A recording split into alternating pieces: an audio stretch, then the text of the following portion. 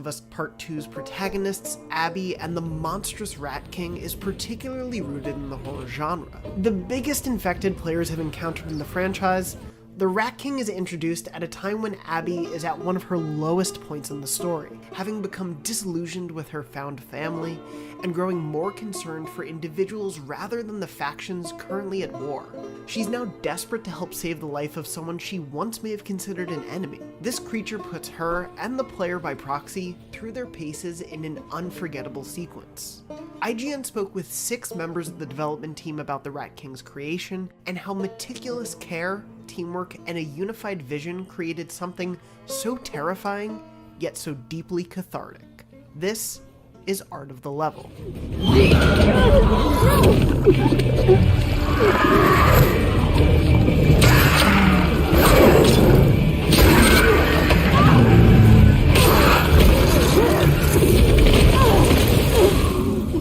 The Last of Us Part 2 takes a fascinating approach to one of the most common tropes in gaming: boss fights. Most of the sequel's big battles are more human-focused, often not only thrilling in their grounded approach, but in how they twist audience participation and even the player's allegiances during a battle. But the Rat King might be the closest thing to a traditional boss battle. It's a completely bespoke creature that only appears once, evolves the idea of how infected grow from one form to another, and is a true test of a player's firepower and mobility. A big problem facing those tasked with designing the Rat King were literally, well, big problems. As in, they weren't sure how big this thing was supposed to be, nor what form it would actually take. At the start, they only knew some sort of larger, scarier monster needed to be created. The designer said all the victims that die in the same room, but I don't know how big the room is. Is it going to be a big room or small? The scales of it. I have no idea. Hyung did these great concepts of just this kind of trailing mass that, all these poor souls, just got stuck to, and it was really nightmarish. It's really a hellish thing. Nam took inspiration from Polish and French artists, blending their belief that there is beauty to be found in the horrific with modern horror inspirations like John Carpenter's The Thing and Alien. All those inspirations coalesced more elegantly once Nam had a greater sense of the encounter's scale. It would be in a hospital wing, chasing Abby through a series of rooms. So you have to walk around, have some speed on it. So the Rat King design later is evolved into something more structural, as a figurative shape, which is able to walk. Although the Rat King was a brand new creature, it still needed to fit into the ecosystem of the past infected. When the human gets it, the human becomes like a runner, and to the stalker, and to clicker, to bloater. And then they die off and they become tree.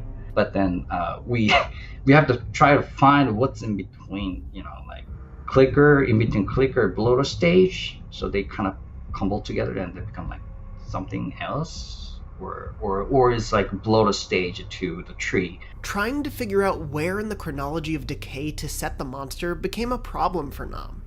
But through collaborating with the wider team, including director Neil Druckmann, he was able to whittle down a more defined role for its genealogy. It's like, I don't know what to do. So like, it's more like caterpillar shape, or a slime shape. But then the Neil, in the meeting, when we throw a bunch of different ideas, he was mentioning about what if some other creatures like merged and then you walk like, not only feet, but then hands like that. So, and it has its lineage in nature, which of course so too does Tlu's original virus. The Rat King is a moniker that reaches back hundreds of years to describe a grotesque real-life phenomena. Rats being stuck together by entangled tails and perhaps something else. It's also tragic. After all, the infected were once people. So I try to put that kind of sadness in there too. But it was very hard to project that, kind of feeling onto that Rat King in the gameplay. You know what I mean? Because in the gameplay, the player, if something come up to you, it's just an enemy. You have to kill it. One way Nam lent more grandeur to the Rat King was to think of it in terms of the naturalistic connection the infected have to the Last of Us world. And the Rat King, I said, I just want to think that is force of nature. It's the ultimate force of nature. It's like a typhoon or like tsunami, or when you're facing that giantness, and it just and you're scared. But you don't feel like you can fight back or something. First of all, you can't kill right away. You have to run away, right? You have to run away in the hallway crazy. Otherwise, they just grab you and you do one kill. Running away from this hulking horror is, quite understandably, the first response players might likely have. But now that the team had the look and shape of the king, they actually had to figure out how to make it run and chase after the player. And that pushed The Last of Us Part 2's motion capture process to surprising places.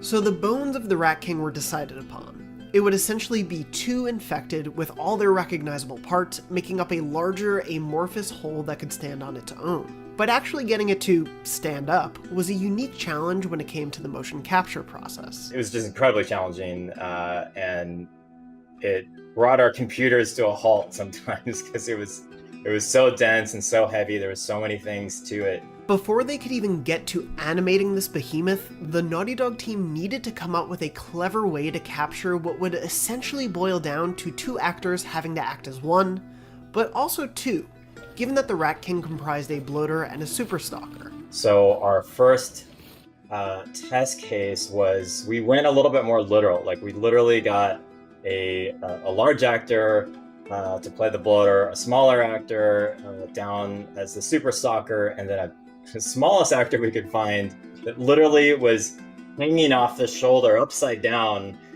from the bloater character, and we strapped them all together. It was this whole coordinated mess to kind of get all these like humans together and capture it that way.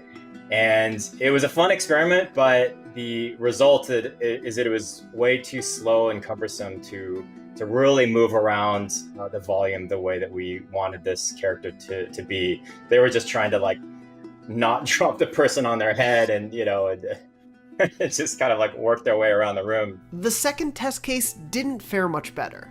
They reduced the number of actors from 3 to 2, but this came with its own complications. We joined them at the hip, and the super stalker was almost, like the wheelbarrow game, or you like hold someone's legs and they kind of like run with their hands. It was kind of that sort of a process, except a one-armed version of that, which is also incredibly difficult to do. The sheer amount of strength required would ultimately be its downfall. Naughty Dog's motion matching process needed a ton of transition angles. Think sharp turns, pivots, and other complex movements for the animation. But this wheelbarrow technique would tire actors out after a couple of takes, and so this method too was ruled out. Finally, the team landed on quite the unique approach, using the idea of a stage technician and bringing in a go-to stunt actor, as well as a pro parkour athlete. He created this kind of cage on caster wheels where the super stalker could lay in somewhat like of a hammock, and was able to move around with his arm without needing people to hold his legs, and he didn't have to put his full weight on his arm and shoulder, and everyone would kind of coordinate and like move this thing around.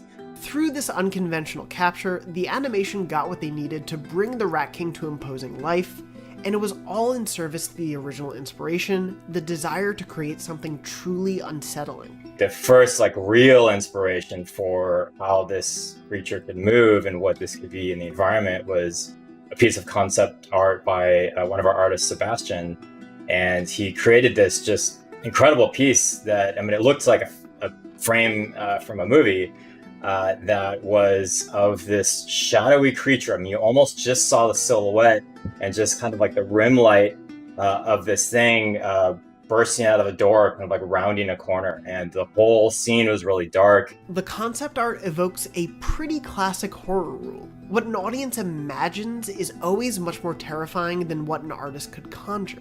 And what else could help conjure something horrible in your mind's eye? Audio. We were designing the sound of this thing before we well knew exactly what the visuals were going to be. We had some ideas that it was going to be this composite creature made from multiple parts, but we didn't yet really know what that meant. And so we were able to do some previs audio, which is for us a rare treat. Normally we are post-production, we are reactionary to what is being designed, and in this case we were very much a part of the whole process. One of the principal design philosophies for Infected in general is that we try to stick strictly to human-based sound. We're not trying to grab a whole lot of elephants and dolphins and other sort of animals to pepper in general for the base level Infected. It's all human based. For the Rat King though, because it is this composite creature, we were able to get a little more creative and add in a bit more of the subjective otherworldly stuff. While Rob doesn't want to ruin the secret sauce of what TLOU 2 sound designer Bo Jimenez created, he did speak to the overall team's philosophy when trying to not only imagine, but invent what the Rat King would sound like. Part of the process comes from creature actors. Actors who can... well, I'll let Rob explain.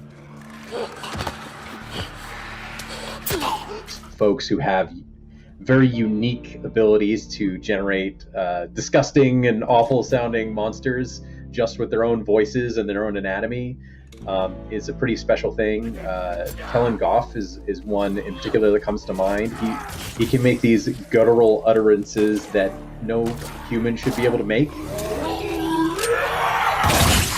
And it was also important that we didn't fall into the trap of just using multi-voice, because it can get very messy. If we're trying to represent that it's made of a clicker and a stalker and a runner and a bloater all strapped together, and we just try to play all those elements individually, it would just sonically become noise. A big part of that challenge was maintaining that it's made of these other creatures and having elements of them poke through here and there, but where the creature itself had an entirely new voice that was very much unique.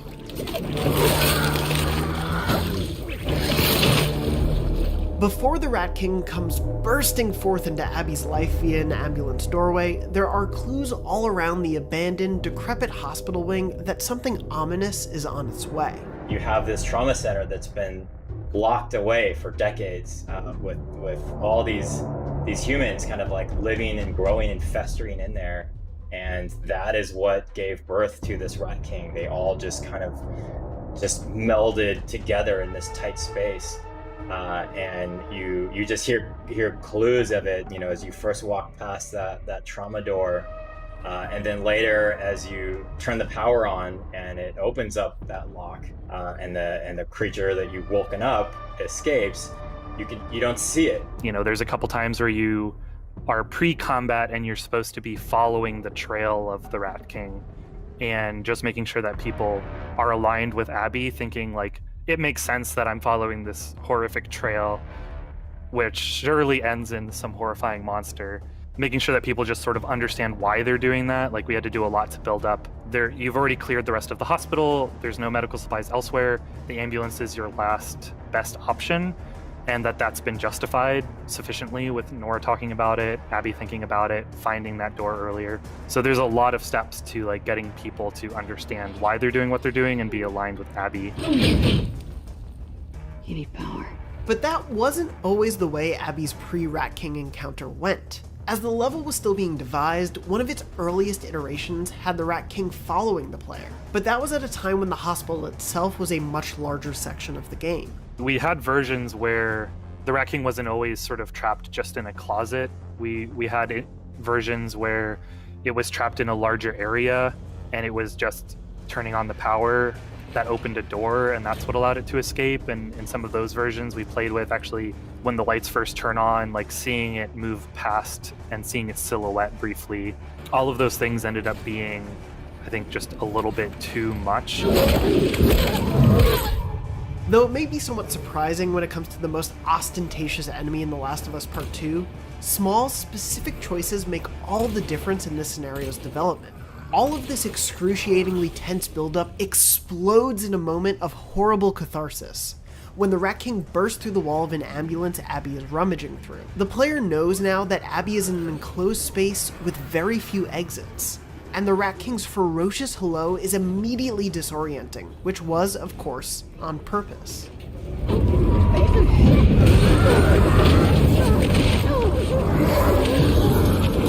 You hear this thing way more before you see it.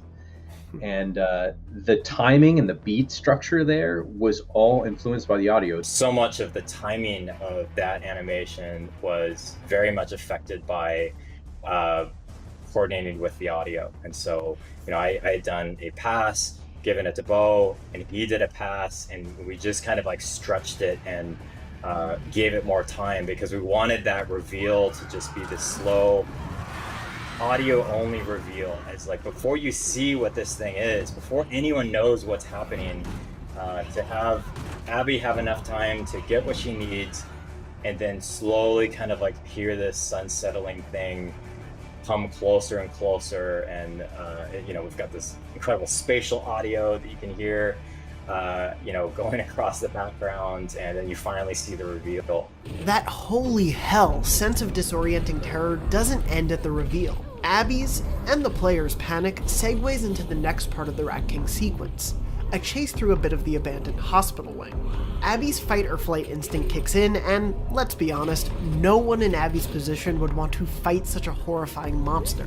This chase didn't always exist. Abby originally fought the monster right away, but its inclusion helped the team solve some pacing and difficulty aspects of the eventual fight. Early on, the chase sequence didn't exist. The entire chase was originally another phase of fighting the monster. There were sort of two problems that we were trying to solve when we explored adding the chase. It was, for one, the fight was just lasting a really long time. If you imagine an entire extra phase of fighting, like there's a certain point where, our game is about scarce resources, and having, 33% more or 50% more fighting happening, it just starts to strain believability. It turns a lot of the fight into just scavenging mid-fight, and it was a little bit repetitious at a certain point. The development team was also having a tough time cracking the transition that saw the Rat King and Abby falling through the floor to another arena where the main showdown takes place. Transitioning this portion from a fight to a chase sequence allowed the team to amp up the Rat King's menacing aura, while simultaneously getting players to a point where they and the Rat King could be in close enough proximity to tumble through the floor together. The first thing we did was just build like a really cheap scripted gurney that when the Rat King walked up to it, it just sort of like smoothly like slid out of the way, just to get that feeling of like it's bearing down on you. You're having to like slow down for obstacles, and then he just doesn't slow down at even a moment. He throws them out of the way. You're squeezing through things. You're running into false corners and getting turned around. Once we added the chase sort of fulfills the most obvious initial answer to encountering a monster like this. You should just run away, right? It's bigger than anything you've ever seen. It's way more armored than a bloater, those are already big tanks, hard to take down. Like, everyone's initial reaction is, I should just run away from this. So building in the chase scene allowed people to immediately like let that out a little bit and get into that space that feels natural. Fleeing from a monstrous amalgam of undead creatures trying to kill you is a pretty natural first response. But inevitably, Abby learns she can't outrun such a nightmare. She has to face it head on. Abby turns into fight mode and readies herself to actually, hopefully, just maybe, take this thing down. Armed with whatever players accumulated in the sections prior, the Rat King fight itself is a fascinating one. While it is perhaps the most traditional boss encounter in The Last of Us Part 2, it's not a moment in which players need to immediately learn a brand new set of moves. While the team toyed with this idea, they eventually decided to lean into the player's existing skill set. We played around with that a little bit early on, but got to a point where we wanted to focus in on this being a fight that you play through with the mechanics you've learned throughout the whole game, but have it feel like it's being used against an enemy and in a context that is sort of like a level above anything you've run into before. That thought process not only applies to Abby's loadout, but also the moveset of the Rat King itself, which actually calls back to the insta-kill ability of bloaters in The Last of Us 1. The actual moves that it runs is like a hybrid of pretty much all of the infected. Like a T1 bloater, so he has like really instant kill radius attacks. But he also has moves that we developed for the Shambler, the new infected type for Last of Us 2. So he'll charge and he'll do like in-place spore cloud explosions, acid clouds. And on top of that, he can still throw pustules, and he has, you know, his aggressive charge that will actually impact you and instant kill you as well, which is a T2 Last of Us Part 2 bloater move. That doesn't mean the developers didn't make some intriguing twists to set the mood of this fight and convey the inherent horror of the encounter. If you had a harder time seeing the Rat King from a distance, that was intentional. We were really specific with like how long the sight lines would be in this layout, directly tied to how much light you could actually cast. Because we wanted a moment of like, you know, fear. Like you didn't know where the character was, but like here comes the Rat King like charging down this hallway towards you, and you couldn't see him. You could only hear him until he catches like your, I think we tuned it down to like 8 meters or something like that for your flashlight. But don't feel cheated. True to Naughty Dog's excellent attention to detail, there's a bit of in-universe explanation for your flashlight not working as well. Our real-time fog tech takes a big stage to create that atmosphere down there. It's really, really dense, so and that helps justify why our flashlight doesn't go so far. But yeah, it's one of our tricks. We tune flashlight settings per space.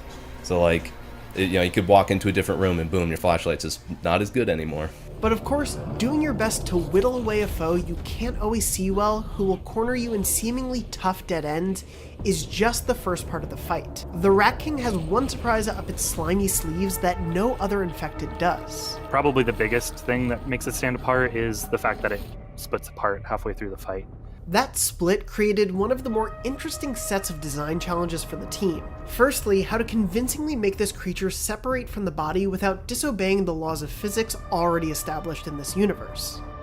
The size of the stalker that is attached, while he's attached, is actually about 20% bigger than what you end up fighting, which was, we wanted to be able to keep it at that larger size, but leaning into those goals of having it played out with normal mechanics, we had to honor that you should be able to melee fight with that stalker enemy. In order for melee to make sense at all with that enemy, we actually needed to, during the split, replace the actor with a different one that's the same size and make sure it looks, you know, bloodied in the same way and all this, so that it's seamless to the player, but it's actually a smaller enemy that you start fighting. The smaller Super Stalker that goes off on its own can't be killed yet, because the player is meant to chase it once the main body is taken down. But it's still a part of combat for a stretch of time, and so the developers needed to balance how big a threat it could be. Then your split off Super Stalker was like trying to ambush you. He was hiding in the shadows and trying to pick moments to flank you to make it really, really engaging. Of course, we tuned it so it wasn't too difficult, but yeah, their behaviors specifically for the Super Stalker and how it's trying to ambush you and hide changes as the fight goes on. When you're fighting him solo, he's kind of like a different calculated beast. Part of what allows the Super Stalker to be employed this way, to not become the center point of your focus when you're meant to take down the much bigger baddie in front of you, is a fighting arena designed to let the Rat King be as intimidating as possible, and let the player feel capable of pulling off a number of successful last-minute escapes. Considering the amount of adrenaline pumping through your body as you fight the Rat King, it's likely not the first thing you notice, but this arena is carefully designed to loop in on itself, no matter what branch of it you blindly run down.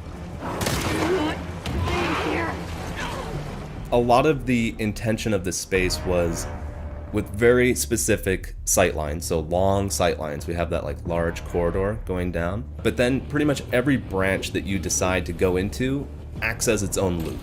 And each loop has its own puzzle, right? So like you can get around either like by breaking a window and vaulting through, or taking like a squeeze through that's kind of hidden. I think in the main room it's more obvious. There's just like a center pillar that you can like loop around right there. It took a lot of iteration to settle on the clever final layout of the arena, which always keeps the player moving. We built it with almost every room had at least 2 pretty distinct exits, if not 3. And we found that actually was making the fight worse. Players would run in loops in very small sections of the level. The Rat King would be doing these shambler bursts, so there'd be gas clouds, and people would just get turned around and completely lost. It was hard for people to make a map of the space. At one point, we did this big pass where we closed off a bunch of connections. We even intentionally added a few pretty much dead ends, where the only way to get out was to have these really close call runouts where you're just dashing just outside of the range of the Rat King. And it was like a light switch was flipped, because the next focus test we did, all of a sudden people weren't getting lost as much. They were fighting the Rat King a lot more than they were, and they were just rating the level a lot higher. The Rat King will come in and dynamically destroy walls. And this opens up sight lines as well as easier paths through pretty much each space that it could get into. It works in such a way where the Rat King can get within just meters of you, but you've got somewhere to go. You can scramble away pretty much everywhere.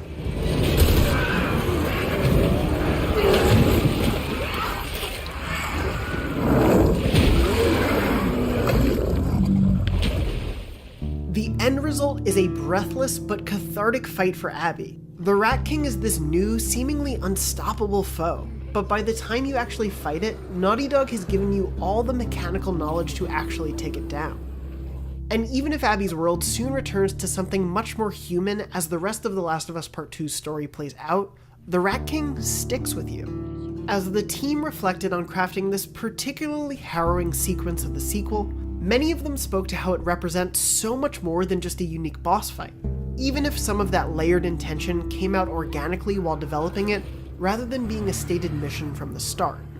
It needed to feel like this intense, scary thing that needed to be overcome, and help Abby stand out as having gone through that trial and having that be meaningful. As we started developing it, I noticed at some point that there's a big parallel between Abby having sort of monstrous experiences in hospitals. And I think that the Rat King particularly, to me was meant to feel, really like a descent for Abby. It is a literal descent. She's kind of descending into this place that has been untouched for a long time and was kind of a origin point for the infection in this area. So the idea that there's something down there sort of festering in the dark, I think speaks to a lot of the themes of The Last of Us as a whole. You can see her trauma with her dad taking place in this hospital environment, and then having part of her redemption arc being going in and sort of conquering a monster in that same sort of environment. That's one of my favorite aspects of how this relates to her story, is that parallel. The Rat King reflected something greater than itself, not just in how it came to represent Abby's journey, but also in how it crystallizes just how much of a team effort every aspect of The Last of Us Part 2 is. The fact that our games can come out, considering how big they are, how ambitious, I think really speaks to our ability to collaborate as a team. We have a huge environment art team, all of our art directors, our animators and our animation leads, all the game directors, Neil, our level designers. All of this is an iterative process over months and months of everyone really putting their heart into it and really wanting to make this section of the game work really, really well. So it's definitely something that I'm proud of, and I think a lot of people that worked on it are. Thank you so much for watching our latest Art of the Level.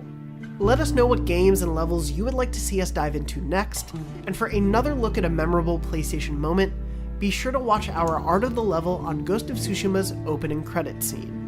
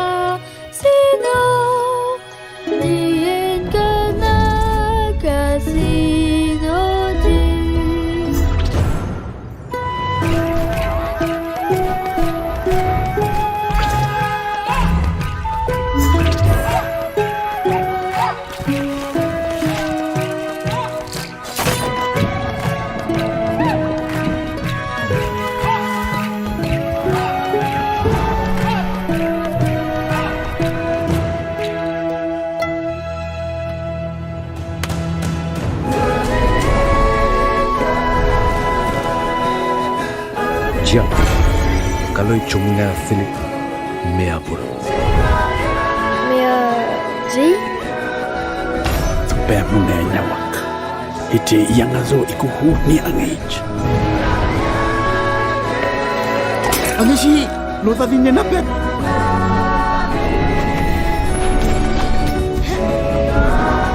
Che Oleti.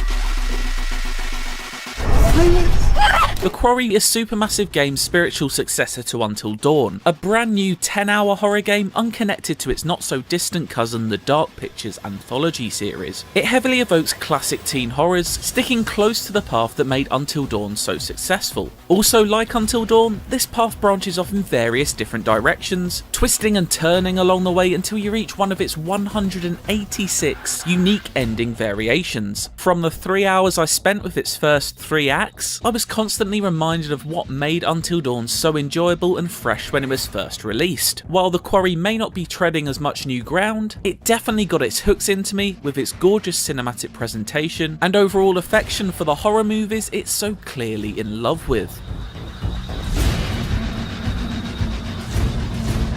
The Quarry wears its influences on its blood-soaked sleeve. The summer camp setting of Friday the 13th, the teens versus monster nature of Cabin in the Woods, and the winking self-awareness of Scream. All of this occurs while the echoes of Deliverance's banjo strings can be heard pinging off of the trees. My hands-on time included bursts of gore, heartfelt moments between characters, and a couple of jump scares to boot. It never threatened to once take itself too seriously though, firmly remembering to put the laughter into slaughter. Just take one look at the casting and you'll be able to see what Supermassive is going for here, with cult horror actors such as Scream's David Arquette and The Evil Dead's Ted Raimi giving you a not so warm welcoming to Hackett's Quarry summer camp. You're not gonna make it to Hackett's Quarry. Not tonight.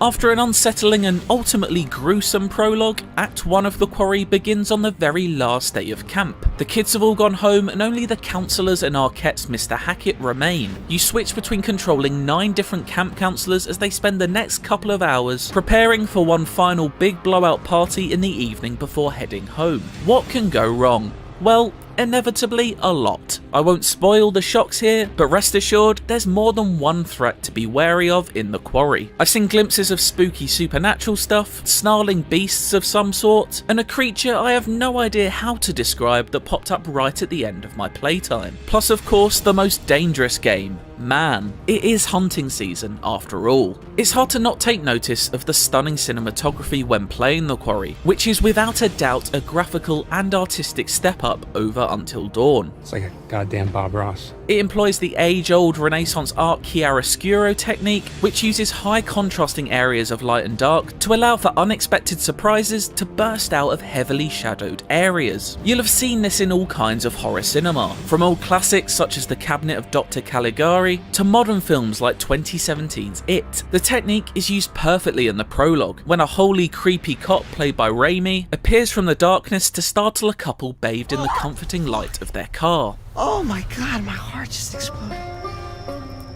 This impressive technical care is not just in the lighting though. The improved camera work makes The Quarry feel like Supermassive's most cinematic game yet. Tight, claustrophobic framing ramps up the tension, which works hand in hand with the highly detailed facial animations captured at Digital Domain, the visual effects company behind the MCU's Thanos. It's not just a real step up from Until Dawn, but downright some of the most impressively animated faces I've ever seen in a game. They really bring the characters to life, before you choose to swiftly inflict death upon them, that is. And those demises wouldn't mean nearly as much though, without first having got to know the 9 playable leads. This is where The Quarry's first 2 chapters spend a lot of their focus, developing bonds between each of the camp counsellors and crucially, the player. There's a classic mix of teen horror archetypes to be found within the group. Jacob, the overconfident jock, Emma, the extroverted romantic interest, and Dylan, the edgy oddball. At times they err a little on the edge of caricatures, but in all honesty, this is is what Supermassive is going for, a fun ode to horror delivered with a chuckle and a tongue so far into its cheek it threatens to burst through. There are strong performances throughout too, with an impressive ensemble of established stars and upcoming talent. Early standouts include Detective Pikachu's Justice Smith, Modern Family's Ariel Winter, and my pick of the bunch, Brenda Song, as the charismatic and quippy de facto group leader Caitlin.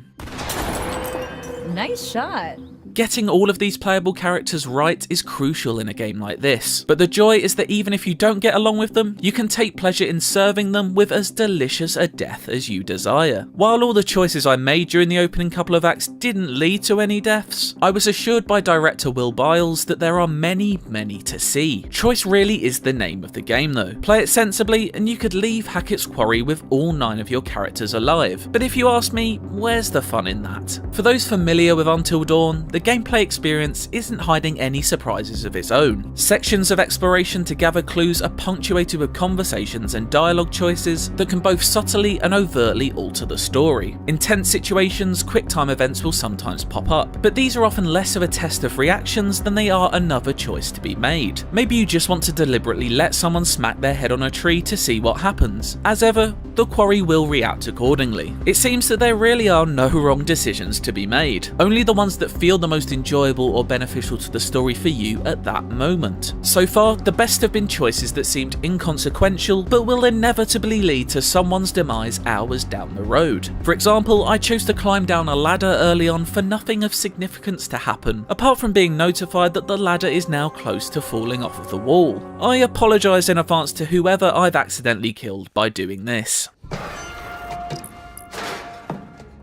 Beyond its improvements in choice-based storytelling and cinematic presentation, Supermassive is taking extra strides to make the Quarry as accessible an experience as possible. An example of this is that QTEs are now simple flicks of the analog stick instead of face button presses, so players unfamiliar with controllers won't be scrambling to find the right button. On the odd occasion that combat takes place, minimal accuracy is needed when aiming a gun, with a large flashlight beam replacing a small reticle. For players who don't want to take control of any combat encounters at all, there's the option to turn them off completely and let them play out automatically. The same can be said for each aspect of the game, ranging from quick time events to exploration. All of these different gameplay mechanics can be toggled on or off at the start of your playthrough to tailor it specifically to your liking and ability. In fact, if all you're looking for is to put the controller down completely and watch the action play out, there's even movie mode. This essentially lets you predetermine the behaviour of each of the 9 characters at the start of the story before watching it all unfold. Will they be cautious or confident?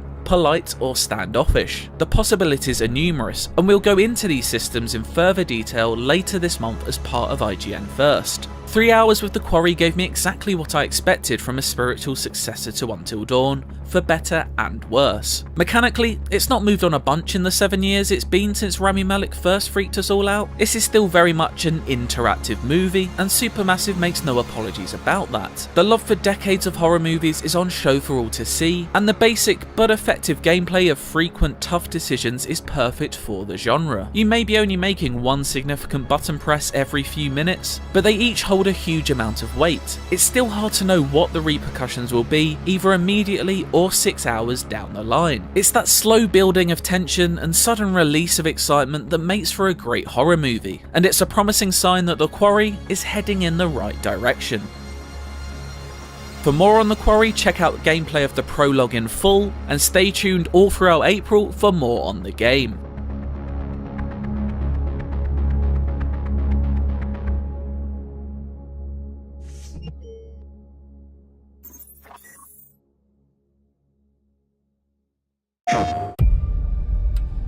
It is quite beautiful. Yeah, in a everything here wants to kill you kind of way.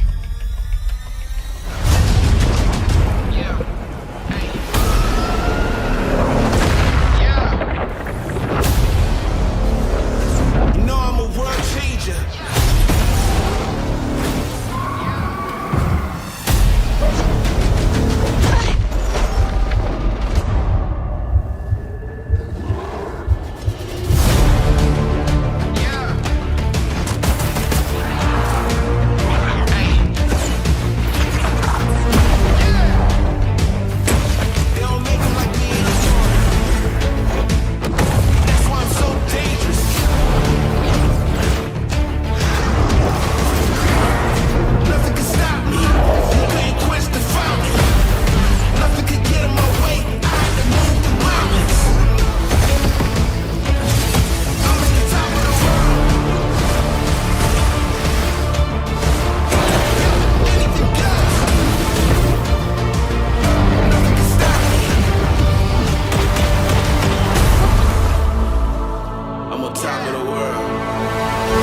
Let's finish this.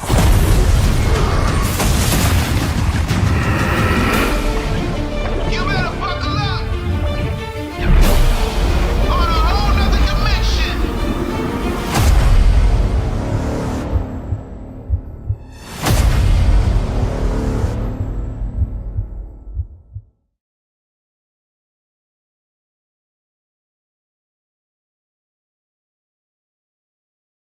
PlayStation. Holy shit.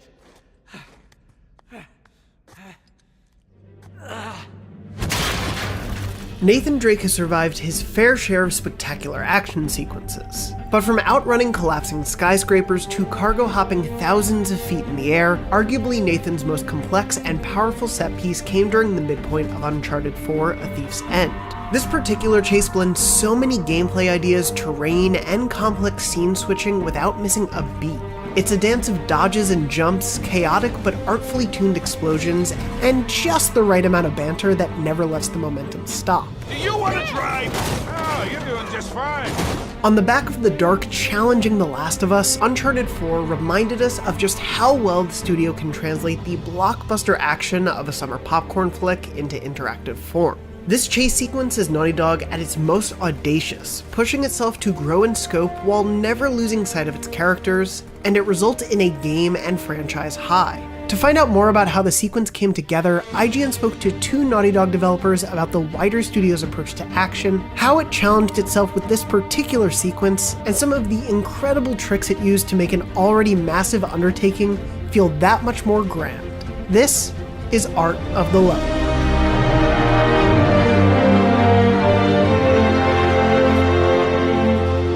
In a quest to outpace and outsmart their latest opponents, Rafe and the Nadine Ross-fronted private military company Shoreline, Nate, Sully, and Sam split up into 2 teams to explore Kings Bay for clues leading them to a pirate treasure hoard. Experience beats out money in this case, and after one of Uncharted 4's better puzzle-solving sequences, Nate and Sully plan to meet up with Sam after having gathered what they needed. But Shoreline has one upper hand on them. Nate forgets about that pesky technology known as GPS. You do realize that your phones are equipped with GPS, right?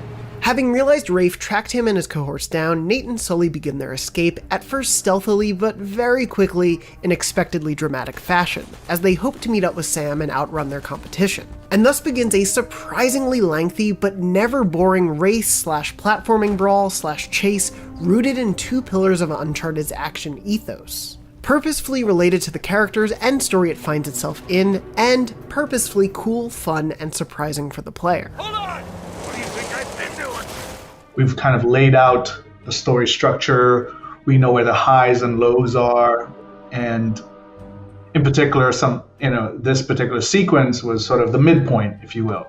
There's a lot of emotional charges of, these brothers being reunited, and we knew that at some point we wanted all of the sort of dynamics, Nate, Sam, Sullivan, Nadine, Rafe, and all the history that came with that to sort of crescendo at a midpoint in this almost like a false victory, if you will, or some sort of the band's back together. Naughty Dog's Sean Eskai explained the beats he and the rest of the team hoped this sequence would hit. There's the thrill of the chase itself, of course, but at this point in the story, Nate's recently been reunited with his brother, and now, with the enemies at the gates, he can't stand the thought of losing Sam again. The whole sequence is not just about escape, but reunion as well, where the player is battling through several levels of hell to get to Nate's brother.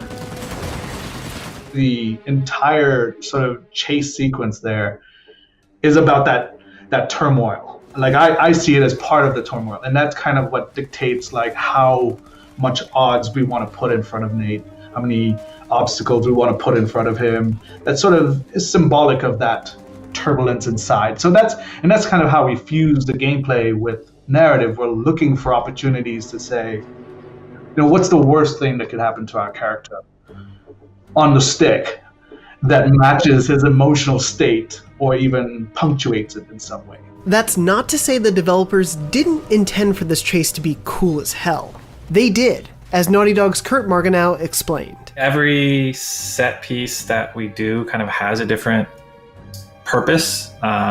Sometimes the purpose is to be cool, and kind of is in this case.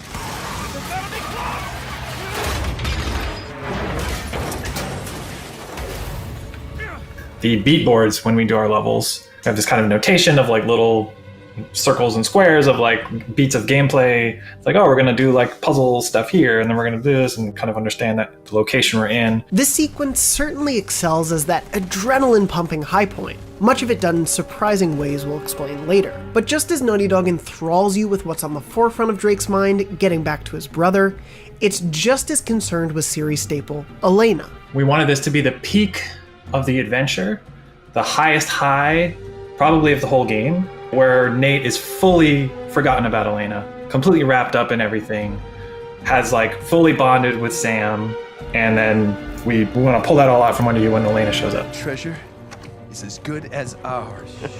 Shit. Kind of the purpose of it is to be crazy, bombastic, to just the most off-the-wall, crazy Uncharted shit, to like make the player forget about that relationship as well, to make you forget about the lie that he's telling to his wife. But before we get to the chase's end, let's start at the beginning, as Nate, Sully, and the player drive with reckless abandon through Kings Bay.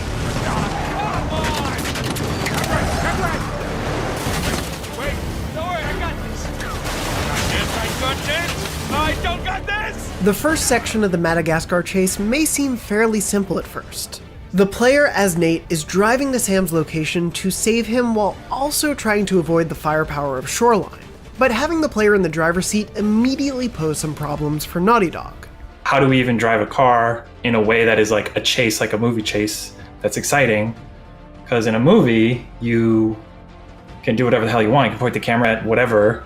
Someone is chasing you from behind. If someone's chasing you from behind, and I'm driving a car, that's not very exciting in a game because I can't see what's behind me. It's really hard to get the player to run away from stuff. One of Naughty Dog's solutions for this hurdle was the closest thing this sequence has to a boss character, the massive truck that appears in front of the player throughout the race to Sam's tower. The truck meant the chase becomes about avoiding something you can actively see and doesn't force the player to worry about swinging the camera between a front and rear view to keep an eye on the road and this monstrous truck. That moment-to-moment of escaping the turret truck. So the turret truck is always kind of trying to be in front of the player. So it has this network of essentially rails that it's on, that every street it has the ability to get to be like, has kind of a predictive spot in front of the player that it wants to be in. So no matter where you're going, it's going to like try to be there.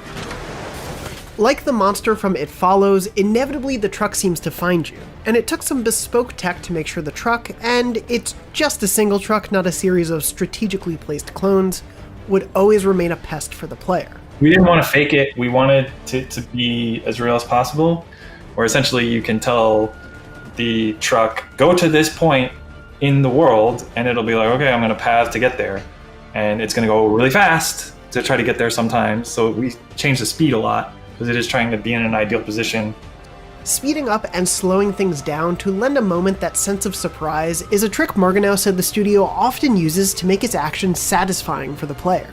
Here, it's being employed along a large stretch of territory again and again, but that's not the only inventive way the studio crafted this level to lend it its brilliant mix of choreographed chaos. That truck will often come at the player and force a split-second decision over which of two paths they must take, leading to a number of forks in the road that could lead to variably different paths, but they ultimately need to lead to the same next leg of the chase. Marganow explained that the devs wanted players to always feel like they were in the midst of this city. Eventually, yes, if you made only right turns at each fork, you'd hit an outer edge, but the studio crafted what he described as jug handle-shaped turns to funnel players back into the middle without it being obvious. So if you were to look at like a top-down view of this section of where you're just avoiding the turret truck, it's just a bunch of these little forks and then kind of splits, and there's never really a solid edge to it. But then we wanted to like pinch you into this moment of going down the stairs with the market and smashing through a bunch of cool shit. And there's like multiple ways to get into that stairwell, so it always feels like the player is just like come across, oh shit, now I'm in this market with a thing. The panic that comes with a massive, faceless truck pelting you with bullets could, understandably, cause the player to make a turn or two they didn't intend. But luckily, the city streets are not only designed to eventually funnel you back to where you need to exit, the entire geography is designed so that you always know where your destination is. One of the best ways in this crazy chaotic sequence, to know which way to go is to like put the whole thing on a hill. So if I know to just go downhill, I can just, no matter what, whether I can see my goal or not, I know that downhill is the correct way. All of this keeps the player's attention focused ahead of them, despite speeding through a particularly large, vibrant city. And it's a city you only see for perhaps seconds at a time, and there's quite a lot of it. But Naughty Dog employs some particularly clever tools to ensure everything loads smoothly on the PS4. The level loading process is always so much work. You have to occlude things, you have to make sure that when I'm here, I'm unloading the stuff behind me. Well, what if the player turns around to like go behind you? When we built it for E3, we didn't really have the loading figured out, so we knew we were gonna have to fix that somehow. The way we did was kind of a dirty trick that no one really ever noticed, and I'm kind of glad, but I'm kind of sad because it was like so dumb and clever. There's these big archways in the city, and they have these big ass doors on them, and like once you drive through, the doors just like magically close behind you, and then we dump the whole level behind you.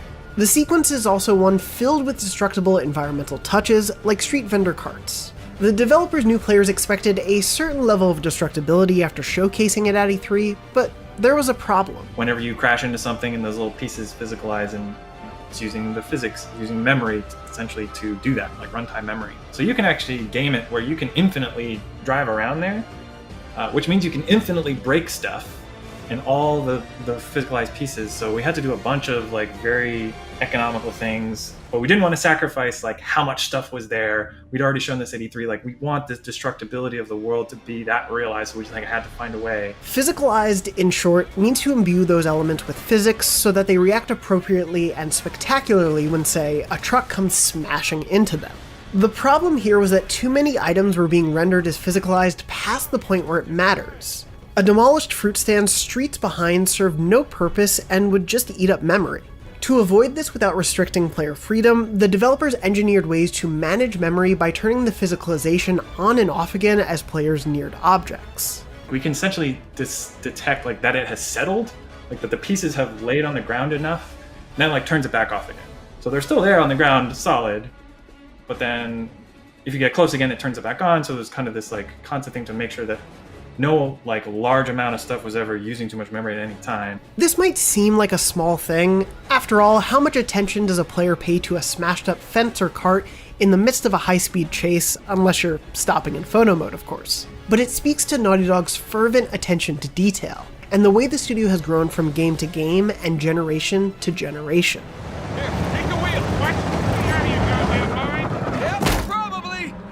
Naughty Dog's impressive endeavor to create a seamless, thrilling chase sequence doesn't just end at this chaotic drive. Nathan Drake's particularly brutal day continues onward into its next major segment, a convoy chase that sees players hopping from one truck to the next, taking out enemies with reckless abandon. Though that's not before a pair of simultaneously stunning yet punishing moments. Oh, crap.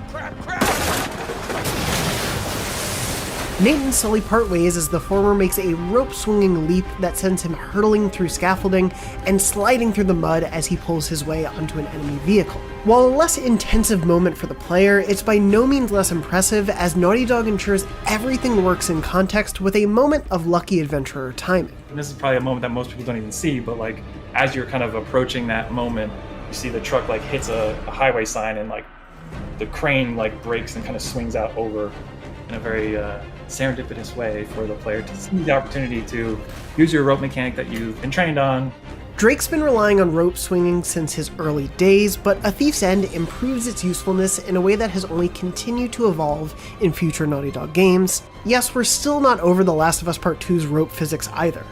This next little moment where Drake is dragged along on a rope, shooting at enemies and climbing his way to his next goal, signified how the developers unified all of their different rope mechanics in this sequel. We made a big push in Uncharted 4 to like unify the rope system like into the mechanic that you see in the game with combat and all these things, but also like the wall running and climbing up and down it, which we had as two separate types of like ropes before, and we kind of made it into one. So the concept is really, it's like, oh, well, dragging behind a car is really just that, but on its side, on the ground, with some custom animations. In this massive convoy sequence, Marganow said they wanted to build on similar, all-out sequences in Uncharted's past, but give it a degree of, well, infinite possibility. The developers had shown a version of it at E3, but it was engineered to the point that had the player not jumped at the right time, the whole thing broke because there was a finite amount of road. Now, the problem was to make so much road that the developers could account for a ton of variety in how long it took players to progress forward through the convoy line. To make this happen, the team worked on creating a believable enough loop that both the world itself as well as the enemies could cycle through so that the player was always pressured to keep moving forward while never running out of road or obstacles to overcome. And all that has to be accomplished while making sure players realize they can jump into or drive other vehicles along the way. It's a big loop of background geometry, essentially 3 rails. There's like the middle rail that a bunch of the big trucks are on. There's kind of these infinite tributaries of smaller vehicles, commandeerable vehicles, and bikes that can come out at any moment. And there's kind of slots that they're in. So it's like this whole dance of like the 2 big trucks are here and then the smaller ones are kind of outside and they'll move and that slot is there, but you can blow up any of those smaller vehicles at any time. This slotting mechanism meant there would always be cars to contend with or jump to, and that if the player was, say, preoccupied on annihilating all their foes before moving to another vehicle, something else could be spawned to let them move forward. I like to use the word choreography because it feels like that, where you are moving things unbeknownst to the player in order to like create an experience for them that has like a beginning, middle, and end in like this linear way, in a very non-linear space that is like an infinite loop that you can just go forever around, and infinitely respawning things. And where do you author like where these things come out from? Like behind a building, they're kind of spawning a car to like come out and like join the convoy in a way where the player never sees that. So much of the magic of this sequence lies in what you don't realize is making it work. You're never questioning how long this road is, like in, say, the never-ending runway of Fast and Furious 6's plane chase, nor do you wonder where all these bad guys are pulling up from. By now, the developers have established the threat of Shoreline as well as cemented the scale of spectacle. And with everything working as soundly together as it does, from the slotting mechanism's design to enemy AI to the art design of passing buildings and rock formations, all your attention is focused on, as S-Guy emphasizes, Drake's personal goal of getting to his brother. And though Sam's always right there, he's always, too close but too far at the same time, right? Like that feeling of like always within reach but not close enough. Of course, he eventually does catch up to Sam, but the sequence isn't quite over, because that relentless truck that would give the one in Steven Spielberg's Duel a run for its money is back for one last gasp. But as Marginell puts it, not only is this sequence a little less demanding on the player, it's also more reliant on animation than technical design, thanks to how it's constructed. We have a system already that kind of lets us aim out of animations. So that was like really, really heavy on animation work to get that. There's a little bit of a kind of push and pull and speed scaling stuff to really get those moments. The way I picture that whole sequence, it's kind of the cool down, icing on the cake finale of the whole thing, where it's like, okay, the hard part is over. You did all the crazy convoy madness, and now it's like, this thing has shown up again. I just want to finish it now and then show you the craziest, most bombastic stuff being destroyed in the docks and people running out of the way and like particle effects, and just fill the screen with as much like bombast as possible.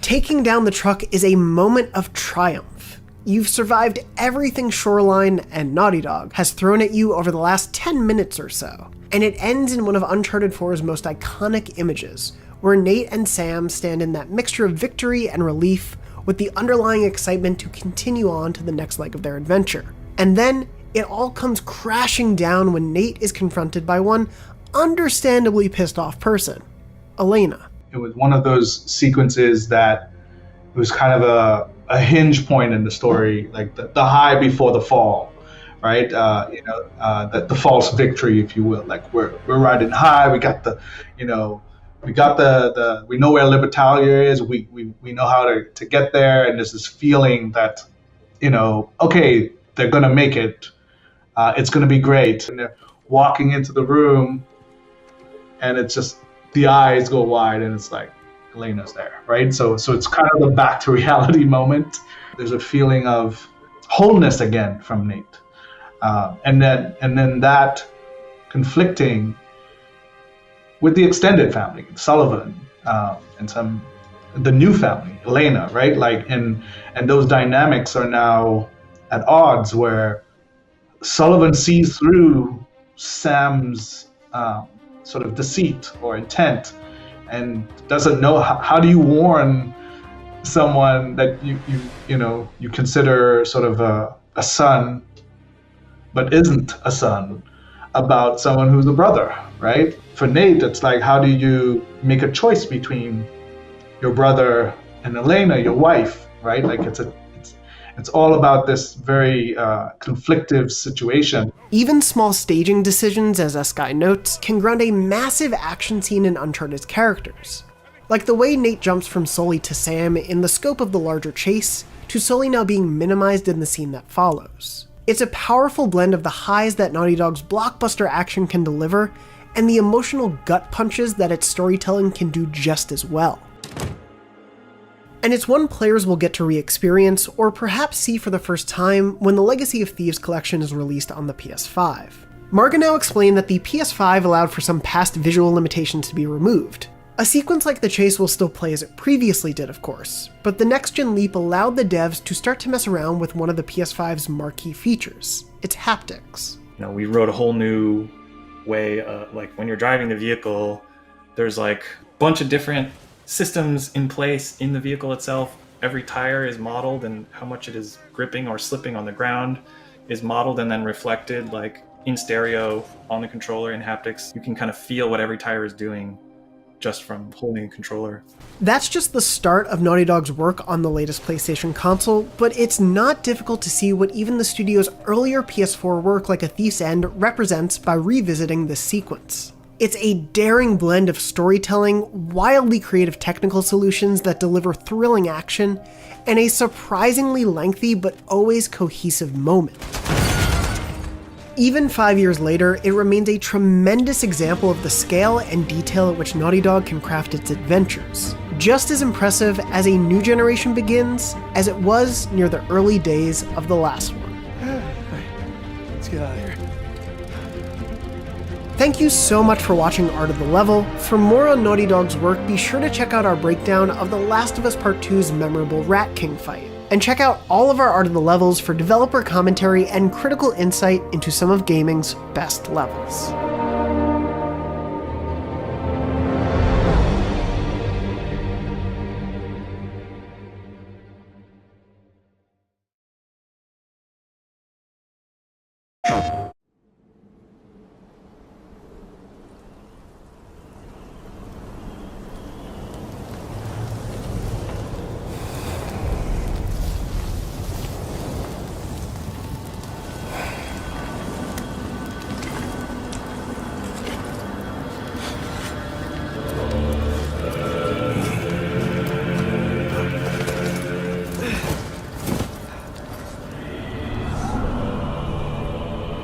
Time is running out. The prophecies say Fimbulwinter leads to Ragnarok. War is coming. My story doesn't end hiding in these woods. I should be out there, finding out who I am, who Loki is. I will not allow you to pick a fight with gods. I don't want to fight anyone. I just want answers. And if those answers lead to war with Asgard, maybe that's what Mother wanted. we do not know what Mother wanted. Well, I recognize that dour expression anywhere. Odin's got tricks up his sleeve we haven't dared to consider. What if there was someone who could help us? You mean Tyr, the old god of war in these lands, who is dead? Well, for a dead man, Odin seemed pretty keen on seeing he wasn't found. If he's out there, we gotta find him. Come in. What in all yarns be that happened to him? We're trying to stop Ragnarok, to help people. And what if the only way to do that is war?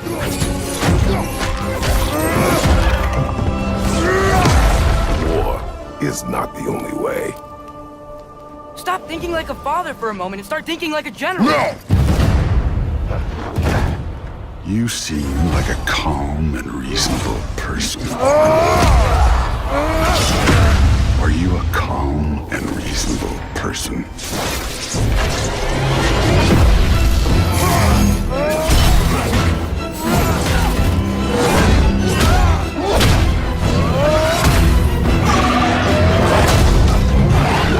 In moments of crisis,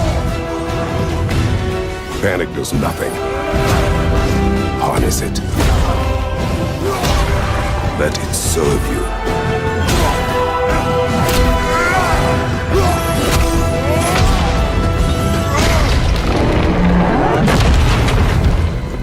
Here! Are you coming with us?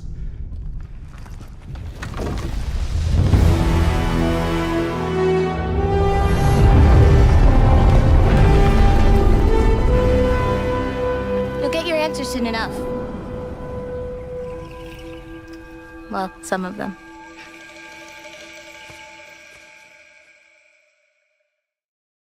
PlayStation.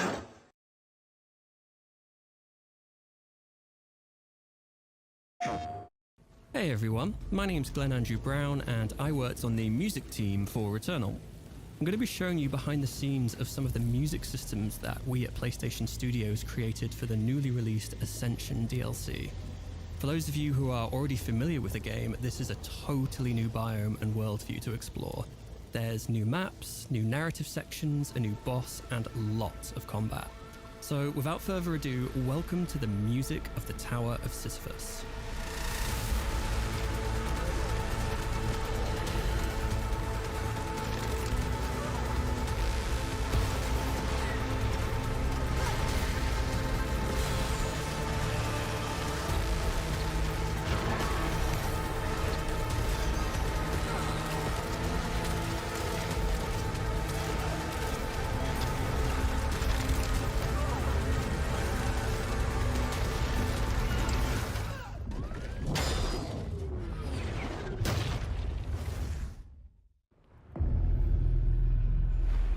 So notice as you wake up here the use of some 3D positional bells. Now the bells are designed to really draw you deeper into and up the tower. Now we'll come back to these later as this is by no means the last time you're going to hear them. So this tower is never ending. You keep battling your way through each level and climbing higher and higher, with the enemies getting stronger the further you progress. And one of the things we tried to achieve with the music was a sense of never-ending rising tension. The higher you climb in the tower, the more intense the combat music becomes.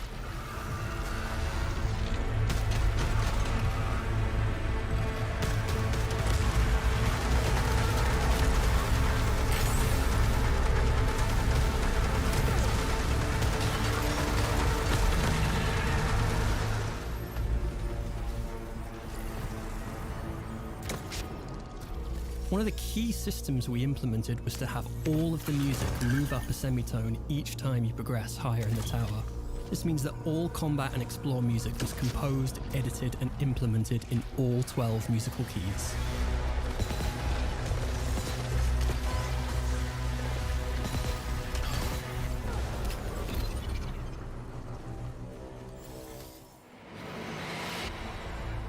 Now the combat music works in a combination of both horizontal and vertical implementation. Now basically what that means is that the music responds to the current threat level of the player, or in other words, how much danger you're in. So the more enemies that are attacking you, or the lower your health bar, the more intense the music will become.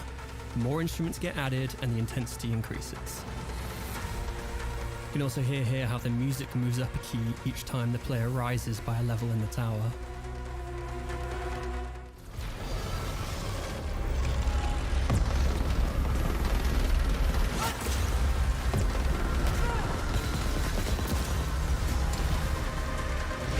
Hear those high layers coming in?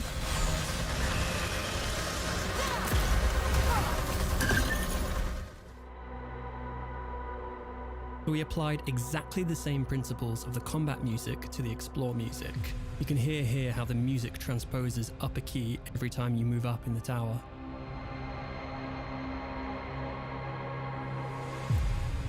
So I mentioned that our goal here was really to make the music become more intense the higher you are in the tower.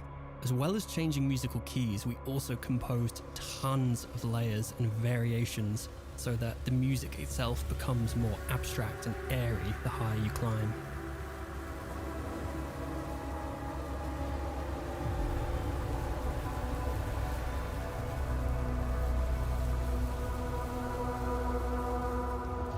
Now, as well as there being tons of hardcore combat, the tower also features loads of really cool obstacle course style levels. These levels really give a chance for the explore music to shine.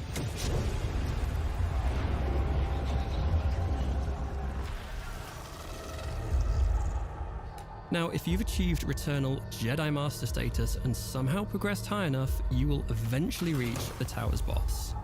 Notice again here how we're using the bells of the boss to really draw you in closer. We're using 3D audio on these to make them positional, and we use them throughout the whole level to really help guide the player exactly where they need to go.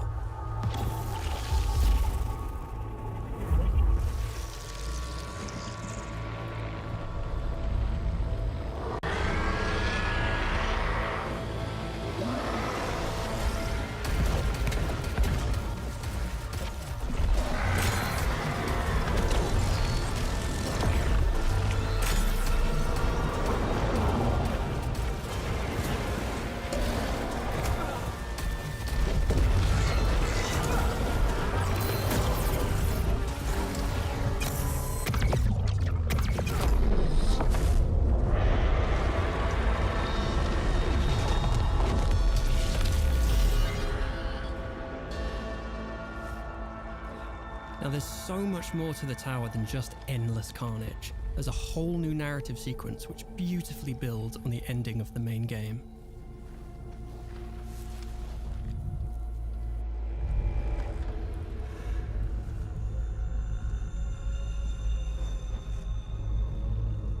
This corridor. I know this too.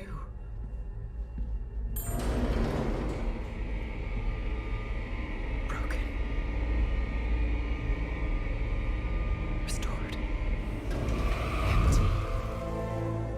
Returnal has been such a privilege for all of us at PlayStation Studios to work on. There's so much we were able to musically play and experiment with. I feel I've barely scratched the surface here, but I want to thank everybody for watching. We really hope you enjoy the score just as much as you do the game.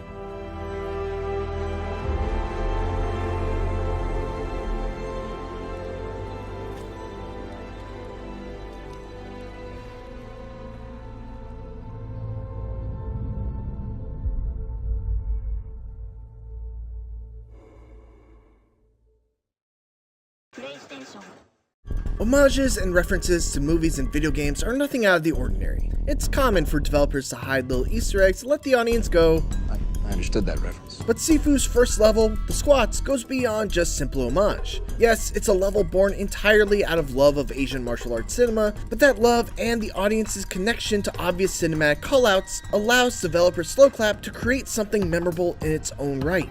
From the raid-esque premise of battling your way through a drug-riddled apartment complex guarded by junkies and thugs, to the Bamboo Forest-inspired boss fight that's sure to bring some Crouching Tiger, Hidden Dragon memories up to the surface, to a near-perfect recreation of one of the most famous fight scenes in all of cinema, The Squats is littered with scenes any fan of martial arts movies will recognize. And yet, The Squats rises above mere imitation by using these cinematic nods as the bedrock for teaching players how to excel at Sifu's tough but exacting combat. It's a careful tightrope walk of both reverence and a desire to carve out Sifu's own identity, and somehow, Slowclap managed to pull it off.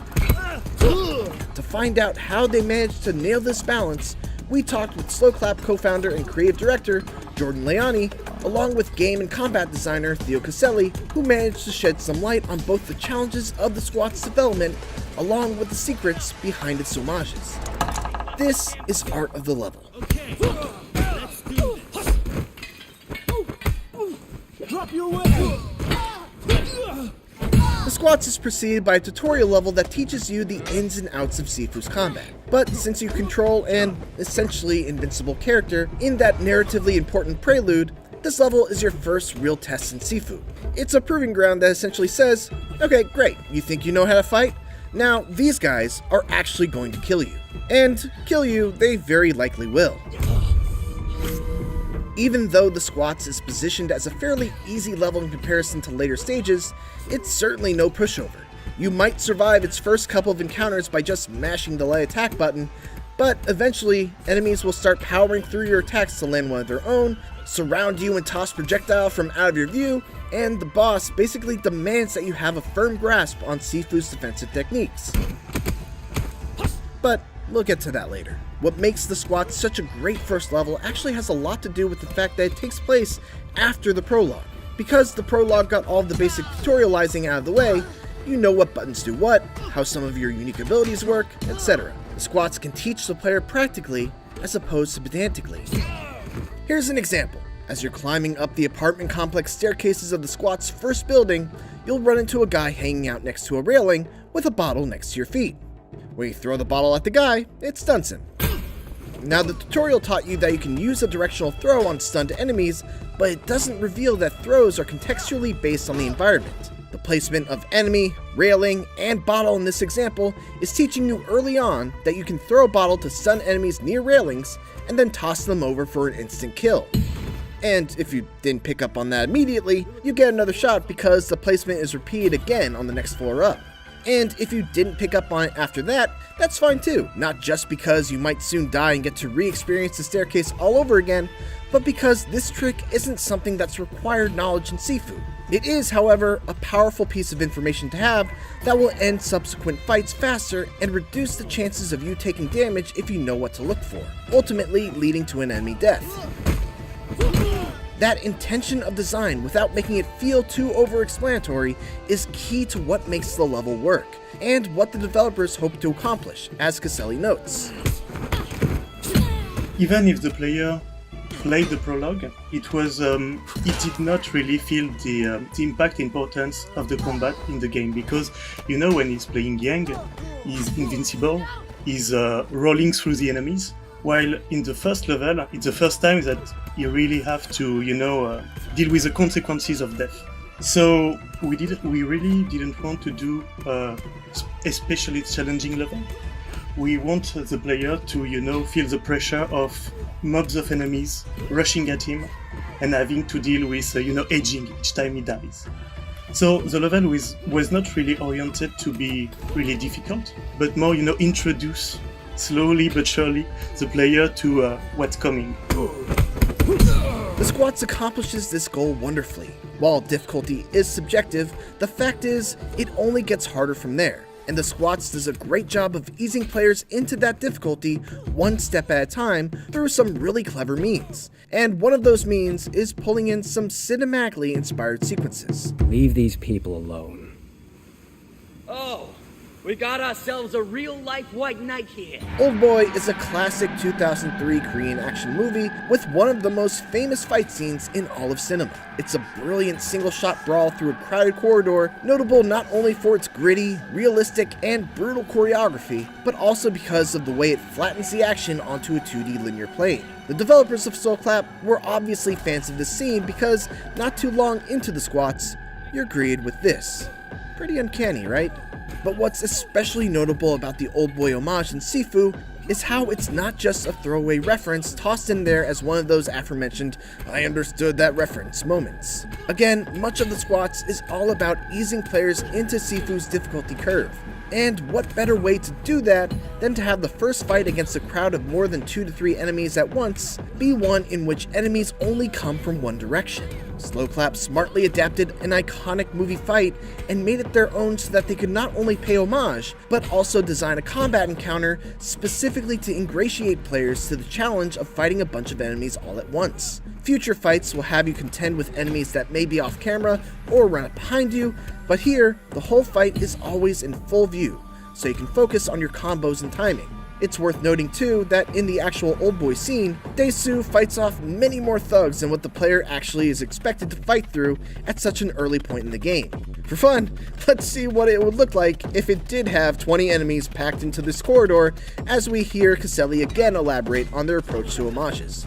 When we want to pay homage in Sifu, there is 2 main elements to take into account. It's of course the setting, So in the case of the Old Boy Corridor, it's the corridor and the 2D view, but also the types of enemies. Because in Old Boy, he fights a group of people that are not really tough, but he's fighting against this massive group. And we wanted to have this kind of feeling. So for the enemies, we used grunts, but we cannot use as much grunts as we wanted because the game would be too hard. So that's the second aspect of paying homage, is finding the right place to where the homages stop for the gameplay to take place. Because we want to create a challenge, we want to have a global progression for the player. So we have to find this balance. So okay, it's this scene, we want to recreate that. But also the player might or might not be able to handle that. So we always have to work with both these elements. And true enough, this sequence hits that balance. Slowclap could have saved this fight for a later moment in the level, or even another level deeper into the game, but they specifically chose to place it here, right at the start, because of the way it facilitates a key early teaching moment. And rather than keep it 100% true to the Old Boy fight, they adapted it so that it served the needs of the game first and the homage second. While the Old Boy scene is the most overt reference, the main inspiration for this level is actually the classic Indonesian action film, The Raid. In that movie, a rookie cop joins a dangerous raid on a drug lord's apartment block, and it's a movie complete with guys getting thrown over railings in a low-rent apartment complex, a huge fight in a drug warehouse, and sure enough, even a good old corridor brawl. But the influence of The Raid is never overpowering, and never gets in the way of Sifu establishing its own identity.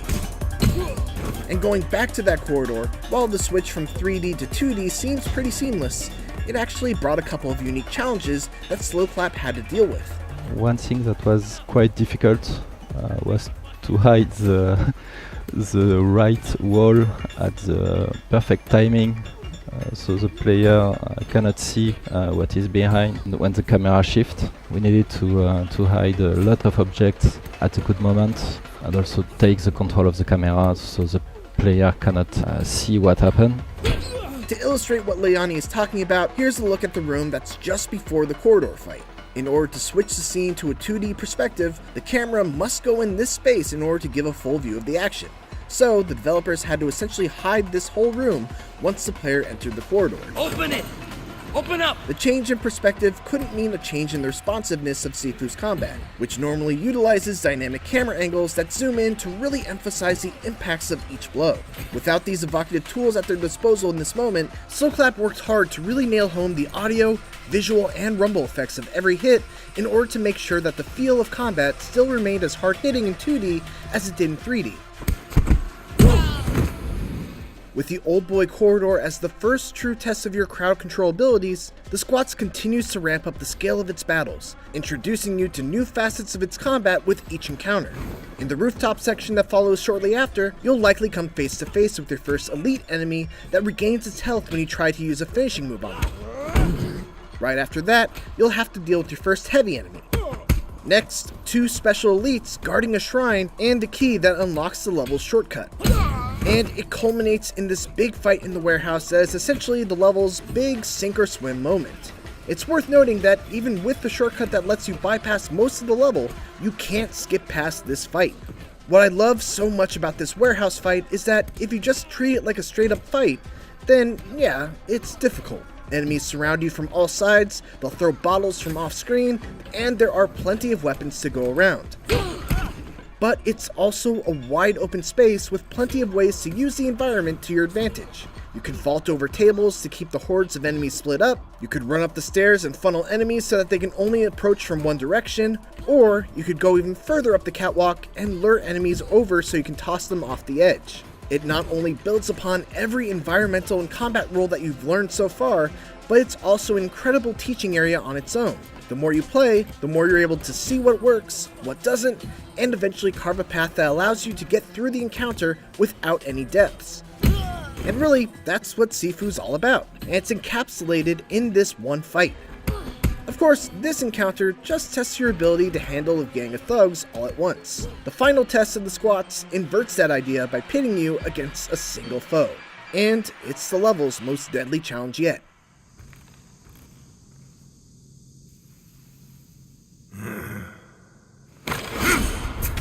The Squats is capped off with a climactic boss battle against Fajar that follows suit with the rest of the level in that it's challenging, but never overwhelming. Fajar's patterns are fairly simple, especially in comparison to later bosses. When far away, he will leap off of a surface and do a telegraphed axe kick. When close up, he will do a 2-hit kick, followed by an easily swayable and punishable spinning heel kick. And every now and then, he'll use a sweep attack, but never often enough to really make you feel like you have to fear it. If you know these patterns and you know how to use your sway technique to get out of the way of his kicks to make him vulnerable, this is an easy fight.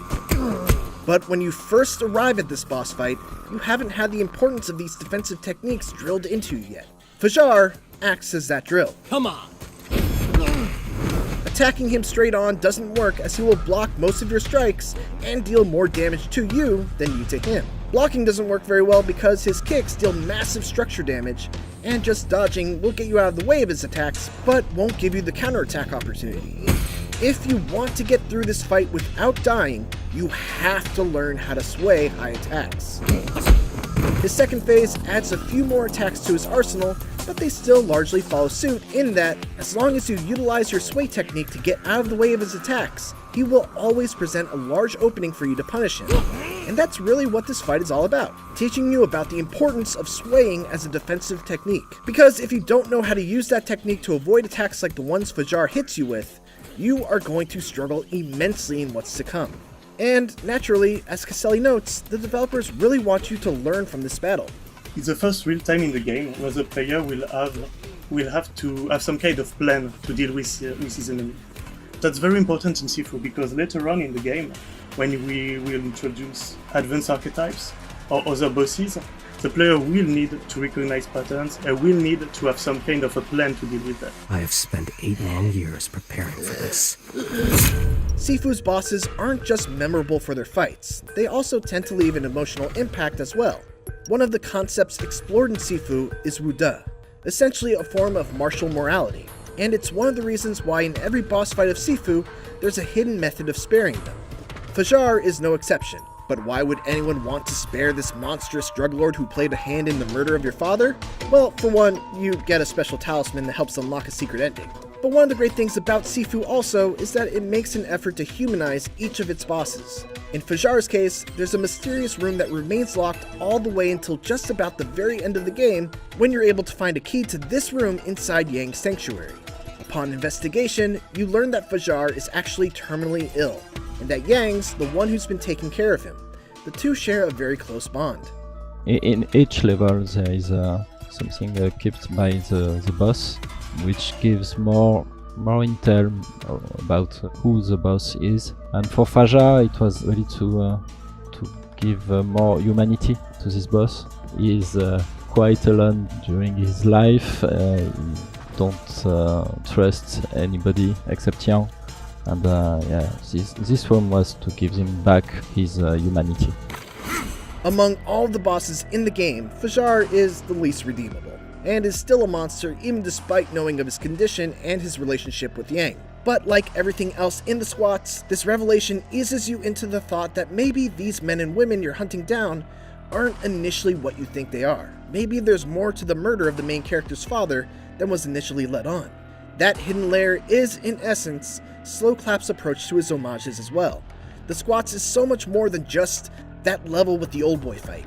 It's a level that also exemplifies restraint, and is a prime example of how to teach and test players on the skills that they'll need early on in order to be successful through the rest of the journey as it becomes more difficult. Which, by the way, it totally does in the very next level. But before you leave its dilapidated hallways and massive green rooms, the Squats throws tough foes and movie references your way, not just to pull you through your paces or to showcase its inspiration. It proves at every turn that those inspirations can be passed on and transformed into something new. Something that instills new lessons into the player. It's a cycle, much like the ones players will experience over and over again as they overcome Sifu's challenges.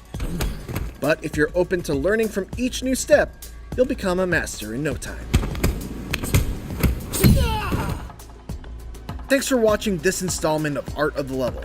If you enjoyed this and want to support more deep dives into video game levels and sequences, make sure to check out our previous episodes covering the Margit boss fight in Elden Ring, along with the incredible Uncharted 4 chase sequence. And for everything else, keep it here on IGN.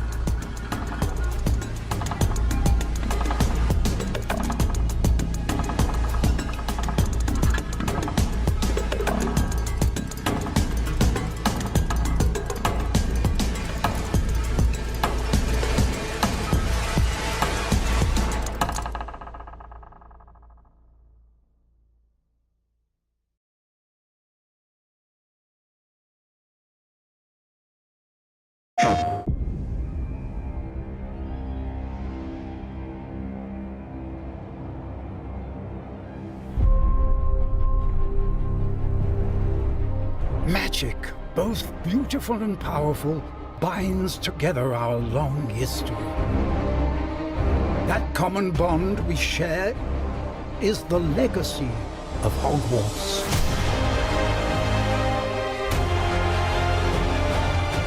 Now it is time to add your own story to these hallowed halls and, quite possibly, shape the future of the wizarding world. Every corridor, every portrait, every stone in this castle tells the story of witches and wizards who came before. Here you will meet lifelong friends and grow into your own magical abilities in the classrooms of the world's most talented professors. And while your journey begins at Hogwarts, brewing potions, taming fantastic beasts, and mastering spells, there is a larger world beyond these walls. A world filled with dangers you can't yet imagine. An ancient knowledge long gone from this world. That strange and mysterious talent you possess may be the key to unlocking this dormant power. Your potential is limitless. But what form will it take?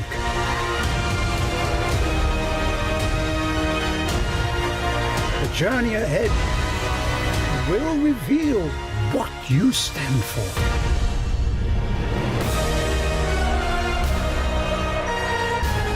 The choices you make now will define the legacy of Hogwarts.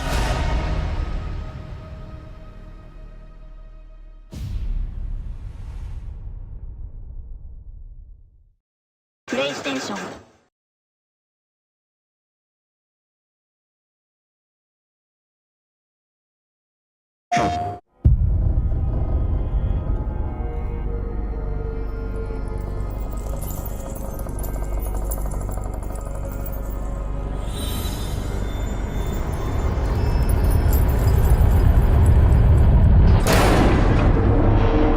やれやれって感じだわ。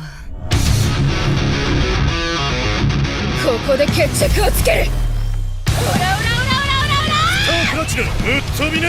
僕は回転の力を身につけたい。図に乗るんじゃねえぞ。どう？無駄無駄無駄無駄。遅いんだよ。脱出する。何の？オラオラオラオラ。覚悟はいいか。俺はできた。知れ者がにょエコーシャボン玉だ。今こそここは私が少しに策がある。オラが守るぞ。行くぞ。協力してやる。オラオダ先生スターレハモン罰の時間だ。流し込む。よくも惨殺処刑だ。チャリオッツ。ああ行くわよ。始末させてもらうぞ。すべて超えてやる。そのまま眠りな。てめえ全力でぶちかますぞ。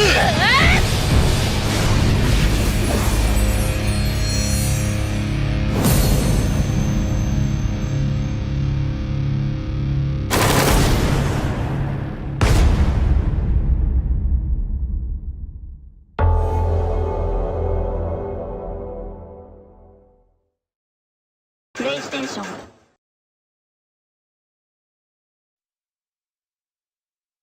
Hello everyone, my name is Swan, producer at Blue 12 Studio, and today I'm going to show you more about Stray.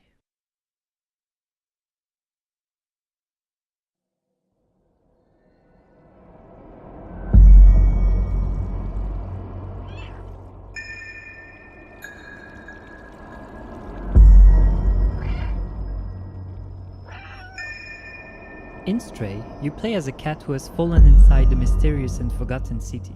Separated from his family and injured, he will have to explore and survive in this unwelcoming environment.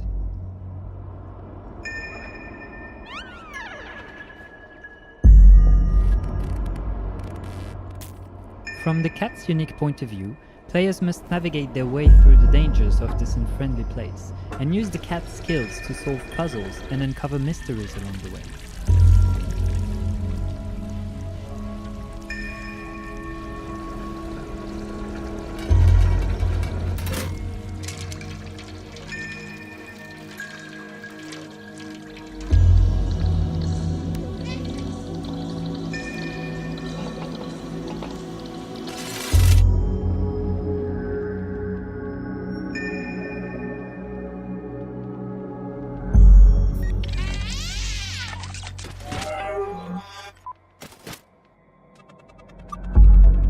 Along his journey, the cat will meet a small drone named B12.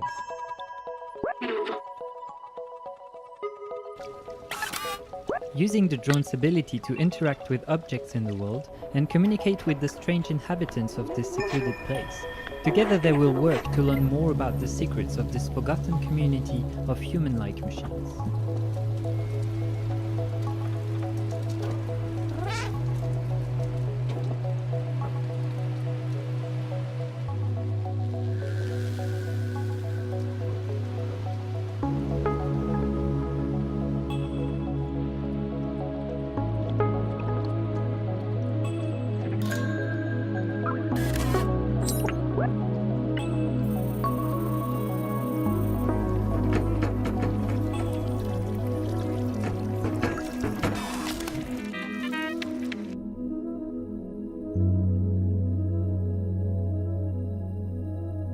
Of course, a cat will always be a cat, and his adventures will be filled with friendly and playful interactions with his new world.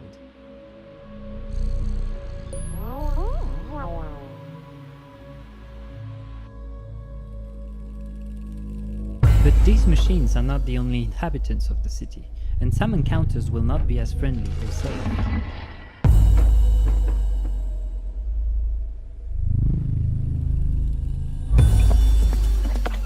Running fast, jumping, and using stealth to avoid dangers will all be vital if you want to escape this city and be reunited with family.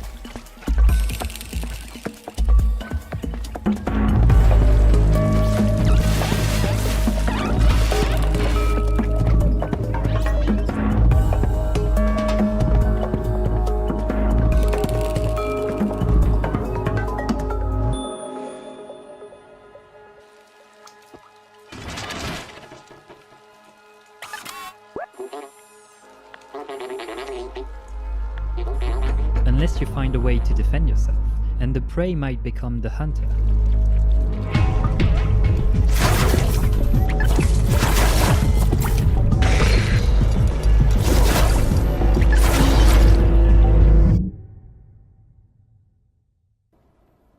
Stray is coming to PS4, PS5 as well as PC in early 2022, and we can't wait to show you more.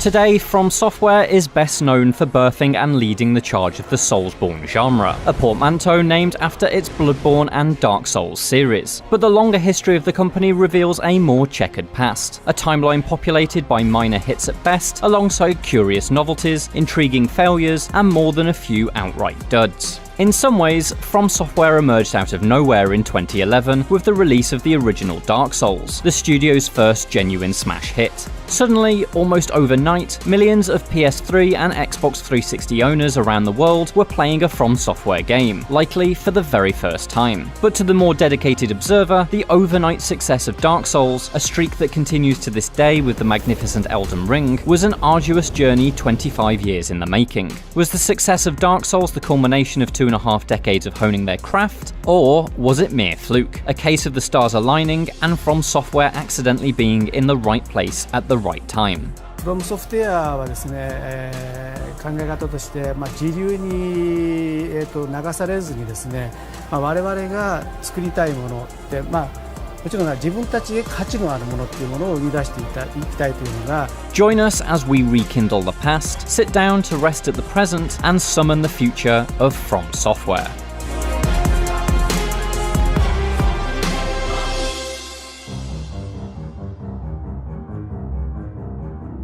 "1986 was an auspicious year for video games, particularly in Japan. It saw the release of The Legend of Zelda, the original Metroid, and the first Castlevania, all for the Famicom or NES. All three games can lay claim to being huge influences on the Souls series. 1986 was also the year in which From Software was founded, on November 1st in Tokyo, Japan. Although we don't know the exact meaning behind the From Software name, it's possible that it was chosen to represent the company's original focus, productivity software. To be honest, it's hard to think of a name that better captures the bland, businesslike, and, dare we say, soulless experience of accounting software and spreadsheets. By the time the company had smartly transitioned into making games for the Sony PlayStation some 8 years later, the name From Software had stuck. The first game from Software was King's Field, released within 2 weeks of the launch of the PlayStation 1 in Japan in December 1994. King's Field saw From Software embrace the PlayStation's strength as an early pioneer of 3D graphics, rendering its environments in real time with a first-person perspective. Although primitive compared to the 3D engines powering PC games of the era, such as Doom and System Shock, King's Field's technology was unusual for a console game. King's Field also stood out from the crowd of racing games, fighting games, and arcade ports that defined much of the PS1 launch lineup by borrowing gameplay ideas from Western role-playing games. In the 1980s, PC RPGs developed in America, like Ultima and Wizardry, had gained something of a cult status in Japan, and it was these games, rather than the more popular JRPGs like Final Fantasy and Dragon Quest, that From Software looked towards when designing King's Field. Combat was simplistic and awkward. Players could equip various melee weapons and launch range magic, both from a first-person perspective. Such actions exhausted a stamina meter in an effort to constrain players, forcing them to adopt a more considered, thoughtful approach. A foreign concept amid the more brute force-focused action games of the time, but an idea very familiar to players of the Souls series and From Software's other more recent output. Even then, within its very first game, From Software's esoteric design sensibilities were in evidence. The world of King's Field was depicted in muted colours and told a tale of an ancient kingdom fallen to ruin, dragon gods, and a cycle of royal succession, motifs that now recur throughout From Software's games. FromSoft likes to have fun with these connections between its games. Throughout the King's Field series, which saw 2 full sequels on PS1 before King's Field 4 was released on the PlayStation 2 in 2001, the Moonlight Sword serves as the player's primary aid to triumphing over evil. Acquiring the sword is the quest. Equipping it delivers a metaphorical light that lifts the darkness, as well as a very useful high damage output for the endgame fight itself. The Moonlight Sword, also known as the Moonlight Greatsword, has subsequently appeared in every Souls game as a tribute to King's Field. This sword, one of the rare dragon weapons, came from the tale of Seath the Scaleless, the pale white dragon who betrayed his own, reads the item description for the Moonlight Greatsword in Dark Souls. The sword is only acquired by cutting the tail of Seath during the boss fight in the Crystal Cave. Seath the Scaleless himself is also a tribute to King's Field, specifically a powerful white dragon who shares the name Seath. However, rather than either of these examples providing irrefutable proof of some sort of consistent From Software cinematic universe, these are merely cheeky references between games, a little wink and nod to their fans. While King's Field and its sequels got From Software off to a sound, if unspectacular start, the studio would find greater success with its 4th game and the first of what would become its most popular series until the arrival of Dark Souls. In 1997, From Software released Armored Core for the PS1, an action game where you pilot a mech, drawing on designs from notable anime artists. Armored Core would be called a third-person shooter today. It spawned 2 sequels on the original PlayStation before making the move to a new console generation with Armored Core 2 on the PS2. All told, From Software put out an incredible 7 Armored Core games and spin-offs on the PS2.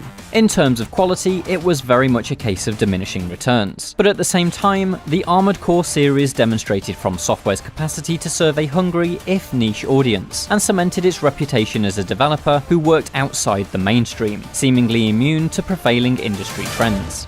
Early PS2 action RPGs such as Evergrace and Eternal Ring were clunky and poorly received. Lost Kingdoms and its sequel was another middling action RPG. A notable aspect of Lost Kingdoms, at least in retrospect, is the plot device of a deadly fog that has shrouded the land. 7 years later, Demon Souls would begin in similar fashion, its kingdom of Boletaria consumed by a deep fog. On the Xbox, From's games took on a more action-heavy slant with the excellent Otogi Myth of Demons and its sequel Immortal Warriors, both of which were stylish and exciting third-person character action games. Murakamo Renegade Mech Pursuit was a simplistic, anime-inspired mech shooter that had none of the grit or attention to detail of Armored Core, and Metal Wolf Chaos was a silly satire of American militarism in the guise of an endearing but not very good third-person mech shooter. But by the end of the decade, From Software was in trouble. Attempts to attract a new audience on the Xbox 360 floundered as fantasy RPG Enchanted Arms and slow-paced mech sim Chromehounds failed to set the world alight, while Ninja Blade tried in vain to revive the over-the-top action of Otogi with the unwelcome addition of lengthy cutscenes full of quick-time events. On the PlayStation 3, Armored Core 4 had at least modernized that series with slicker controls and online play, but it was still preaching to the choir.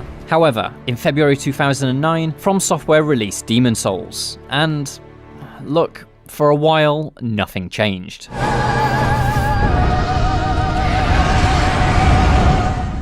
Demon Souls had been through development hell. Originally envisioned as a spiritual successor to King's Field, the ill-fated project was eventually helmed by Hidetaka Miyazaki, previously a designer on several Armored Core games and the director of Armored Core 4. Miyazaki has said that he knew the game had been internally branded as a failure, primarily citing an uncompelling prototype, and that's why he wanted to work on it. "I figured if I could find a way to take control of the game, I could turn it into anything I wanted," he told the Guardian newspaper in 2015. "Best of all, if my ideas failed, nobody would care. It was already a failure." Demon Souls emerged from this deep fog, a dark fantasy RPG with a design philosophy that ran contrary to its popular contemporaries. This was at the height of the Wii phenomenon, and the industry at large was pursuing every non-gaming grandmother who could wiggle a Wiimote as if it were a bowling ball. Even on the PS3 and 360 front, big new releases could often feel heavy-handed in their tutorialization. Seasoned players, recoiling at too many games beating them over the head with what to do next, found perverse refuge in Demon Souls and its indifferent and inscrutable world. In the months that followed the initial Japan-only release, the reputation of Demon Souls grew by word of mouth. When it was eventually localized for North America, it proved a surprise hit, finding an eager yet still modest audience appreciative of a game that rewarded players for paying attention to everything. The poignant environmental storytelling of its ruined world, the precise timing of enemy attack animations, the scant but evocative lore gleaned from item descriptions. By harking back to an earlier and more demanding era of games, Demon Souls was a startling and revitalizing shock to the system for those who had become bored of modern convenience. The next 2.5 years following Demon Souls proved a relatively lean period, in which From Software developed only a few minor games, none of which received a release outside of Japan.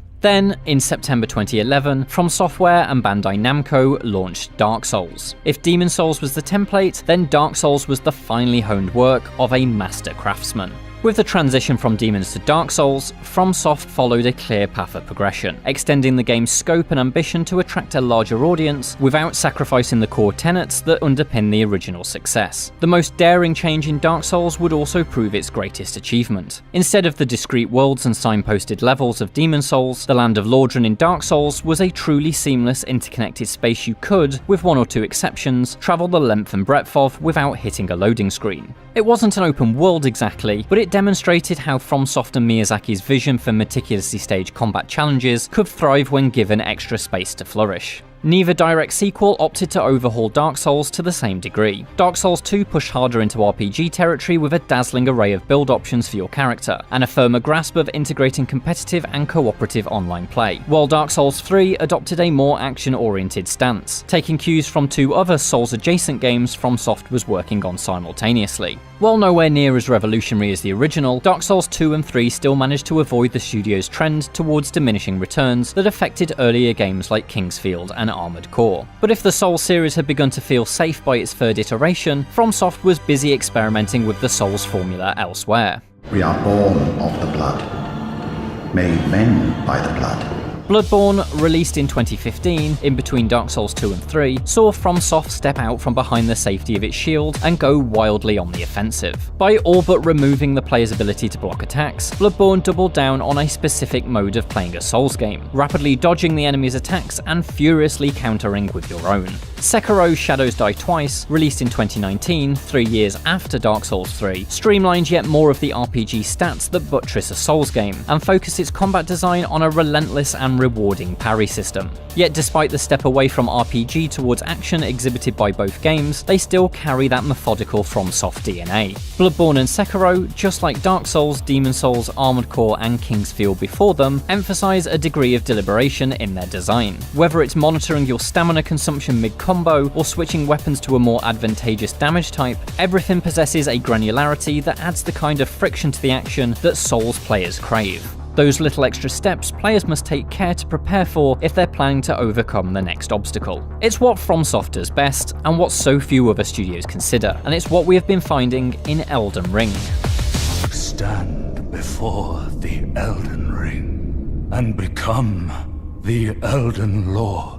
Elden Ring's open world is a seismic shift for the Souls style of game. Unlike the narrow, mostly one-way combat gauntlets of FromSoft's previous games, here a sprawling network of plains, valleys and cliffs is dotted with encounters you're able to approach from multiple directions, or even bypass and return to later. Souls games always offered a degree of choice over how you progressed, but for the most part, it boiled down to which of the couple of bosses you have unlocked do you want to fight next. The problem with that is in a challenging game, if you get stuck on a particular boss fight, then you often don't have anywhere else to go. Elden Ring feels like an attempt to solve that problem in a very FromSoft way. Elden Ring's expansive open world invites you to advance as far as you can in almost any direction, and when you find yourself worn down by an impossibly stubborn boss, you can simply walk away and explore elsewhere. Discover some useful gear that might give you the edge, track down some stones that let you upgrade your weapon, find a boss you can beat, or go hunting for the materials from which you can craft the tools you want to use for the job. And all the while you're leveling up, gradually improving your character and, more importantly, honing your own skills. Elden Ring's open world lets players move forward at their own pace in a way other FromSoft games haven't perhaps accounted for.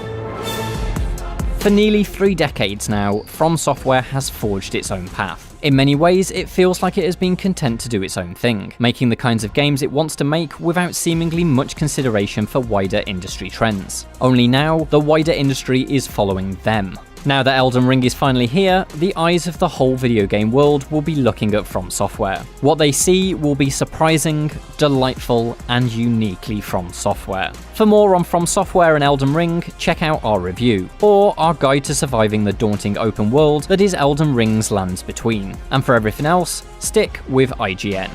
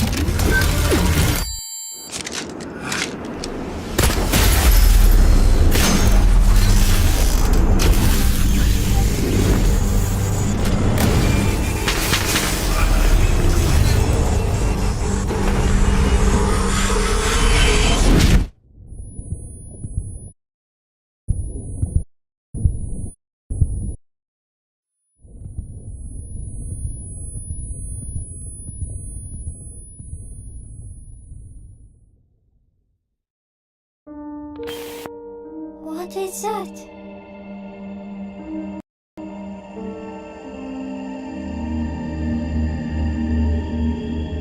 Freedom. Our freedom.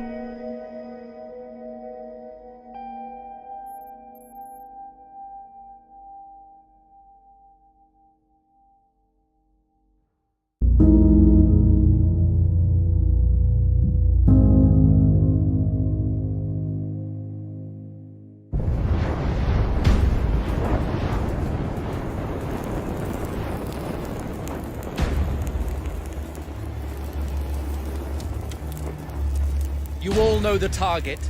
Shiva's dominant. And only the dominant. How do we even know the girl will be among us? Our kind do not question orders, we follow them. Sergeant, they've summoned their icon. Icon? That thing's a bloody mountain.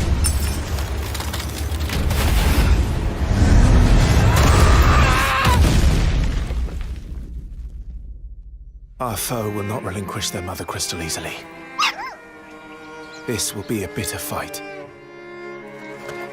You should not be out of doors. We have discussed this. Come, Joshua. Your father will be expecting us. I am Joshua's shield.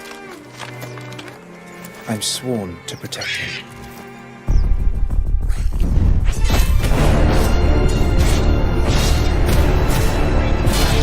What do you mean you refuse? Did you not pledge your sword to our cause? What does it matter? It was the Dalmex who drove back the Crusaders in the Battle of the Twin Realms, was it not? Without the blessing of the Mother Crystal, we cannot defend our realm from the spread of the Blight.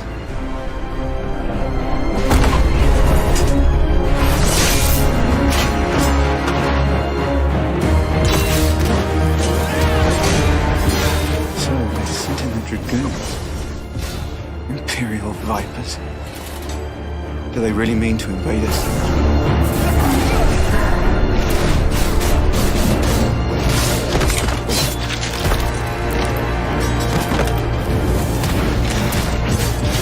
The Archduke's son.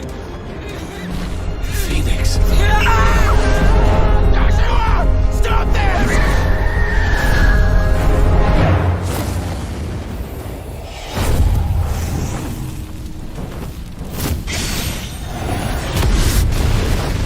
Second icon of fire.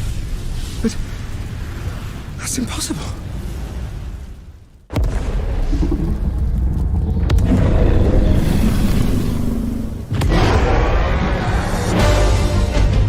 Legacy of the crystals.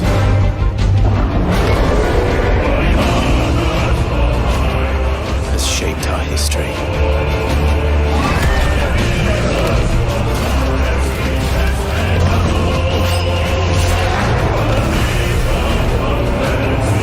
For long enough.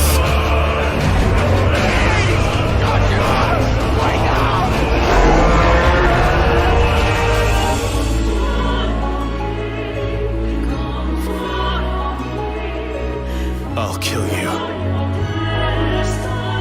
If it's the last thing I do.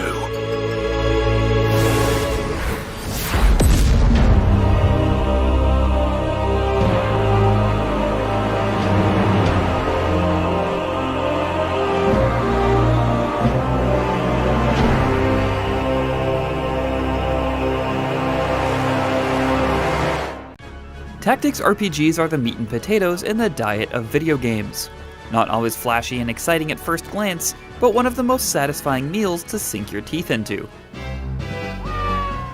From controlling Viking armies to repelling alien invasions, and even fighting in a faux World War II, there is a wide world of experiences to be had in this genre, and we've selected the 10 best.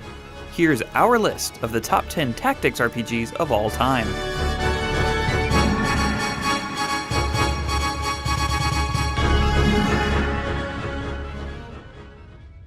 Stunningly stylish, moody, and challenging, with a dark and complex story that only comes into focus little by little, Otherside's noir Lovecraftian world and battles are inimitable. Roguelike elements and a bittersweet sacrifice mechanic lead to developing strong bonds with your daughters, even knowing that many of them may not make it. And in some cases, you may need to decide who lives and who dies.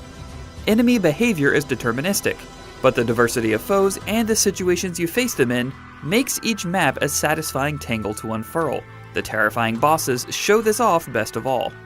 Otherside is the type of tactical RPG that cleanly weaves strong mechanical and aesthetic ideas into something hauntingly beautiful. It's an outstanding beacon for what this genre has become in the last several years. On your knees before me, so I may absolve you of your sins. The newest game on our list, Triangle Strategy, quickly made a name for itself with its challenging gameplay, beautiful 2.5D pixel art, and story of political intrigue. Square Enix created the spiritual successor to classic tactics games, and doubled down on making your choices matter, both on and off the battlefield. Thrust into a new age of war after a long period of fragile peace, Triangle Strategy starts as many others in the genre do, but quickly differentiates itself with a branching path and a heavy focus on narrative. While its gameplay can seem a bit unforgiving at first, in a somewhat novel move for the genre, accumulated XP carries over even after failed missions, so you won't beat your head against a difficulty wall for too long. Just bring some popcorn. You'll be in those cutscenes for a while. Path of Radiance will forever hold a special place in our hearts for bringing Fire Emblem back to consoles, and becoming the first console Fire Emblem to be released in the West since the series' inception in 1990. But its impact is more significant than that. Path of Radiance stayed true to its predecessor's core game systems like the weapons triangle, but upgraded everything from the skills menu to the flow of battles. Its innovations and tweaks have influenced every Fire Emblem game since then. The battle preparations and base screens added important story details and character interactions, while expanded shove and rescue functions made for more strategic combat. And a smart bonus reward system kept battles flowing by setting turn limits and providing specific sub-goals. If you only know Path of Radiance because it introduced the world to Ike, of subsequent Smash Bros. Fame, you'll find a criminally underplayed strategy RPG that's every bit as rewarding today as when it surprised GameCube owners back in 2005.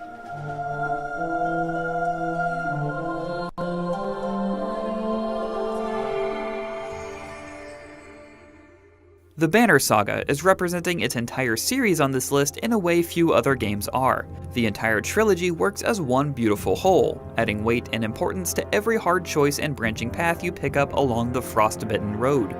The Banner Saga delivers a cold and harsh journey, full of challenging tactics battles and tricky decisions that can often feel more like mitigating disaster than trying to outright win.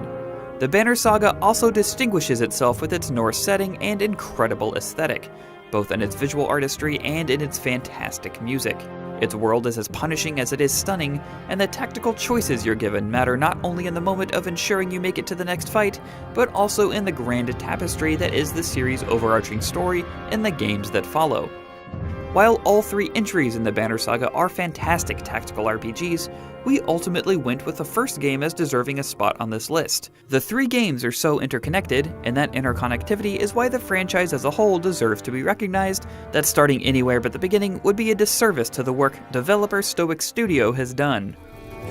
I awoke, and I knew why we're still alive.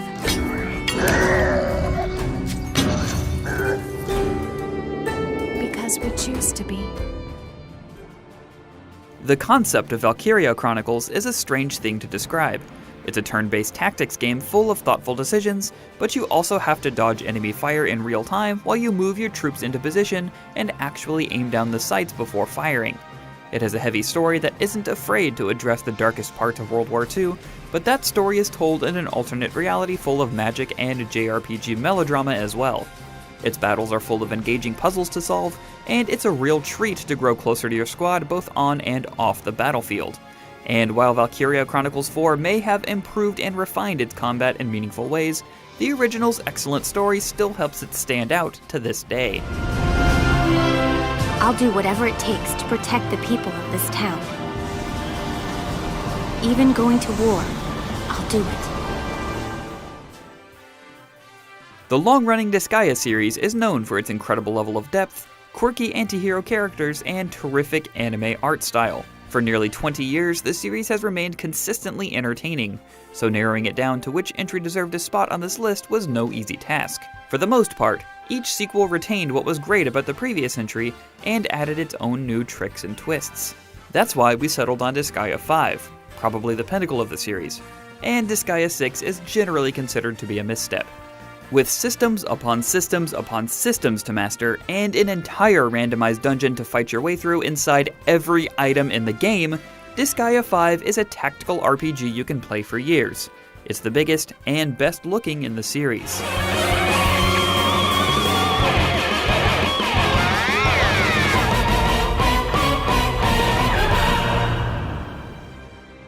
Whether you prefer the older tactics-heavy Fire Emblem entries or the more recent handheld titles with streamlined features, Fire Emblem Three Houses became a melting pot of everything great about the series. Three Houses offers an unprecedented level of customization and automation to let each player get what they wanted out of a tactical RPG. Players are able to choose which side to align with, recruit the allies that resonate best, and completely customize the growth of their skills and abilities. Or, let the game take care of the nitty-gritty details and let you race into strategy battles set on sweeping battlefields and darkened catacombs alike. Its greatest feat was providing an engaging and compelling experience no matter which choices you made, from dramatic story beats to the most granular of lesson planning for your students turned soldiers. Three Houses has raised the bar so high, it's hard to imagine the series moving forward any other direction. I'm sorry, my teacher. I cut this path, and now I must follow it.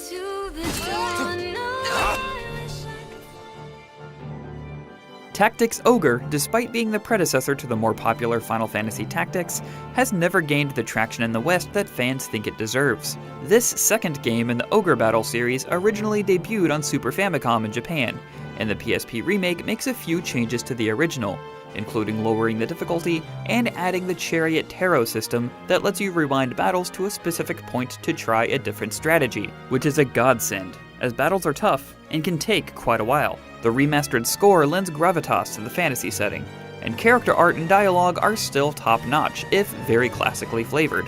Tactics Ogre Let Us Cling Together is so ambitious that it can sometimes threaten to break out of the confines of the PSP's small screen and control scheme, but it is definitely an adventure worth experiencing.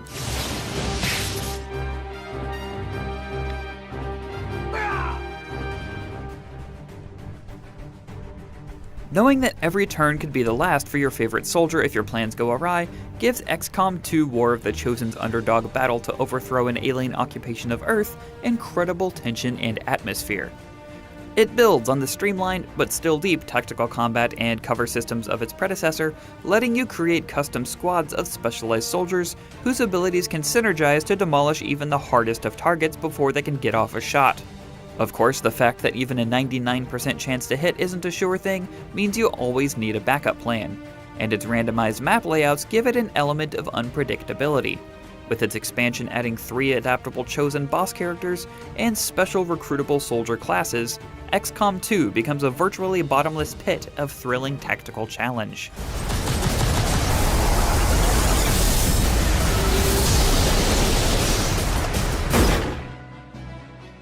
With a new localization, added guest characters, new cutscenes, and new job classes, the War of the Lions re-release of Final Fantasy Tactics adds an incredible amount of value to an already classic game.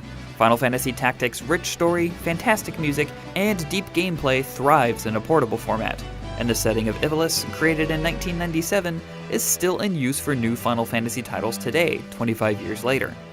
While sequels Final Fantasy Tactics Advance 1 and 2 followed on the Game Boy Advance and Nintendo DS, they never came close to the highs of their big brother, as more streamlined character progression and an annoying judge system diluted what made the original so special. Somber, triumphant, and still one of a kind, Final Fantasy Tactics: The War of the Lions wins its spot as our best tactics RPG of all time.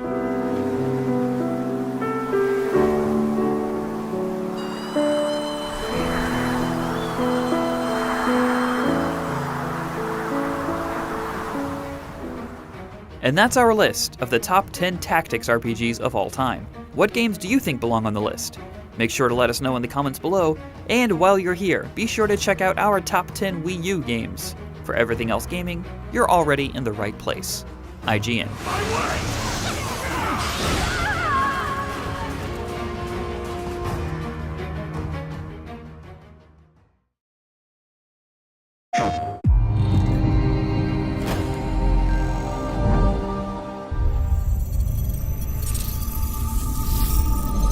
Hello, viewers. I am Ivy the android. I'd like to share today's dinosaur forecast. A dinosaur outbreak will soon occur. Residents in the affected area have been evacuated, and a team of exo-fighters has been dispatched. A vortex warning has been issued. Please remain indoors.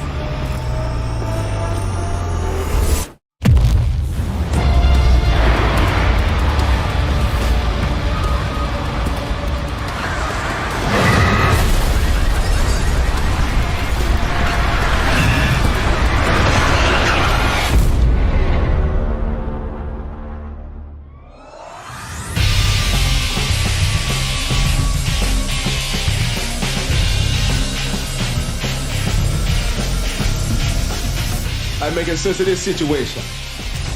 You've been living fighting the chief directors for 2 years. All I wanted was to be IBS's top pilot.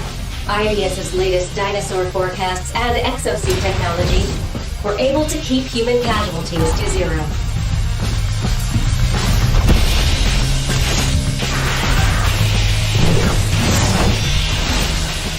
Exosuit development is proceeding under the guidance of the next-gen AI, Leviathan.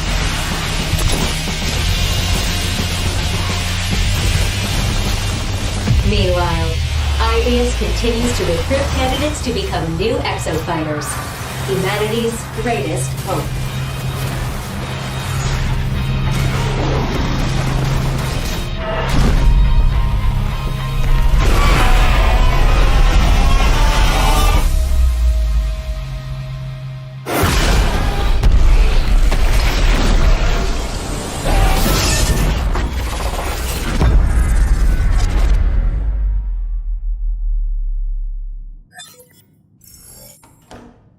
Another exo-fighter recruit, right? Welcome to IBS.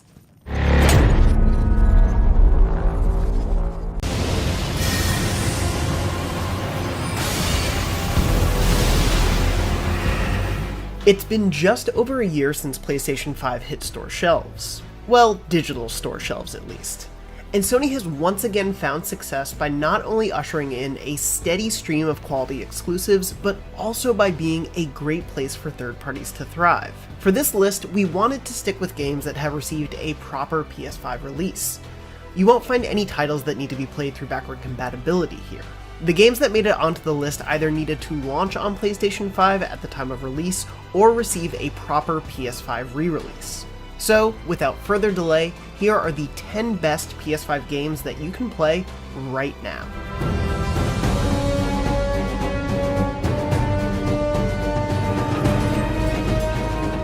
When Ghost of Tsushima was released on the PlayStation 4, it already felt like a next-gen game thanks to its stunning visuals and impressive open world. It was clear Sucker Punch had learned a lot about creating an engaging open world since its efforts on the Infamous franchise, which were pretty great at the time. But the director's cut is the definitive take on Ghost of Tsushima, and it's all the better on the PS5. This comprehensive package, even as a refined PS4 game, makes great use of the DualSense in both exploration and combat. Add in new lip sync for Japanese voiceover, and somehow, visual and performance improvements to an already stunning and well-running game, and you've got what is the must-play version of a must-play PlayStation game. And die with honor. The DualSense controller is one of the most defining characteristics of the PS5, as the nuanced haptic feedback and strategically used adaptive triggers create a level of immersion that feels genuinely special. And Astro's Playroom, which is quite literally designed to show off the capabilities of the DualSense controller, is still one of the most fun and imaginative showcases for it. But this would-be tech demo is also a fantastic game in its own right, with a delightful set of worlds to explore that all celebrate a different facet of the PS5 and different eras of PlayStation software and hardware. Astro's Playroom reminds players why they've loved PlayStation while giving them a reason to fall in love all over again. Its solid platforming, fun environmental puzzles, and intriguing set of collectibles will have you gunning for the platinum and getting it in no time. Arcane Studios' Deathloop is undoubtedly one of the more unique experiences to grace the PS5 so far. Arcane builds on the immersive sim bones from its past to create an incredibly dense and playful world. Figuring out the right paths to take, weapons and powers to use, and even times of day to visit certain locations makes exploration its own puzzle.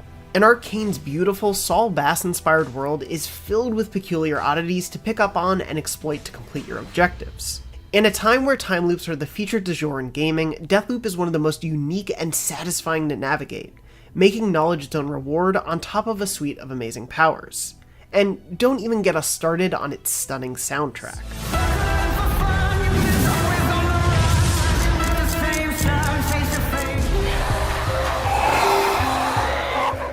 Resident Evil has never shied away from the mystical and supernatural, and Village leans into those themes more than any entry in the series to date. From severed hands that can just simply be reattached, to floating killer dolls, to 9-foot-tall lady vampires with a now adoring fanbase, Resident Evil Village feels like wandering through an off-kilter circus.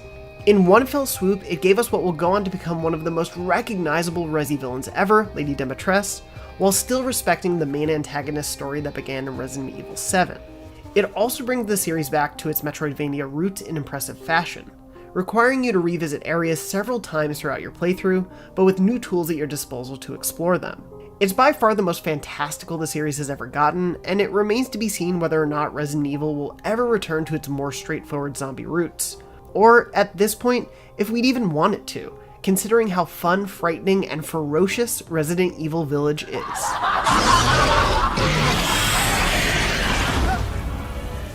Bluepoint Games had some high expectations to meet with the PS5 remake of Demon's Souls. Not only was it an anticipated remake of a beloved and landmark game, but it was also the first major showcase of what a dedicated PS5 game of this scope could look like. Fortunately, Bluepoint delivered, and Demon's Souls is jaw-droppingly gorgeous, adding so much rich detail to the levels, creatures, and characters you'll encounter throughout Boletaria. And it's also incredibly faithful to the source material while making enough modern improvements to make the adventure as fun and challenging to play today as it was when it debuted on the PS3. Bluepoint is a newly minted first-party studio, certainly proving itself with one of the deepest, richest, and most challenging experiences currently found on the console. And so early in the PS5's life, it's thrilling to know that this is just the start. See? Just me. As Insomniac's first truly exclusive PS5 game, Ratchet & Clank Rift Apart is a stunning showcase for what Sony's next-gen console can do, thanks to a series practically built to take advantage of all the new bells and whistles. Whether you're a newcomer to the duo's adventures or a longtime fan since the PS2 days, there's charm aplenty to be found in returning characters and brand new ones like the amazing Rivet and Kit. The delightful and surprisingly heartfelt story is at the core of a theme park-like adventure through a host of varied alien worlds, stunningly realized in both depth and clarity of detail while running so smoothly on the PS5. And Rift Apart includes one of the franchise's best suite of weapons, from the wacky topiary sprinkler to the powerful executor, all of which make great use of both the DualSense's haptics and adaptive triggers. Ratchet & Clank may be one of the longest running Sony franchises still seeing new entries, but if Rift Apart is any indication, there's still so much life, humor, and dazzling action left to experience. Peter Parker's on vacation and leaves his young spider apprentice Miles Morales to look after New York in a Marvel Spider-Man successor that builds on the rock-solid foundation of Insomniac's first game, while gorgeously blanketing New York with snow, holiday cheer, and next-gen polish. The improvements aren't just cosmetic, however. The eponymous hero has a few more spider powers at his disposal than Peter Parker, and these are cleverly adapted into new gameplay mechanics that, while they don't reinvent the weapon wheel, they put enough of a spin on it to make it feel fresh, sometimes literally, thanks to the DualSense controller. It doesn't feature as robust of a campaign or as many colorful villains as 2018's Spider-Man, but Miles Morales' story has just as much charm and heart as its predecessor, possibly more. Its tagline of "Be Greater" set a high bar, but Miles Morales somersaults over it with ease.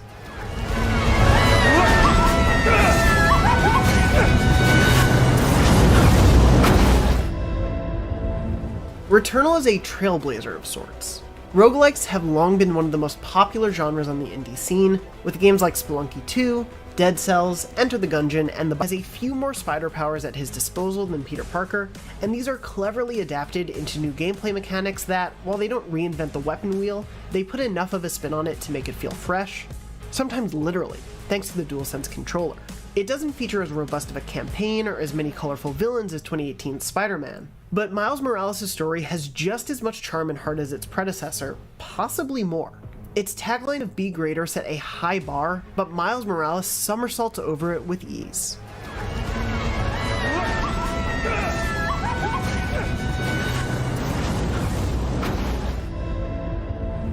Returnal is a trailblazer of sorts. Roguelikes have long been one of the most popular genres on the indie scene, with games like Spelunky 2, Dead Cells, Enter the Gungeon, and The Binding of Isaac leading the charge. But in the AAA space, we've never really seen anything quite like Returnal. It combines Housemarque's expertise in aggressive bullet hell arcadey shoot-em-ups with deep roguelike mechanics and a dense, chilling atmosphere, resulting in unforgettable experiences. Returnal's one issue on release was the inability to suspend its lengthy runs and save your progress, but since that's been patched, it's hard to find flaws in this incredibly daring and ambitious adventure. And the free Returnal Ascension update makes this remarkable game even better by adding campaign co-op and an excellent survival mode called Tower of Sisyphus that pares down the traditional Returnal experience into a more arcadey version. Add those two additions on top of everything else, and Returnal is a complete package that is hard to beat on the PlayStation 5. I have to find a way to fix it all. And the answer... Horizon Forbidden West builds on the already impressive foundation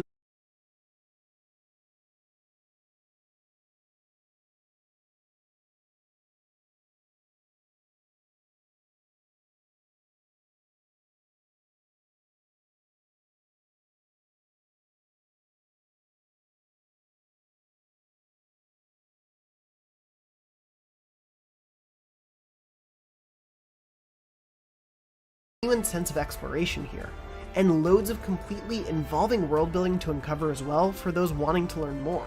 A triumphant combination of enthralling combat, top-tier creature and character design, and a captivating open world, Horizon Forbidden West is an absolute blast and fantastic showcase for the power of the PS5. It's hard to encapsulate everything that makes Elden Ring such a monumental game in a short blurb, but let's try. At the core of it all is Elden Ring's incredible sense of freedom and discovery. There are open-world games that are bigger than Elden Ring, have a higher fidelity than Elden Ring, and quite frankly run better than Elden Ring. But few, if any, are as robust or as rewarding. The Lands Between is positively littered with branching paths that lead to catacombs, dungeons, caves, forts, castles, towers, even entire underground cities. And within each of them is some sort of unique challenge. From a trap-filled crypt with insta-kill chariots racing down every slope, to one of Elden Ring's many fantastic boss fights. The best part of it all is that every challenge comes with its own bountiful reward that may bend the difficulty curve in your favor, whether that's a new spell, summon, weapon, or material that lets you upgrade your gear. Elden Ring can be extraordinarily difficult, sure, but the freedom it gives you to maneuver through or around that difficulty is absolutely liberating, and makes it the most universally recommendable From Software game yet. Unless, of course, thou shouldst take the crown. Those were our recommendations, but what games have you been loving on your PlayStation 5? Be sure to let us know in the comments below, and for even more, be sure to check out our weekly PlayStation show, Podcast Beyond. And of course, for everything else PlayStation, stick with IGN.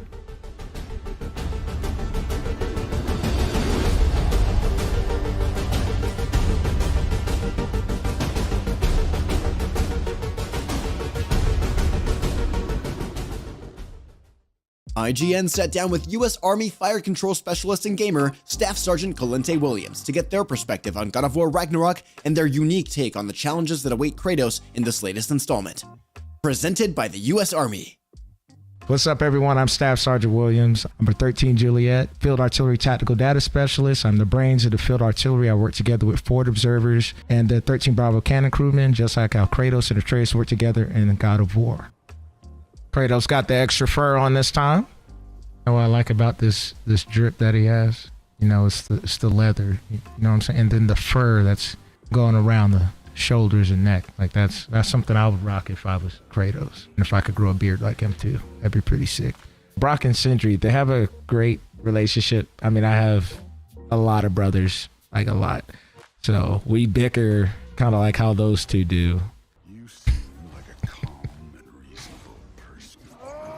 Oh, this combat is sick. Are you a calm and reasonable person? Come on, we know he's not a calm, reasonable person. It's Kratos. He doesn't care. You can choose from over 200 career paths that match your passion on GoArmy.com. What's your warrior? God of War Ragnarok is coming to PlayStation 4 and PlayStation 5. For more on everything God of War, keep it here on IGN.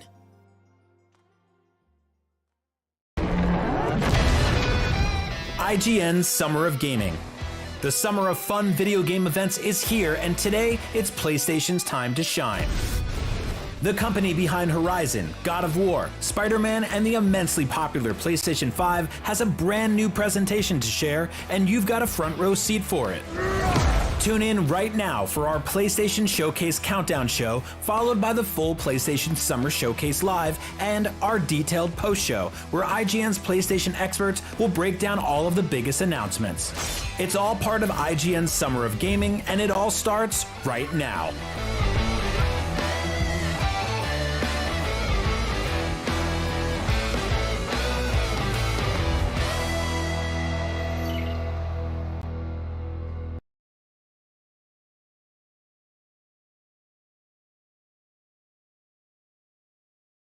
State of Play digital event. That starts in a few minutes, so while we're waiting, we're going to be breaking down what we expect to see in our countdown show. I'm joined right now by my Beyond co-hosts Brian Altano, Jada Griffin, and Max Scoville. Are you all excited? Yeah! Let's do it! It's here! It's Summer of Gaming. I think that covers it. I think that was it. Yeah. Great show. Before we get started, just a reminder that IGN Summer of Gaming is going on throughout June.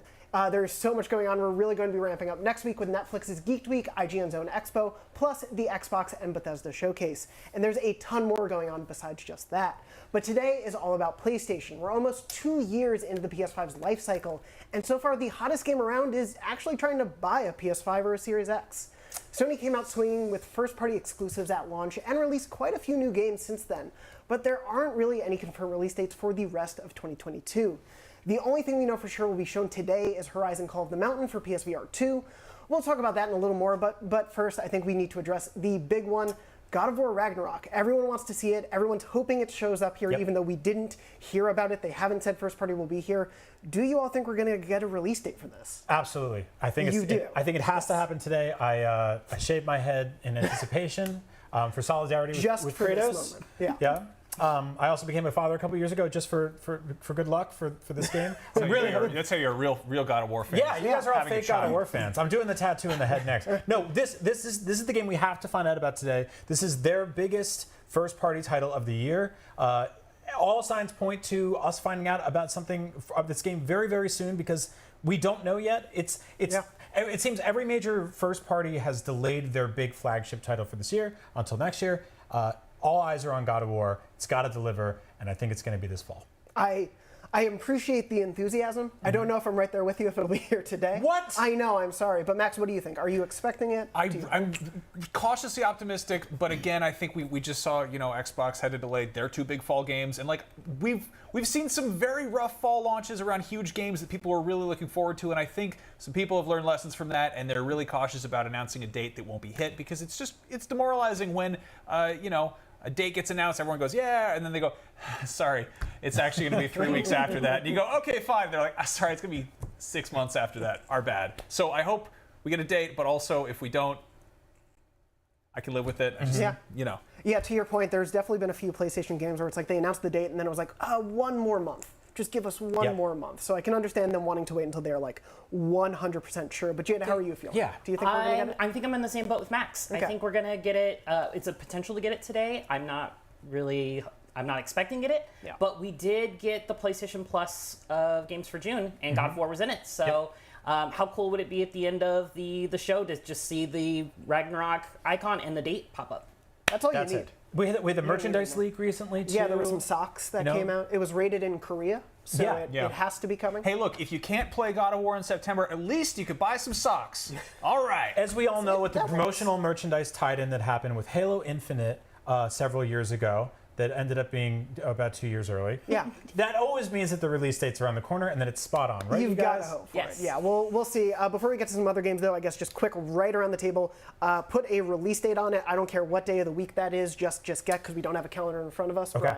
Brian. October 8th. Perfect. That could be like a Sunday morning. The third Tuesday in September. I love it. Oh. Jada. August 4th. All right, and I'm going to go for September 4th. This is good. We all picked different They're different times. dates, I think that's how numbers work. But anyway, let's talk about what we're realistically expecting to see. There are, we know right now that there will be PSVR2 games and third parties are going to be shown off for PS4 and PS5. So that's a broad amount of stuff we could be talking about. Brian, what is like one game? What's one thing you want to see at this show? So I'm a little surprised that we're going to get so much PSVR stuff today, or at least it feels like that. We got that kind of tease of Horizon, which is great, but like I really want another Astrobot. Astrobot is there at the launch of something. He's brings all his crazy, interesting gimmicks with him. We got it for the PS5, we got it for the PSVR, and so PSVR2, so allegedly coming at some point soon-ish, maybe, hopefully. Then I want a brand new Astrobot that shows off all the bells and whistles and weird stuff that brand new VR helmet headset can do. Yeah, Rescue Mission was like the killer app for PSVR 1. Yeah. That was the thing you gave to people to be like, look what it's like to be in here. It was so ingenious. Obviously, Astro's Playroom at the PS5 launch was such a big deal as well. You could feel the rain. Yeah, I mean, it's such a good experience. Though. It was like the perfect DualSense, and the fact that that's going to be part of the new VR2 controllers, you would hope this would be the flagship thing to show it off. So I'm hopeful for it. I would love that. But Max, what about you? What's something you hope will be here? Robotic robots are cool, but what about robotic cats in cyberpunk worlds such as in Stray?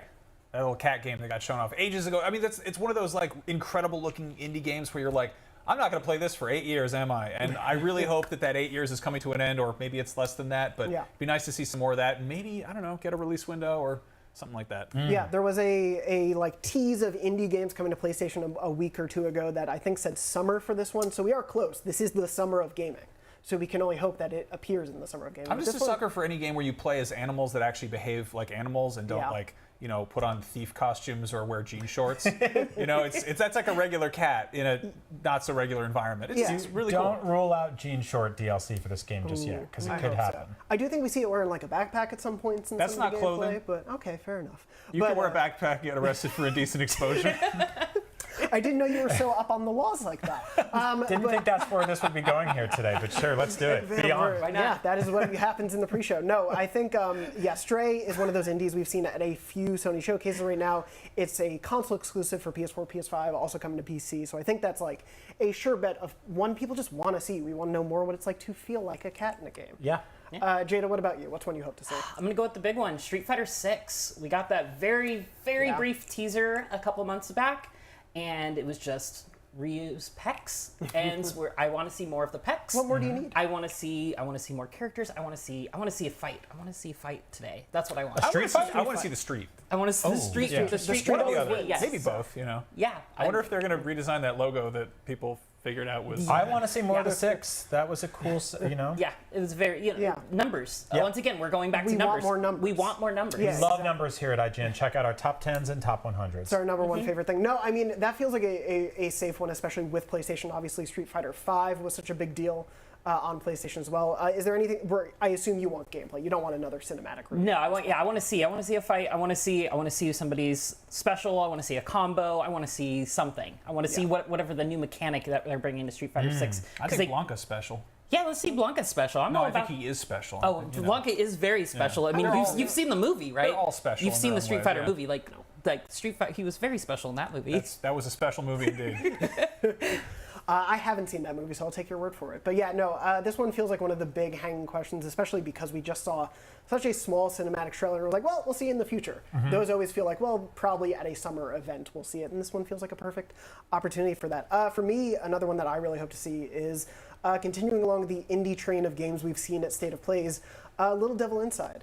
That one has been gestating for a long time. It got a State of Play like marquee placement last year. Yeah. And they were like, let's show you 6 minutes of gameplay. Here's what it's going to be like. And we just haven't heard a thing. It happens a lot. Why do they do that? I know. Why do they do that to us? Is that just for pre-orders? Probably. Okay, I because don't it know if you works. can pre-order this one, but I would have. But no, the gameplay for that one was really charming. We've seen a couple trailers for it now. It's got this really beautiful sort of like toyetic art style to it. We saw, as silly as it was, a big deal for the last gameplay was we saw the overworld map and what that would look like. And there's just something really charming about the humor of it, the look of it, the feel, the mood it's going for. But again, I feel like this is one that when they show it next, we just need a release date at this point. I don't think we can get another, here's 3 minutes of it. It's maybe coming this year. I think this needs a date on it. We need to see it. It needs to be there. But God, it looks so good. It's really beautiful. Yeah, it's one of those games that I hope we get to see more of. But like, this is the weird thing with State of Play is where it's such an open field of expectation. But this one specifically, Jonathan, this is in the building that E3 used to be in, right? Yes. Which is, I guess, like a Halloween headquarters now. But it's still, this is special. This is that summertime of year. This is event season, as we call it. Yeah. We gotta get big news today, right? I hope so. I mean, one of the first State of Plays happened right before E3. I think it was the first E3 PlayStation decided to skip. Yep. And that was the reveal of FF7 Remake gameplay. So that was a big one. Exactly. I think it had that. I think it had Monster Hunter Iceborne, the expansion for World. Like they will do big things, but I do know that sometimes there's expectations of like, oh, it'll be smaller games for a little bit. I'm trying to keep expectations in check here, you know, but at the same time, like, Sony should know that people have high expectations this time of year. Like, if you throw a party at your house on October 31st and it's not a Halloween party, that's kind of weird. Yeah. It's kind of understandable for people to be like, oh, it's going to show up in costume. What could go wrong? Like, this is the week when the big stuff should be getting announced. So if they're saving the really big stuff for the third Tuesday in September or whatever, like, kind of the same day God of War releases. Yeah, it'll be him. Max, I feel like there's some trauma there that you actually showed up to a Halloween party in costume and you were the only person in costume. I got the date wrong. He also only wore a backpack. Can we not bring that up again? We'll get back to the backpack stuff hopefully after the show if Stray shows up. But no, yeah, this is an interesting one where we've been talking a little bit about it before the show. The one big thing we do know, in addition to Horizon Call of the Mountain, is of course PSVR 2 around that. Are we hoping for PSVR 2 to come anytime soon, or are we thinking this will be a further off sort of thing? Yeah, I mean, it's exciting to learn about new PlayStation hardware because that's a rare thing, especially nowadays. Like, we went through the era where they were like, here's the PlayStation Eye and here's the PSVR and the PS Vita, the PSP. Like, they had a PlayStation TV. Like, there was all these different things they were doing for a long time, and it seems like they've consolidated all their efforts into PS5. That said, you still can't really buy that console anywhere. Yeah. So creating a peripheral for it feels a little ill-timed, unless they're like, this works with your PC too, and now you can buy it. Not PC 2, your PC also. I would take a PC sequel. Yeah, they are announcing the PC 2 too. I mean, hey, there are PlayStation games going to PC, so it could happen. Totally. I think that would do a lot for the PSVR 2's lifespan or just general interest because a whole lot of people play PC games. That's a reality. And like, you could plug a DualSense into a PC and play games with it. So maybe, I don't know, to make the new VR headset talk to PCs too, and then you have an entire massive audience that might start tinkering with it. I'm skeptical about PSVR 2. Like, I'm going to say that I was a PSVR 1 early adopter, and like that was a really, really cool device. But at the same time, it almost feels like this one's been kind of developed in a vacuum. We've got like the Quest is like a standalone thing that you can play Resident Evil 4 on. Like, that's nuts. And then this one, I don't know, you've got to plug it into a $500 console that you can't find in stores. Kind of tricky there. This is going to be an immensely powerful, immensely high-end VR unit, which I think that's what they're going for, right? They're going for like this high-end market that's separate from the sort of like the regular kind of consumer that can walk into a Best Buy and spend a couple $100 on Oculus and throw it in their backpack or whatever. Well, we keep talking about backpacks. But for PSVR 2, I think they're like, this is for the people that pay for high-end PC VR, but we want that to kind of work with the PlayStation ecosystem with PlayStation first-party stuff. So we'll see. Yeah. Jada, anything? I mean, you guys kind of covered all the points. Like, it's so hard to get a PS5 right now, and PSVR is going to be huge for those who have consoles, but they're kind of limiting themselves with not having their market, with not having consoles out there. I think there's going to be a lot of great stuff for it. I think we'll see some really cool like bundles in the lifetime of the PSVR 2, but I think it's going to be some time until it's a big household name that Sony is hoping it will be. Agreed, and hopefully we get to see more games of what it's going to actually entail, what that high end is going to be in just a few minutes, but we need to take a quick break, but please don't go anywhere. The PlayStation State of Play will be starting in just a few minutes. IGN Summer of Gaming will continue right after this. IGN Summer of Gaming 2022 is presented by the US Army. You can choose from over 200 career paths that match your passion on GoArmy.com. What's your warrior? And sponsored by Metro by T-Mobile.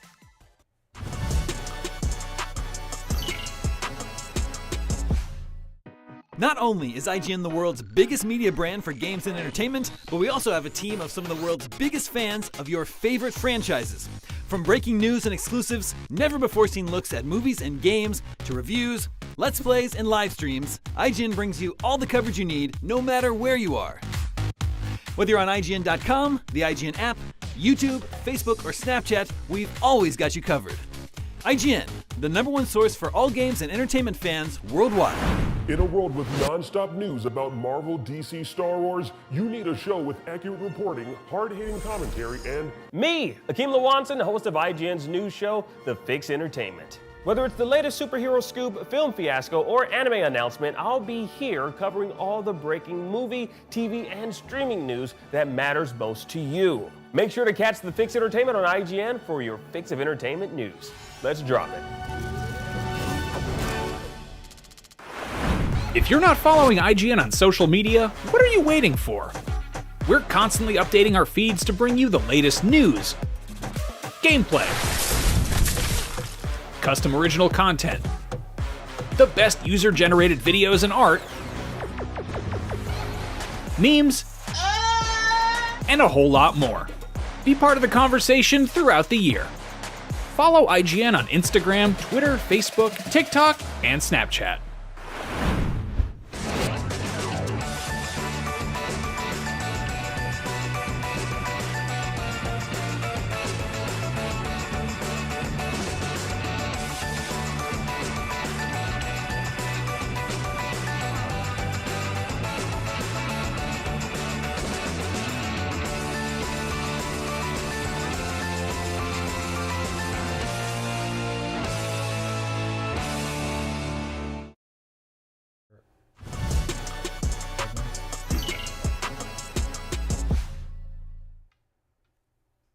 And we're back. This is the Sony PlayStation State of Play Countdown show right here on IGN Summer of Gaming. We're running down the clock until the main event starts, and it's still a few minutes away. But first, let's hear from the audience. We asked you which game you're most excited to see on today's show, so let's see what you're most excited for. This is Called It, sponsored by Metro by T-Mobile. Play more than before on the go with unlimited 5G. Switch to Metro and save, just $40, period. Today's audience choice for the most anticipated game is Horizon Call of the Mountain. Not a huge surprise there. I think that is the one game we actually know is happening at the show.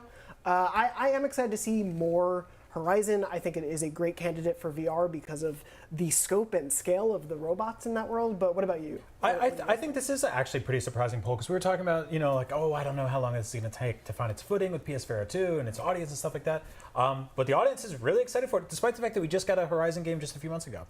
I mean, I think that's part of the reason why the audience is so hyped for it. Like, it's current. The other titles that we kind of we put in the poll haven't really seen a release. They don't have like as huge of a following. So I think Horizon kind of had the easy win here. Yeah. But I mean, kudos to them, and I'm excited for it. I love Horizon. I love the world. I'm very excited what it's going to be like walking underneath certain robots, like the tall necks. No, this is definitely like a universe that's very well suited for VR. It actually makes me think of there was that Crytek PSVR game, the Journey or Robinson, Robinson the Journey, which was pretty much about seeing big old dinosaurs up close and personal, because that's exciting. They've done a few different like Jurassic World inspired VR experiences.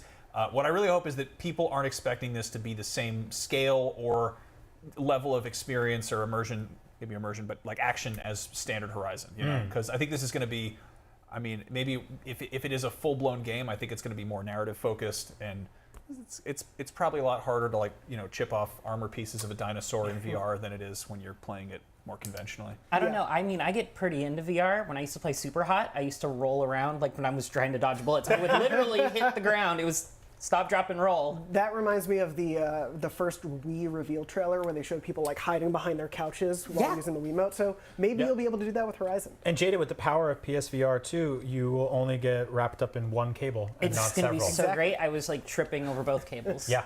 Well, Horizon took more than 60% of the results there. So obviously people are looking forward to Call to the Mountain. It's Call to the Mountain, correct? Call of the Mountain. We're calling You can Call to the Mountain. Call to the Mountain. Yes. It's a lot of names. But we also got Little Devil Inside was second place in the poll, which again we had mentioned earlier in the show. Very excited. Hopefully we get to see more of that. Following that was Exoprimal and then Season. Exoprimal, of course, showed up, I believe, in the last state of play. That was the one that everyone thought was going to be Dino Crisis for a second. Yeah, that got 8% because everyone knows damn well what dinosaur game Capcom should be making. I mean, it did just basically look like, what, Dynasty Warriors with dinosaurs. Dynasty Warriors? Yeah, there we go. It looks fun. It looked like they were falling from the sky. I'll take it. And then last but not least, with a little over 4% of the poll, was Season, which is another indie we've seen PlayStation showcase. We haven't seen much of it. It's one of those we saw a beautiful experiential trailer of someone riding a bike through a beautiful landscape. It was gorgeous. And then it was kind of like, well, where's the game? And then we just kind of been waiting. So I can understand why maybe people forgot about that one for a little bit, but hopefully maybe we get to see more of it today. They haven't told us what season it's going to drop in. True. That's true. That's a good thing to name your game because you can technically get delayed the next season. Do you just call the next one Season 2 or like Season: Fall? Like, do you have to specify the season? Season's origins. Ooh, I love it. Well, that's what our audience is looking forward to, but there are tons of titles we might get more information about today. Now it's time to make some of our other predictions. What do we all think is going to be at today's announcements? Brian, I'll start with you. What is one you're hoping to really see? Let's see. Okay, well, I'm a gigantic fan of Resident Evil 4. Gigantic fan. I bought it on every system it's ever been put on. And we've been hearing rumors about this Resident Evil 4 remake, sort of like what they did with 2 and 3 for years now. That keeps popping up. This is a third-party focused event today. This feels like a time for that. So I'm willing into existence Resident Evil 4 remake for PS5 using all the best graphics. I want to feel all the little rumbles when I'm walking around. I'm on the minecart and stuff like that. I'm stabbing the Gyarados, having the best time of my life. Or I will also take Resident Evil 4 VR that was on Oculus getting ported to PSVR 2. Yeah. That's a nice, runner-up prize for me. Yeah, we know that one exists on the Oculus side of things. It would be a nice one to be able to port over, but yeah, that remake has just sort of been they've got to do it next, right? Yeah. And we've gotten reports that it's allegedly in the works, but we haven't seen any official word of it. But that just feels like, as you've said, it's been ported to so many different consoles. That is such a beloved watermark for Resident Evil. And no disrespect to Code Veronica. I know a lot of people know that that's next in line naturally, but we're going with numbers here, and Resident Evil 4 is just so good. That's right. I'm the Code Veronica person. I'm glad you're here. Now. I'm glad I got to apologize to your face yes, because you know what? I'm with you. I think that's a fun game, and I hope we get a remake of that too. Well, thank you. I appreciate it, and I accept your apology on behalf of all the Code Veronica stands Look, out there. look what we did today. See, everyone, we can do this. We can come together with video games. We're bridging the gap. Ryan McCaffrey will be here in just a second to talk about Xbox. No, he won't. He's actually been locked out of the building. Max, what about you? What's another game you're hoping will show up? Well, I think we can all agree that this year's hottest Christmas film is going to be James Cameron's Avatar: The Way of Water. And I can't wait to check out that Avatar game. I don't know. We have a what? It's finally coming out. They're putting the movie out. Are they quietly paying you to talk about Avatar for 10 years? James Cameron doesn't even answer my fan mail. How long have I been friends with you? A decade? You have talked about Avatar every single time I've ever seen you for 10 years. And fine, you finally have a chance to do it this year. I'm always at the Avatar. Anyway, it's a realistic possibility. It makes sense. Sony's color theme is blue. Avatar people are blue. It really makes sense. The Na'vi. Excuse me. I haven't seen the Avatar. I'm so I don't even think I should be next to Max today. Take a break from Apex for 2.5 hours and just watch Avatar. Can I watch Avatar while I play Apex on my other TV? Most of the fun, which is looking at it. There really isn't a whole lot to listen to. But no, seriously, like that, we don't think that Ubisoft is doing much in the way of any big summer announcements. If they are, we haven't heard anything about them. So this would be a good place to to show that off and see what those cats are up to. You keep talking all these different cats. The Avatar game, they're all butt naked with backpacks. Exactly. Yeah. They're wearing like little Vine underpants. They got mini backpacks or pouches. They're all made out of leaves and stuff. I mean, that is definitely a possibility. As of right now, that game is still scheduled for 2022. They haven't said a word about it. It's set for this year. PlayStation, in their recent earnings call, released a slide of the big third-party games that they are supporting, and Avatar was on there. Yeah, if you have the word Avatar in the title of something, it's going to arrive just on time. So. Never been wrong before. Never. Well, hopefully that will be the way the state of play goes for you. We'll see. Beautiful. Jada, what about you? What's another one you're hoping to see? I'm again going for the big ones. I'm swinging for the fences. Final Fantasy 16. We last got that at a showcase, about a year ago now at this point, I want to say. We got a really cool trailer, but not a whole lot of details out of it. And I think right now is a great time to kind of fill that gap while we're waiting for 7 Part 2, the remake, and get everybody hooked on that, because 14 is going strong, but I think our console players that are more single player focused are really looking forward to Final Fantasy 16. So that's what I want to see. We know there is a 16 trailer just kind of hanging out there somewhere on a hard drive at Square Enix, like the producers have talked about. Yeah, we have a trailer ready, we just haven't shown it yet. You can't do that. That's not fair. That was in I believe there was a transcription of an interview, and they were like, yeah, we're basically planning to show the game soon. We just had to delay the showing of it or something. Sorry, this trailer got buried in our inbox. Meant to circle back on this. Wait. Well, they were too busy showing Kingdom Hearts 4, which I don't think will be here. But no, 16 is, I think, another big one. We know that they also didn't want to show too much until they were we're ready to release the game. So I do feel like that one's got to be getting close to publish at some point. So a trailer here would be amazing. Like you said, though, it could be, it was shown, I believe, at a showcase last, so it could be one of the PlayStation Showcase marquee games. Yep. So we'll have to see. But that would be an awesome one to see today, especially because Square Enix loves to be at these shows. My last pick, I guess I am not quite swinging for the fences like Brian when it comes to Resident Evil, and more I'm just aiming to get on base. I know how sports work. I am hoping to see Resident Evil 8 DLC. Yes. Last year, Capcom at their summer event was like, we are making DLC in a message, like a JPEG, yeah. But it was like a really spooky one. It was there. It was menacing. It was a scary font. What's scarier than the middle of the day in June to announce DLC? But I was scared. The papyrus font. Yeah, I was going to say Comic Sans. It's a registered trademark of James Cameron. No, I love that they basically poked their heads up and they're like, oh, you like Resident Evil Village? Yeah. It caught them by surprise. We have DLC in the works. Guys, we got to get back to the office.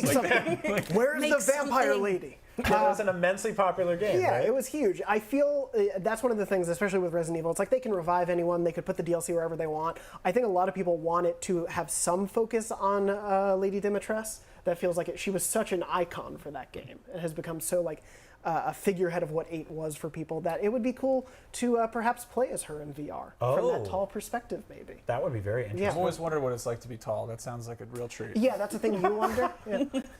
As I say from 2 heads below you looking at you whenever we talk. But no, I think, Resident Evil, I would hope would be here in some fashion. Yeah. It feels like one of those, we haven't heard from a little bit. There was a really quick pace of remakes to 8 to remakes. So hopefully we see some more of that soon. But I mean, I'm very excited. There's so much potential here, and that's one of the weird moments that we're in. We're just a few minutes away. I think we're moments. So if none of this comes true, how angry do we get to get in the post show, or sad, or how excited do we get if things go everything we predicted today comes true? How excited? I think if we nailed everything, I think we won't be here on the post show, and Sony will be wondering how we did that. Now, there are tons of people in the chat saying things like Bloodborne, Persona 3, Spider-Man PC. Oh, Persona, yes. So, I would love Persona. There's a lot on the table here. Obviously, there was all the the rumors of more PC ports coming of iconic first-party PlayStation games. Yeah. There's a lot that could happen today. I'm very excited for it. Bloodborne's a big one. We had that nefarious rumor the other day that Bloodborne was getting a remake, and that just went away. So that was a rude lie. That was a hard day for you, I could imagine. Anything Bloodborne would be welcome. They could be like, we have new Bloodborne merch at the Sony store. I'd be like, all right, let's go. Let's get over there. Back to Yarnum, everybody. I think the word Bloodborne uttered during a state of play would send the internet into a tailspin. Yeah, it was like Reggie Fils-Aimé used to wear a Metroid pin for 7 years every now and then. It was even though they didn't have anything in the works, it was enough to get us going, Yeah, that's one that I think even just people want a slight remastered performance for PS5. The things fans ask for are just the basics for this game at this point. So Hopefully, I'm not going to put any stock in it, but I hope it's here. Before we get to the show, any other last minute, just crazy pie in the sky hopes? Ooh, man. Dragon's Dogma 2. Ooh. I mean, there was maybe illegitimate information floating around about things Capcom is working on, and a lot of people are like, excuse me, Dragon's Dogma 2? I feel like that's a really good time for a game like that. That first one is a big, huge, massive open world RPG with, weird sort of asymmetrical, vaguely multiplayer stuff to it, and we just saw Elden Ring absolutely murder sales-wise, Yep. So I feel like Capcom kind of carting out like, hey, Master Harpies, human bones that move on their own. Like, just get some pawns out here. We noticed you guys like open world fantasy games. Here's the JPEG. Yeah. All roads lead to Grand Seren. Mm-hmm. Well, we can only hope for that. But we're getting very close. So please stick around to see who called it correctly in our post show. And remember, now you can play more than before on the go with unlimited 5G. Switch to Metro and save. Just $40, period. Well, it looks like the PlayStation State of Play is going to be starting in any second now. We're just about to get there, so we're going to shut up so you can all watch that show. But we're not going anywhere. Please stick around after for our post-show, a live episode of Podcast Beyond, where we'll break down everything that got shown off. And let's go to the State of Play in just a minute. I can't believe it. Do you want to just chat for 39 seconds? Sure, let's do that. How are you doing? So Vita 2. This is Vita it. 2. This is my Hail Mary. Handhelds are immensely popular again. The Switch is crushing it. Steam just put out the Steam Deck. Everyone's making handhelds. The Analog Pocket rules. Great time. Vita 2, bring it back. I need another dedicated Sony handheld gaming platform that plays all my favorite PlayStation games. Brian, what format is it using? Do you mean like cartridges? Are they going back to UMD? No, all digital. All digital and regular ass saving mechanisms and no proprietary $400. And a third thumbstick. Yes, free. Well, it's in the middle of the screen, which is weird. I hope that happens. We're going to the State of Play. Enjoy. I can't wait. Here we go. Woo!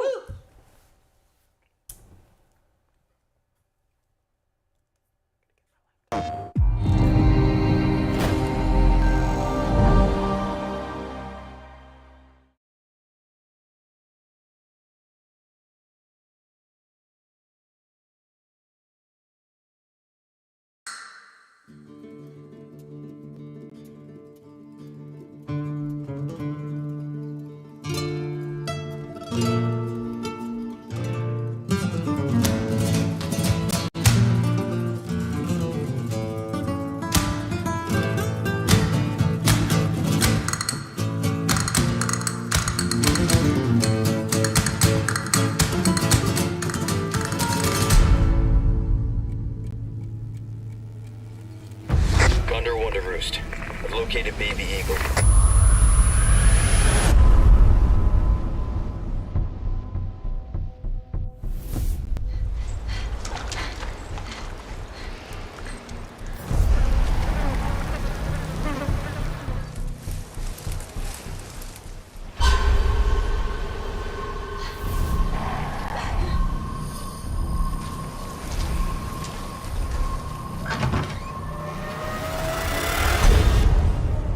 Guess you, me, picked the wrong spot to vacation, eh?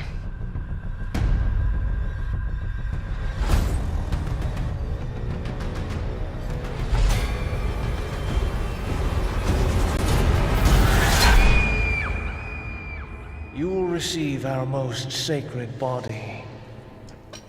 It begins now.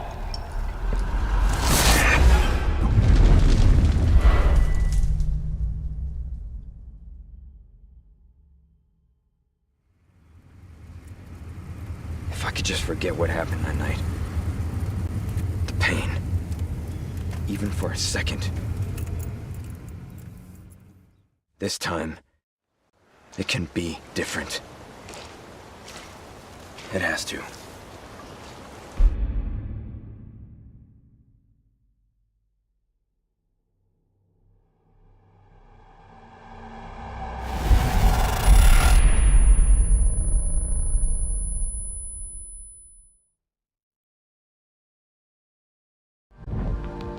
State of Play returns, and we've got some great PlayStation updates to share with you today. And thanks to Capcom for kicking it off with Resident Evil 4, coming to PS5 with PlayStation VR2 content also in development. Now let's get a sneak peek at 4 games in development for PlayStation VR2.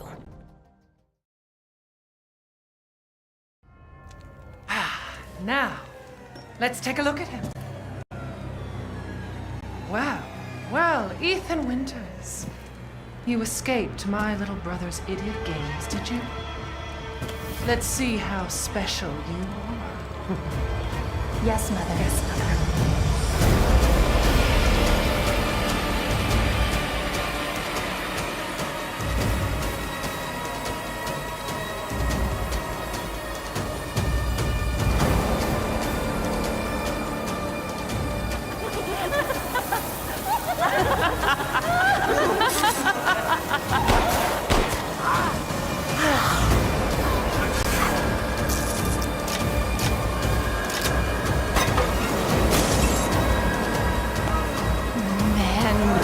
Oh, be careful what you wish for, Ethan Winters.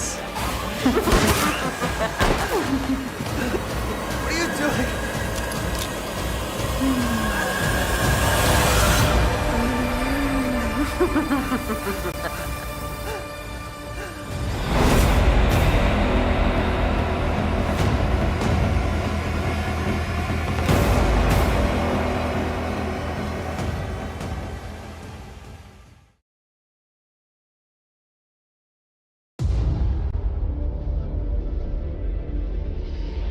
You, of all people, have the audacity to question me?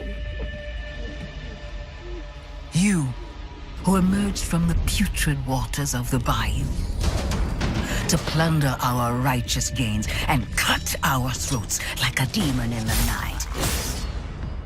What have you done to ensure the future of this forsaken city?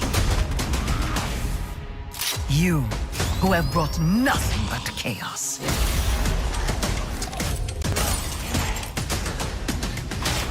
When death was swallowing this city whole, it was I who resurrected it. It was I who shined as a beacon of hope for all. The tower cries out for blood, and I vow to spill it. When the bells ring, the song they sing will be righteous.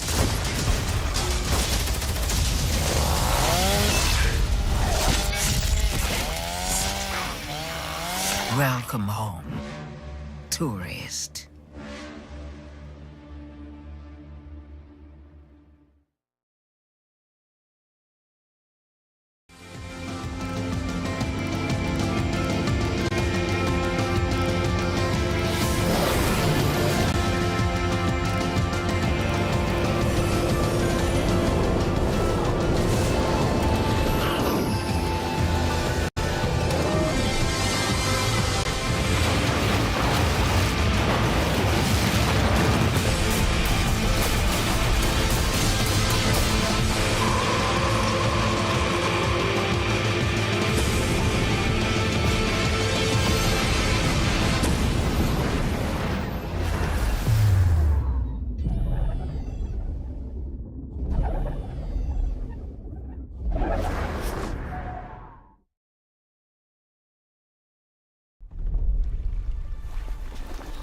There. Where are you taking me? I asked you a question. Everyone says Reyes is a good shot. Yeah, and he'll put arrows through both of us. You're switching with me. It's a snap maw. We're not gonna make it!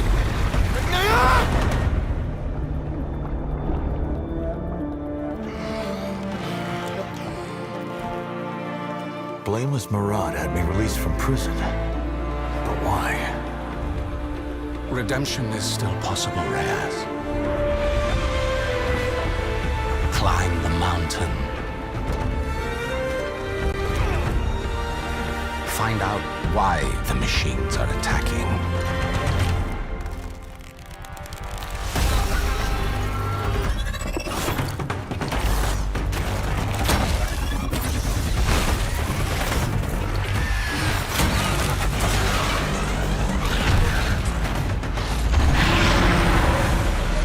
Do that, and you shall be a free man. It will take all your wits, your skills, and courage.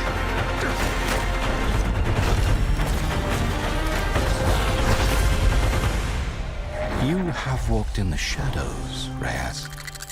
Now it is time to climb into the light.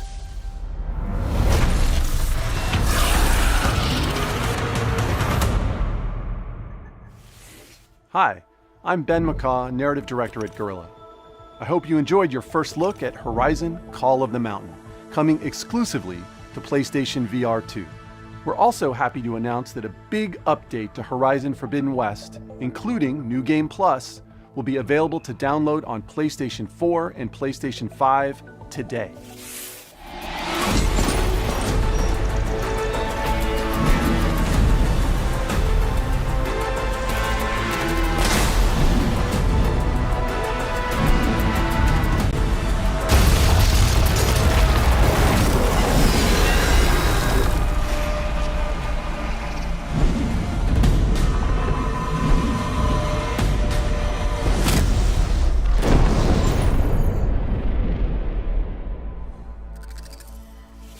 For details on this free update, please check out PlayStation Blog. From all of us at Guerrilla, thank you for your continued support, and please stay tuned for more updates to come.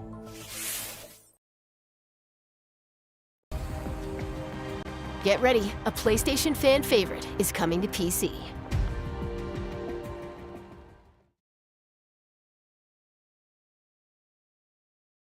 These past few years, sacrificing so much and asking for nothing. If you want to change the world, you have to be the kind of man who can make the hardest decisions. Do you really need two of those? You are everything that's wrong with this city! I'm gonna go, Do your thing. You can't just push people around like that. Just ask for help next time. Time to bring back the glory days.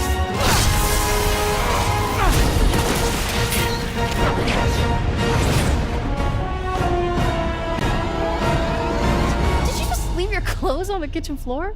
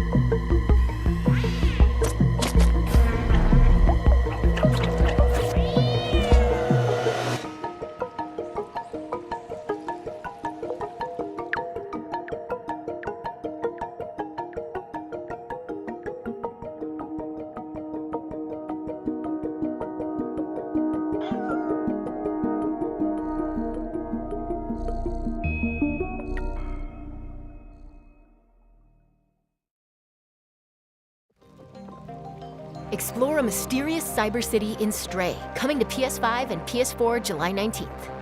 PlayStation Plus Extra members and higher can download Stray at no extra cost when it launches next month. Up next, 3 games that will get your heart racing.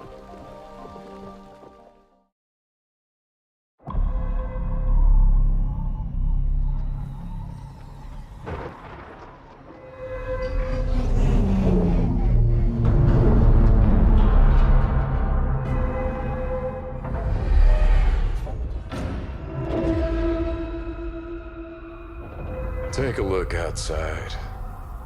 Did you know that they call Callisto the Dead Moon? Dead. Just like you would have been if I hadn't fished you out of that wreck. So whatever you're holding on to right there, that's your old life. You gotta let that go. Because your new life is entirely in my hands. I'm just trying to give you a chance at rebirth.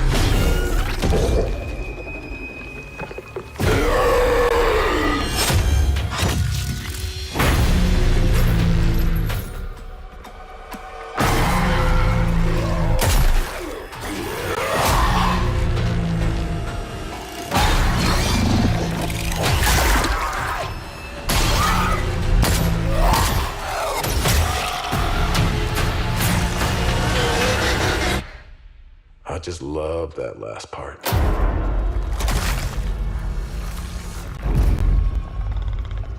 Gives me chills every time.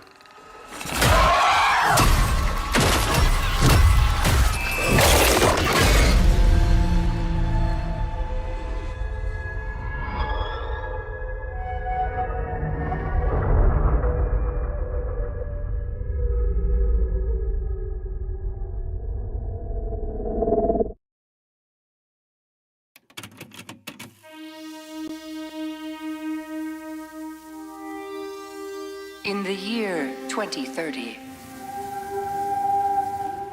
a new blood sport grips the globe. And in the arena, there will only be the victorious and the dead.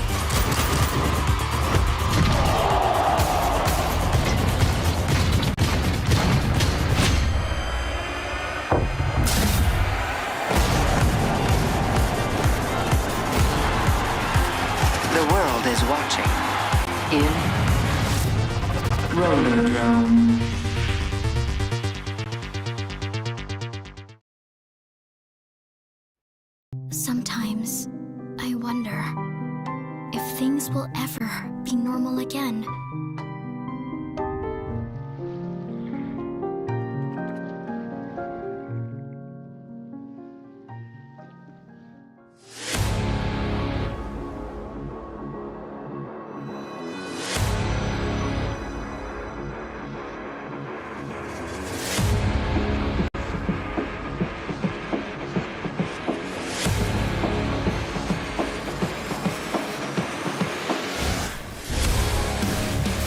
The world hasn't ended yet.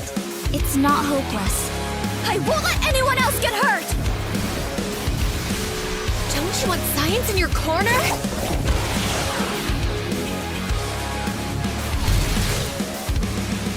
Oh, ew! I'm going to miss them. I look forward to seeing what you can do.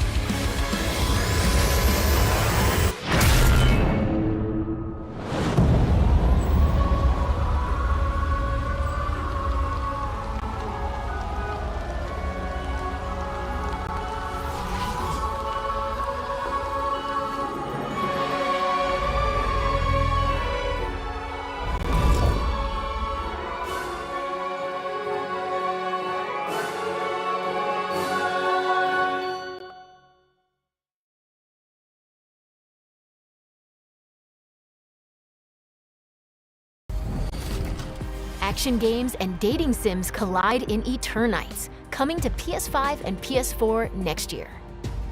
Let's check back in with Capcom for a new look at an upcoming heavy hitter.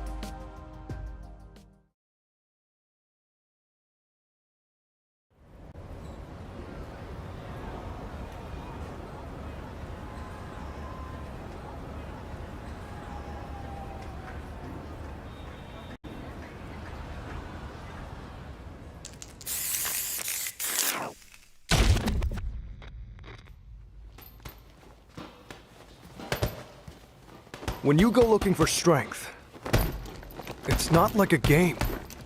This journey doesn't have a real ending. Okay then, hope you're ready to begin. If you want to start off on the right foot in this city, hit the streets. Yeah, hey there I do this, never fear losing. And when I get up in the game, y'all be improving. A real problem, but I solve them all face proof. And if you think I'm going forward, then you talking fool. Yeah, y'all wanna win, let me spin, boy. Or dunks aside, I'm super fly like I'm hanging off the rim, boy. I've been winning for my kinfolk, and I put on for my city from the intro. Fight!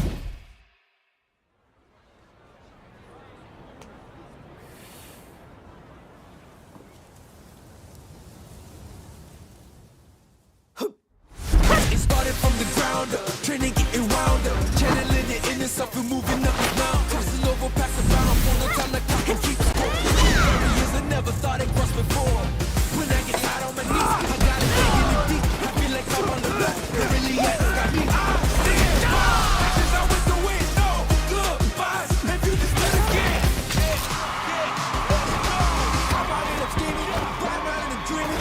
Once I get the feeling, The top player is here. Let me have some fun. Ready? Then show me. This will be a good fight. if you wanna come and stand up to me, pull up on me now. If you wanna challenge to me, what you wanna go me now. I'm on the road to the top and I'm not looking back. I'm on the road to the top and I'm not looking back.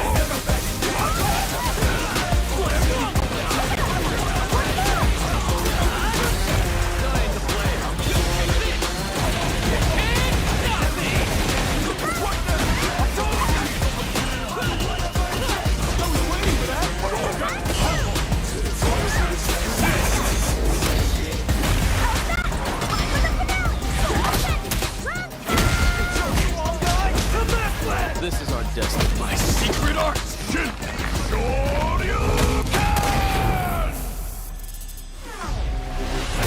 Street Fighter 6.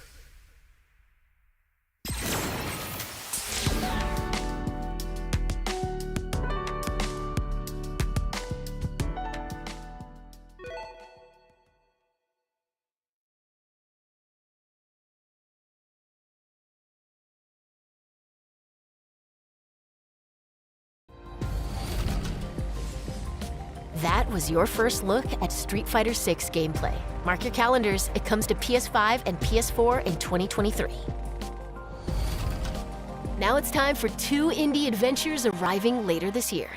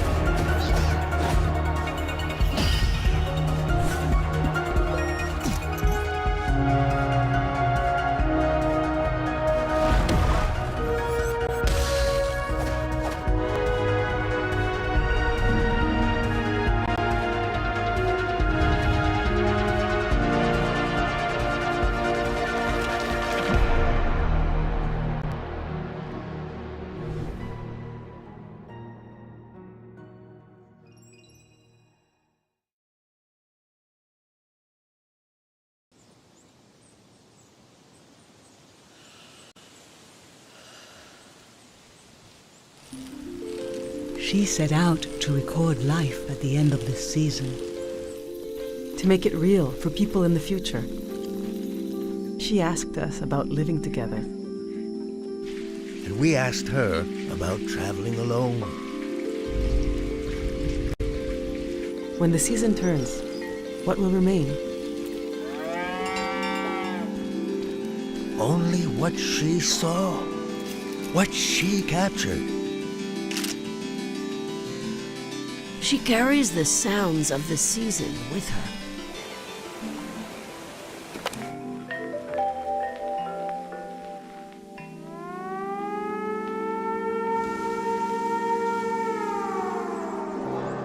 The way she listened made you want to tell her everything. I got to look in her journal. The world was telling her its secrets.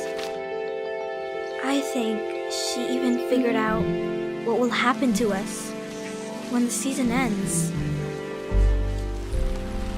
Is it going? Is it gone? Not yet.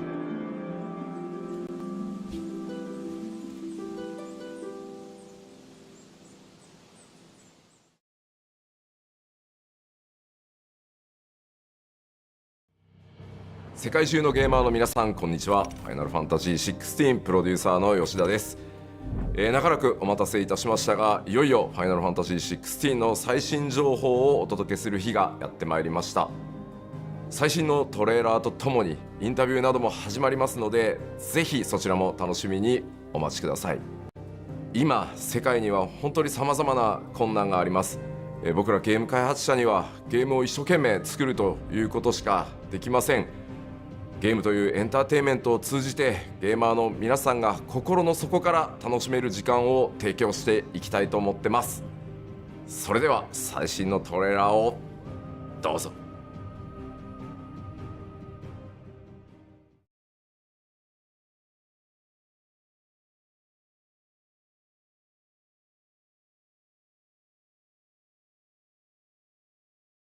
Who are we? What are the dominants? The power we wield, it wears away at our very being. It breaks us, it unmakes us, that its immaculate aspect might reveal itself. The icon. There's going to be another war, isn't there? Every day we delay brings us closer to disaster. We must move now.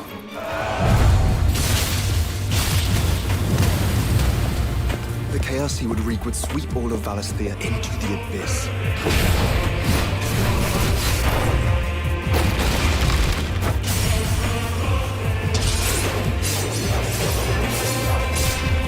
I unite the dominants, that we may bring an end to the strife, and found a new order to see us unto tomorrow.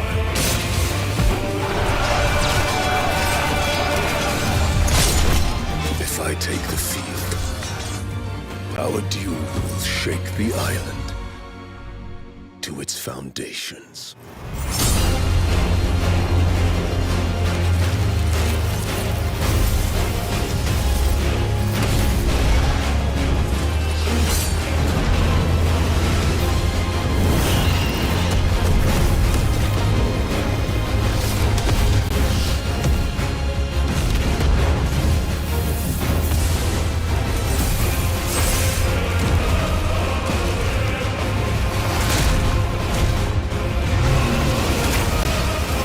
There will be losses, it is true. Yet for every citizen who falls, another can be bred. For every home that burns, another can be built. The Empire will live on.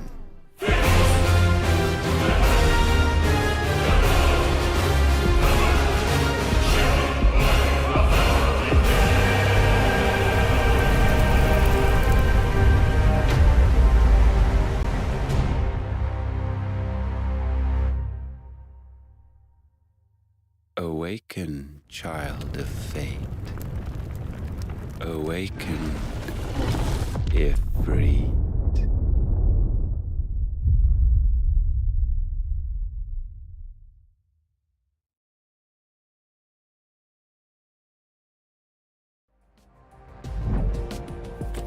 And that's a wrap. Don't forget to visit PlayStation blog to learn even more about today's announcements. See you next time.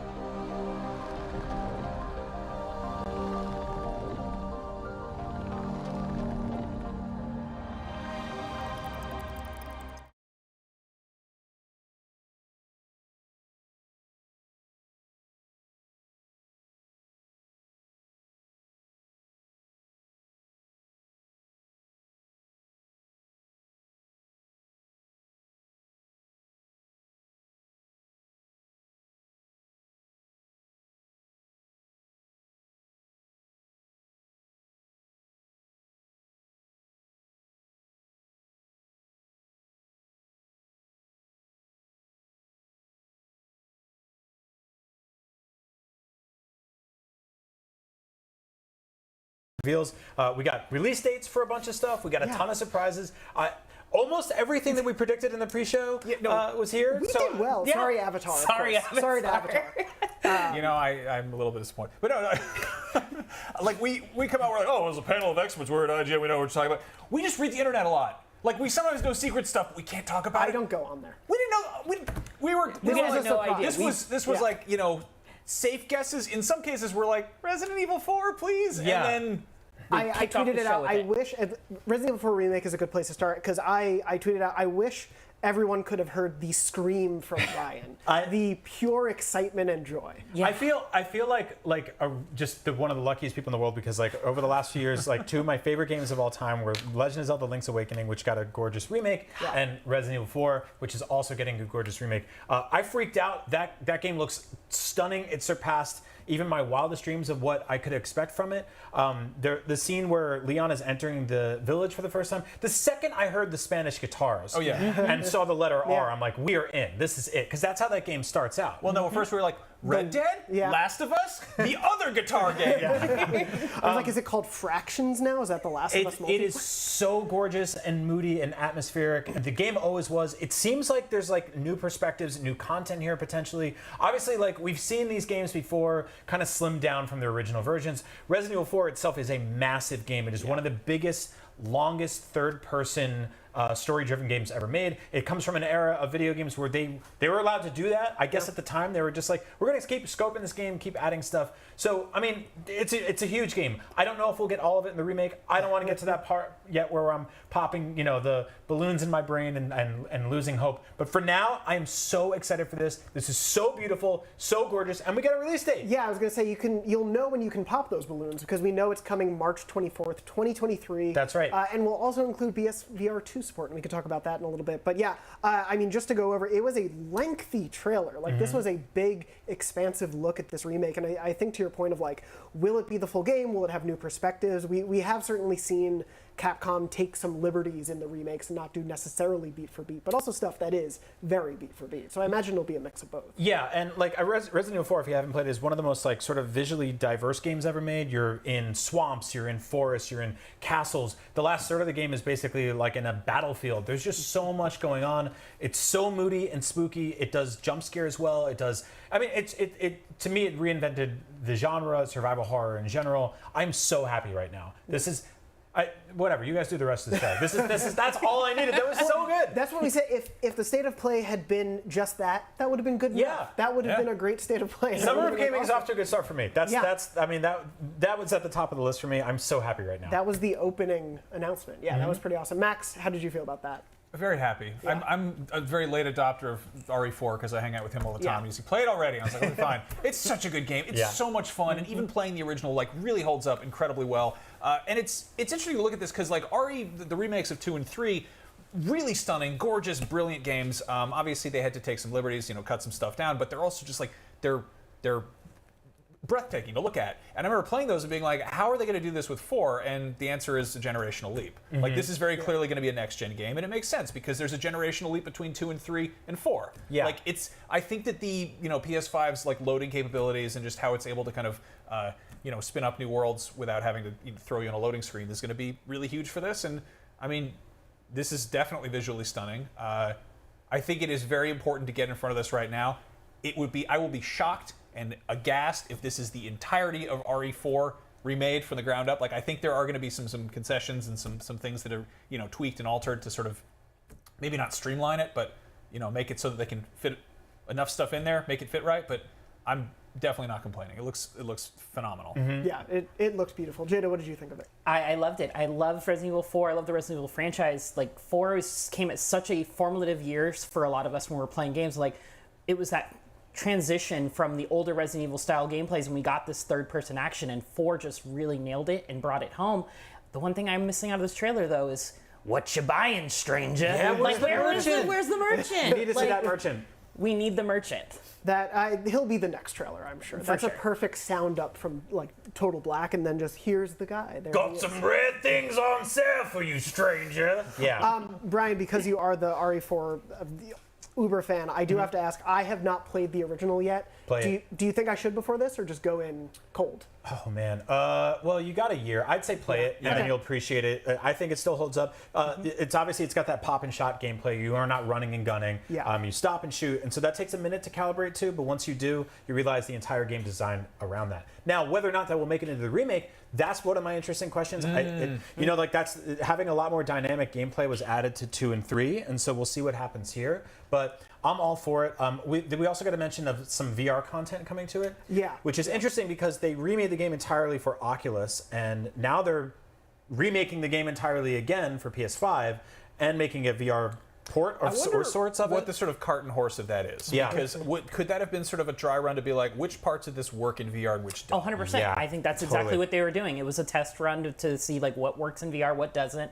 And I think it's going to be kind of like how we got Resident Evil 6, right? 7, yeah. Where 7 had a VR version of it, and I think this is going to be kind of the same thing. Yeah. I mean, it's definitely a lot easier to take a first-person game and dump that in VR than a third person. Sure. That's kind of like a very odd science experiment, but yeah, they have that blueprint, but it will be interesting because I assume this will be third person, like the other remakes, like the original was. But yeah, we'll see what they do. This is one of my favorite video game announcements of all time. I am so happy right now. It was so great. Yeah, that was a phenomenal way that started off the State of Play, and we'll get into what followed after that. We're just going to celebrate Brian for the rest of the show. But we will get to all the other VR stuff that came after that. I do want to talk about some of the other heavy hitters that came throughout the show, shall we say. I stole that from the State of Play.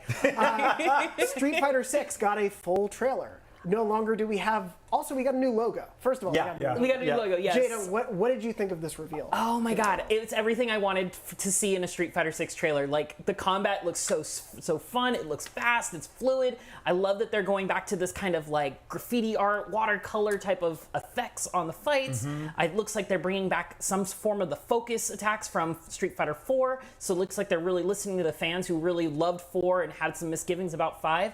I just hope that they really have learned from 5 where there wasn't enough content at launch, and they're making up for that. And I think that's part of why they're doing this kind of like we saw Luke exploring and climbing ladders and walking around. Yeah, it was so. You said you wanted to see fighting, and I said I wanted to see the street, which was a joke.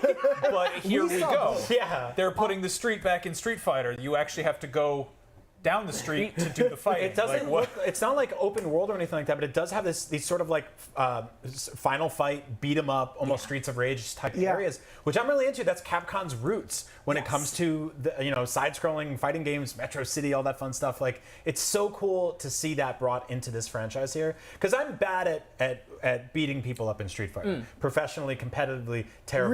Real life. You're amazing. Yeah, but just getting to run around this world, doing single-player stuff, beating people up, that sounds so cool to me. Yeah. No, I mean, it's kind of brilliant. I'm gonna call it out for what it is. This is like very clearly going to be kind of a games as a service type of thing. Like, this is the hub world. This is going to be if they're concerned about there not being enough content at launch, I think treating it as like, this is a place to hang out.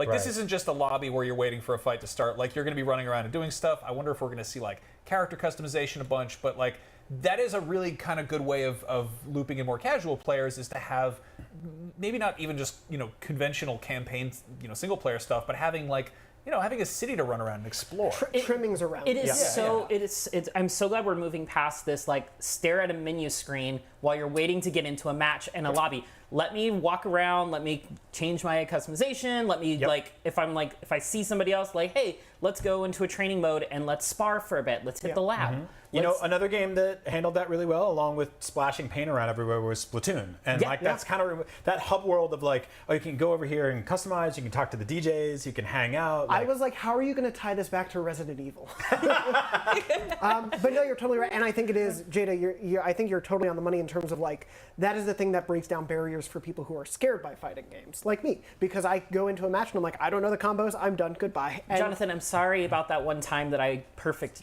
2 rounds in a row. I couldn't, I was in You knew going in I wasn't good, and yet you still did it anyway. Well, I mean, that's the double-edged sword of fighting games. It's like there is an incredibly hardcore community surrounding them who are really, really good. And they beat the crap out of us. Yes. Like, I mean, I want to go in there and mess around, and like, the issue is finding matchmaking and having that sort of push me, pull you of like making it challenging enough to keep people hooked without just completely scaring them off. So They like, should that's- let us use double-edged swords to fight those guys. I just want to run around the streets. I don't want to fight. Can I fight people with cardboard boxes on their heads? Apparently I can. Yeah, So- it's so pretty too. Like, yeah. It's a really beautiful city. We're seeing life and like day and night of it. We're getting a whole sense of this as a world. And I think, Max, to your point of like whether this may be on the PlayStation blog now as we're saying this. Yep. So if any of our producers catch that, please let us know. But yeah, I could see this totally being the basis for a games as a service, because they want to add, like Jada, as you were saying, they were light at launch for Street Fighter V, but they supported that. They supported 4 for years after. Yes. And they're probably going to do the same here. And you know, credit where credit's due. When we first saw the Street Fighter 6 reveal, the logo was bad. We just saw some packs. It seemed very muted. You know, no problem with packs. Show them all you want. But like it was muted, and this brought all the vibrant energy, all like that fun craziness that I associate with Street Fighter as a franchise. And kudos to Capcom for bringing that here today. No, seriously. Yeah. Yeah, that was definitely one of the highlights. There was one other big one. We're running short a little bit of time before we have to go to a break, so I'm just going to briefly mention it. We can maybe talk about it after the break, though. But Final Fantasy 16 also closed the show. Yes. To talk about heavy hitters from beginning to end, we're, I think, going to maybe get a little deeper into it. We did get a summer 2023 release window for it. Obviously, those things can change. There was also a very nice message from Yoshida, I believe, the producer, kind of talking about how we hope this can be an escape for people. We're really passionate about this one. One thing I do want to briefly touch on, and we'll dive in deeper later, but Max, you were sort of saying it's weird to have a new Final Fantasy because 15 was no, so we've gotten like we had 15, which was announced I think when I was in high school, and As then versus we knew 13. those characters for a while, and then we had 3 Lightning games, so we Yep. kind of got used to seeing her, and there was 14, which has been getting stuff added to it for however long, and then they remade 7. So like for them to cart out a completely new, I mean even what was the hack and slash that just came out, the one Stranger of Paradise. Right, yeah, even that is like going back to Final Fantasy 1 characters. So like it's kind of weird for them to cart out like new people entirely and just be like, who are you? What, I guess I have to play the game to find out. You know? Yeah, and it was an absolutely gorgeous look at the game. It was a pretty lengthy one as well. I think we saw a lot of the summons, I guess, the usual Final Fantasy summons that you expect, the sort of gods of the universe. But it was packed. Jaded, before we have to you know, jump off, how did you feel about the summer date? The summer date? Yeah. I think it's perfect. I think Final Fantasy is a perfect game for the summer when there's, normally not a lot of games. Look at us right now. There's not a lot that's new coming out that we're waiting to play. Right. Like, how great would it be to have a Final Fantasy today to play during our summer drought? So I think they're really smart in getting ready for 2023, and they're gonna. The weather's cover that hot. Everyone's at the beach. Let's stay inside and play a 400-hour RPG. Yes, that sounds like every summer I had as a kid. Yeah. Anyway, we need to take a quick break, but don't go anywhere. We've got plenty more to break down, recap, and updog from the PlayStation State of Play. IGN Summer of Gaming Podcast Beyond will continue right after this. Wait, what's updog? I put that in there. I am so lame. IGN Summer of Gaming 2022 is sponsored by Metro by T-Mobile and presented by the U.S. Army. You can choose from over 200 career paths that match your passion on GoArmy.com. My immediate thought What's your after you said we warrior? got to see some pecs was if Greg was hosting the show. Yeah. Not only is IGN the world's biggest media brand for games and entertainment, but we also have a team of some of the world's biggest fans of your favorite franchises. From breaking news and exclusives, never-before-seen looks at movies and games, to reviews, let's plays, and live streams, IGN brings you all the coverage you need, no matter where you are. Whether you're on IGN.com, the IGN app, YouTube, Facebook, or Snapchat, we've always got you covered. IGN, the #1 source for all games and entertainment fans worldwide. Everybody loves watching a speedrun of their favorite game, but what if you got a chance to peek into the mind of the developers behind those games as they watch their hard work get completely destroyed right in front of them? What is happening right now? That's exactly what happens on every episode of Devs React to Speedruns. We invite you to ride along with the developers as they watch, react, and enjoy some of the craziest gameplay by the most skilled speedrunners on the planet. Tune in every Saturday for a brand new episode.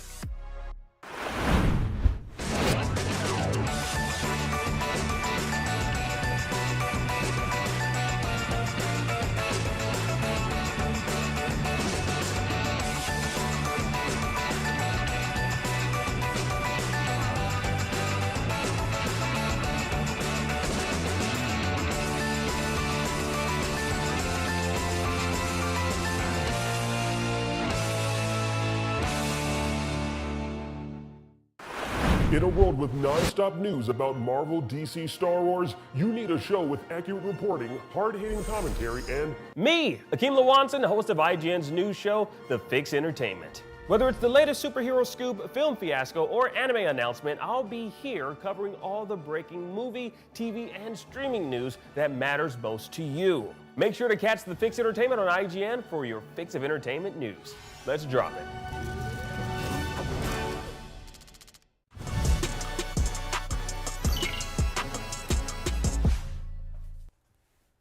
And we're back talking all things PlayStation State of Play right here on IGN Summer of Gaming. Thank you so much for joining us. Earlier today, we asked our audience which games they were most excited to see and laid out some predictions of our own about which titles we would see today.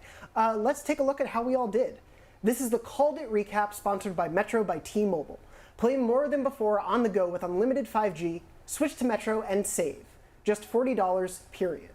So we did pretty well, I've got to say. Yeah, our audience did as well, but Yeah.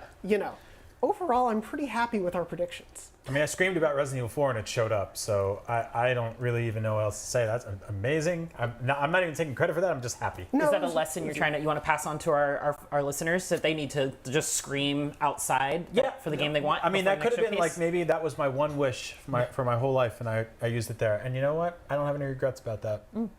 Money would have been good, but I'll take that. Max, how are you feeling about predictions-wise from pre-show? Obviously, Avatar. Good. My I mean, Avatar condolences. didn't show up, but it's okay. I'm used to waiting for Avatar. We gotta look at Stray, which is, I was really hoping to see more of, and at the same time, I also don't want to see more of it because I want to play it. Yeah. It's one of those ones where I kind of was just like, we like got a looking release away. date too. We did. Yeah, which we'll talk about July. Yeah, July Yeah. 19th, I believe, and we'll talk. So about one of Stray your a little cat later. wishes came through. Yeah, I really just want more cat games, apparently. Yeah. Jada, you of course, you were pretty much on the money. Yeah, Final Fantasy 16 and Street Fighter 6. I got like I wanted to cry, but my makeup would have run, and I didn't have enough time to fix it, so I held it in.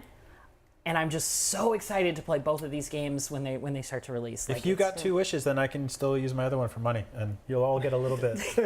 Well, of course, the one that our audience most hoped to see at the show was Horizon Call of the Mountain, and we got a pretty lengthy showcase of it. This is, a first-party PSVR2 title. It's coming from Firesprite Games, one of the PlayStation's most recent acquisitions, as well as Guerrilla themselves. They're working kind of collaborations. We saw, a couple of minutes of gameplay at this point. It's first person. We saw a bit of climbing, some, the things you would expect to do in Horizon, but in first person climbing. I think for me, the biggest surprise though was the dinosaur robot combat. I know people don't love dinosaur robot, but robot combat. Right. I was not expecting that. Like, I specifically did not call that. I called the exact opposite. This clearly has much more action-oriented combat than I was expecting, which leads me to believe that it is a, sizable chunk of a game. I'm wondering if this is going to be sort of on the same scale as, I don't know, like a older campaign game you'd see where, 6 to 8 hour long. I mean, maybe that's over-promising, but like on the bright side, they already built this world. Like, they've got a couple of these, environments under their belt, and I guess kind of redoing the scale and putting VR in there is a pretty cool way to go about it. But yeah, the combat looks kind of awesome. It looks like a very different experience from what we're used to. It's got, obviously some kind of motion gimmickry to it, but like that's not a bad thing necessarily. And I noticed there's kind of a lot of that sort of slowdown, which I think will be pretty cool because, obviously like the conventional Horizon games, they push back pretty hard. They'll beat the crap out of you. But like in this case, I think making it, a little more cinematic, a little more stylized, giving you kind of a second to pop off an arrow and, shoot one of those guys in the head. Yeah, and Horizon's always given you that ability. There's always like a perk in the perk tree where when you're jumping in the air, it slows down time briefly. So it makes sense for it to be used in the VR version of this as well. I'm really excited. I want to see if there's more melee combat with like if there's like a staff or a spear or anything like that the character gets to use on top of the bow. We saw there was climbing axes, like Tomb Raider style for climbing. There's so much that was in this trailer that I got to rewatch it a couple more times to really dial in on everything that we're going to get. What kind of caught me off guard is that you saw like the sort of jungle areas, swamp areas, but you saw some of like the snowy ice mountains too. Yeah. So it makes me think that like a lot of the diverse locations that you see in those games are going to make it here. All in all, I do feel like this is going to be like a more guided experience than your traditional open world game. But that doesn't mean it's going to be limited. And I actually really liked the way they're shoehorning that into here to sort of be like, hey, hey, you're on a boat right now, and this is walking by you. Oh, you can attack this over here. Oh, you can climb this over here. Like, it seems like it's going to be a really awesome game to just experience straight through, even if it is a little more, straight line than the typical Horizon game. Well, it reminds me, Max, to your point of like probably this being a somewhat larger experience. This to me feels very like blood and truthy, but we're getting it, early on in the life of VR2. And that game was fun as hell. Like, that was such, and they clearly had to build that from the ground up. But like they've got this world out there, and I think like putting a more not on rails necessarily, but a more linear experience within that world is a really smart way to kind of repurpose what they've already made. It's also anybody who looks at this and goes, this doesn't look that impressive. You probably haven't done a lot of VR because it always is like so much more. Like doing the most ordinary stuff in VR is, it'll make you want to throw up in a good way. Opening a door. That zip line stuff and the climbing, like that's going to be nerve-wracking. I remember playing Batman VR and just holding like a clipboard and turning it for 10 minutes. Like just little mundane things like that. And it's also like PSVR 2 is going to be so powerful, and Horizon's one of the best looking games ever made. So putting those things together it's such a smart way to launch this hardware. Yeah, it looks really exciting. There's a lot of great combat options there and things that we'll be able to do. But I hope, it feels like Horizon. We're not playing as Aloy, but we're going to be able to get to see some more things about it. But anyway, Metro by T-Mobile wants to invite you to play more than before on the go with unlimited 5G. They're helping us announce our predictions throughout the summer so you can stay connected to all the latest Summer of Gaming news. So switch to Metro and save. Just $40, period. Remember to stay tuned to IGN social channels to make your voice heard and help us predict the next big announcement. Anyway, I think we're going to throw to a little bit of a break, but we have so much more to talk about right after this. Please stay tuned.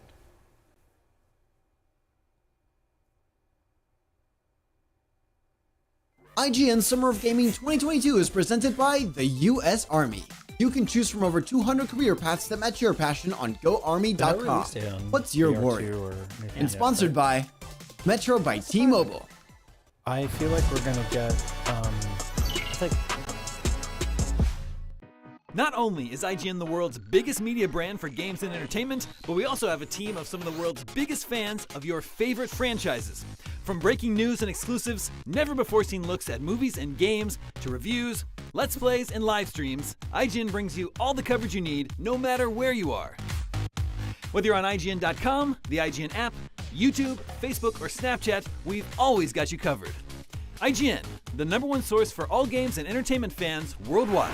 In a world with non-stop news about Marvel, DC, Star Wars, you need a show with accurate reporting, hard-hitting commentary, and me, Akeem Lawanson, host of IGN's news show, The Fix Entertainment. Whether it's the latest superhero scoop, film fiasco, or anime announcement, I'll be here covering all the breaking movie, TV, and streaming news that matters most to you. Make sure to catch The Fix Entertainment on IGN for your fix of entertainment news.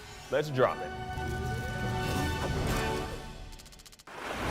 If you're not following IGN on social media, what are you waiting for? We're constantly updating our feeds to bring you the latest news, gameplay, custom original content, the best user-generated videos and art, memes, and a whole lot more. Be part of the conversation throughout the year. Follow IGN on Instagram, Twitter, Facebook, TikTok, and Snapchat.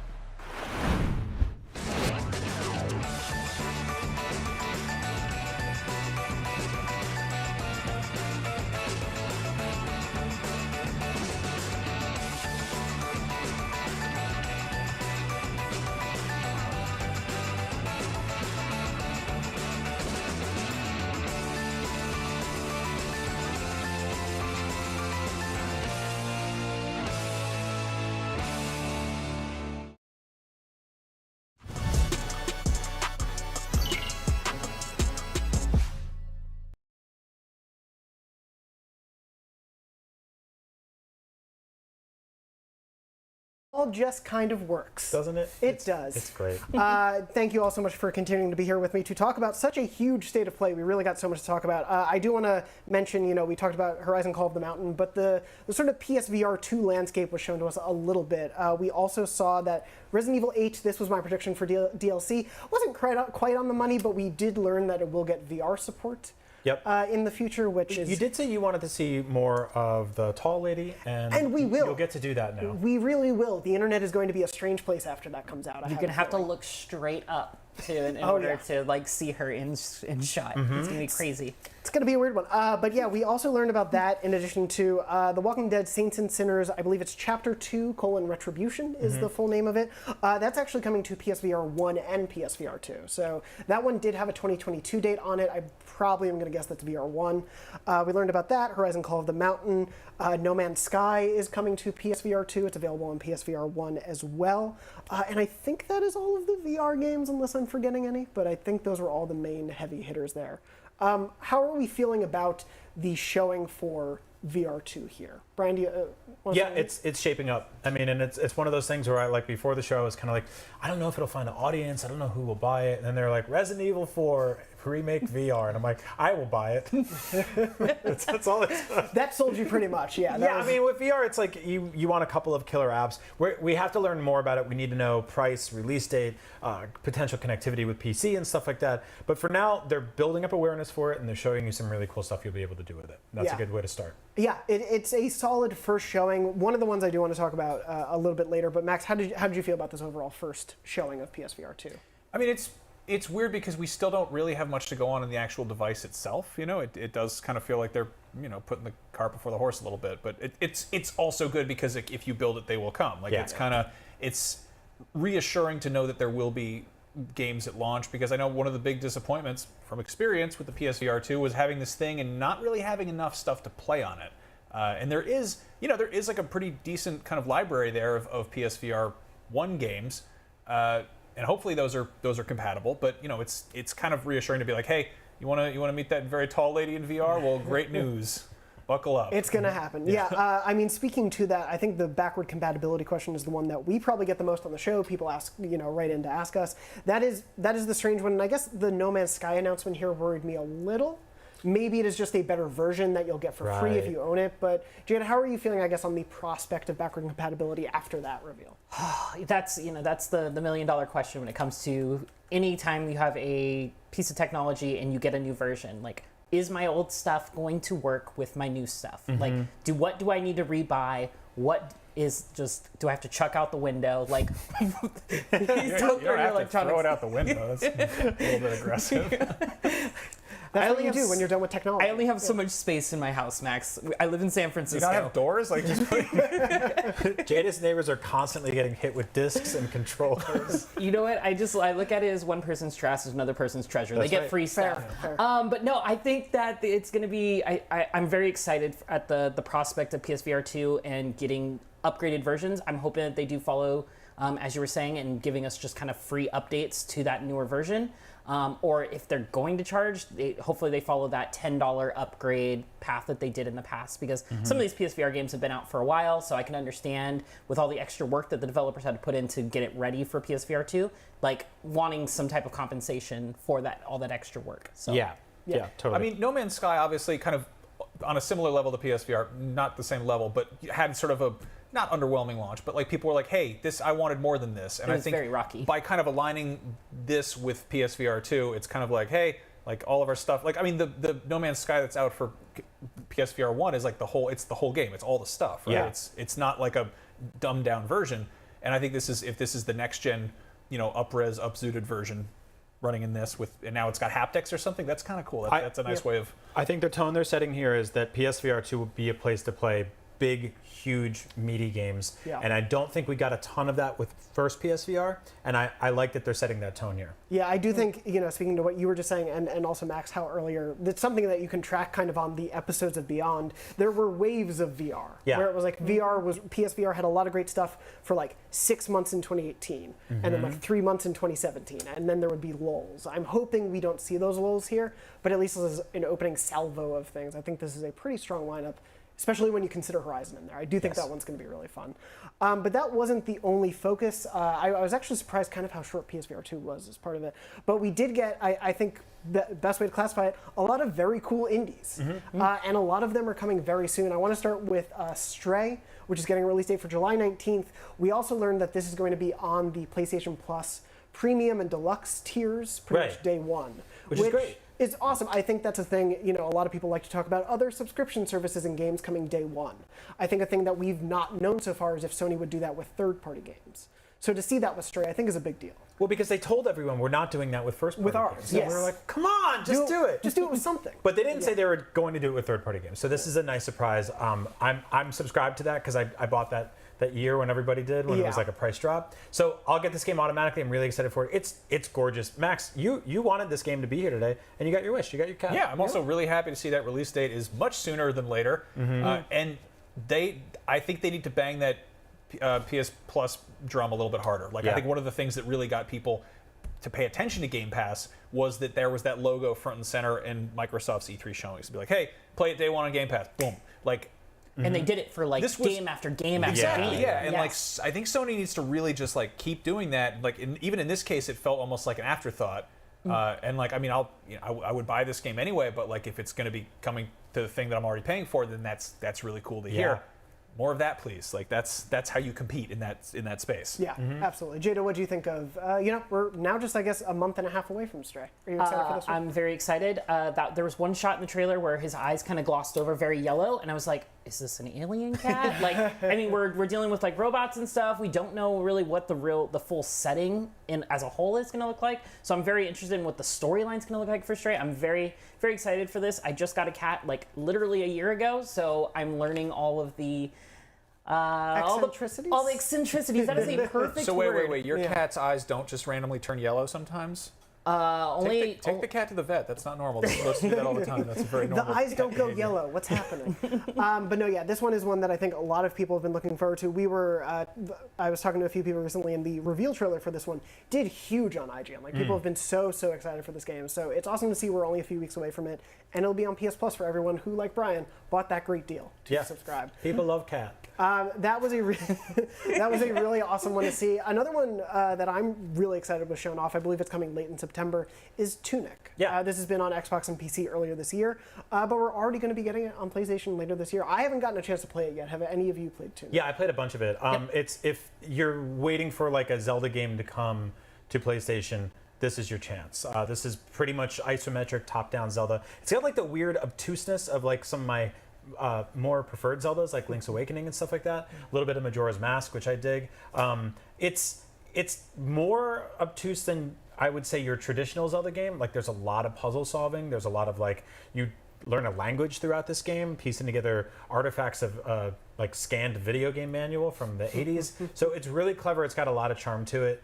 I haven't finished it yet, but I'm glad that PlayStation players get to play this game. Yeah, I'm excited for it. I think it's super smart to the cadence with which they're releasing this, because a lot of people were speaking very highly of it on Xbox, and I can see it getting thrown in some Game of the Year conversations by it having kind of a resurgence of players on PlayStation. Yeah, Jada, you were saying you've played a little bit of it? Yeah, you literally took the words out of my mouth. This game is amazing. I played through it completely on the Xbox. I'm excited to play through it again on PlayStation and get those trophies. And like Brian was saying, the instruction manuals are so just very not convoluted, but very complex, and you have to really decipher them, what each thing means. You'll get one page and it'll have 12 different objects and just question marks next to them. Go figure it out. It's very much that go and just play and try things out. There's so many hidden paths in the game too. I can't tell you how many times I died and then I get through the part and I find a shortcut back to the beginning of the world. I'm just oh, so if I could have just you get those aha moments. Yeah, I could have just skipped all of this and got to That's awesome. So it's play Tunic when it comes out. Sounds like the perfect game to use an IGN guide for. Go to IG. I drop a link on the screen, please. Anyway, in addition to, I thought we would have it ready. In addition to that, some of the other indies that I was really excited to see was a brand new one I do want to touch on, which was called Roller Dome. I want to play Roller Dome. That's from Roll7, who, if you haven't played Ollie Ollie World, go play it. It is one of the best games this year. But Ollie Ollie World came out earlier this year. Roll7 is a great studio. They've done a lot of awesome stuff. This was, I guess, the best way to describe it, as we were during the show, was roller derby with guns. Yeah, and Sable's art style almost. It's got a little Tony Hawk, little Jet Set Radio, a little bit of Vanquish with the maneuvering around people. Well, I love that, we saw this and I was like, oh, is Sable coming to PlayStation? And we're like, wait, that didn't have roller skates that I recall.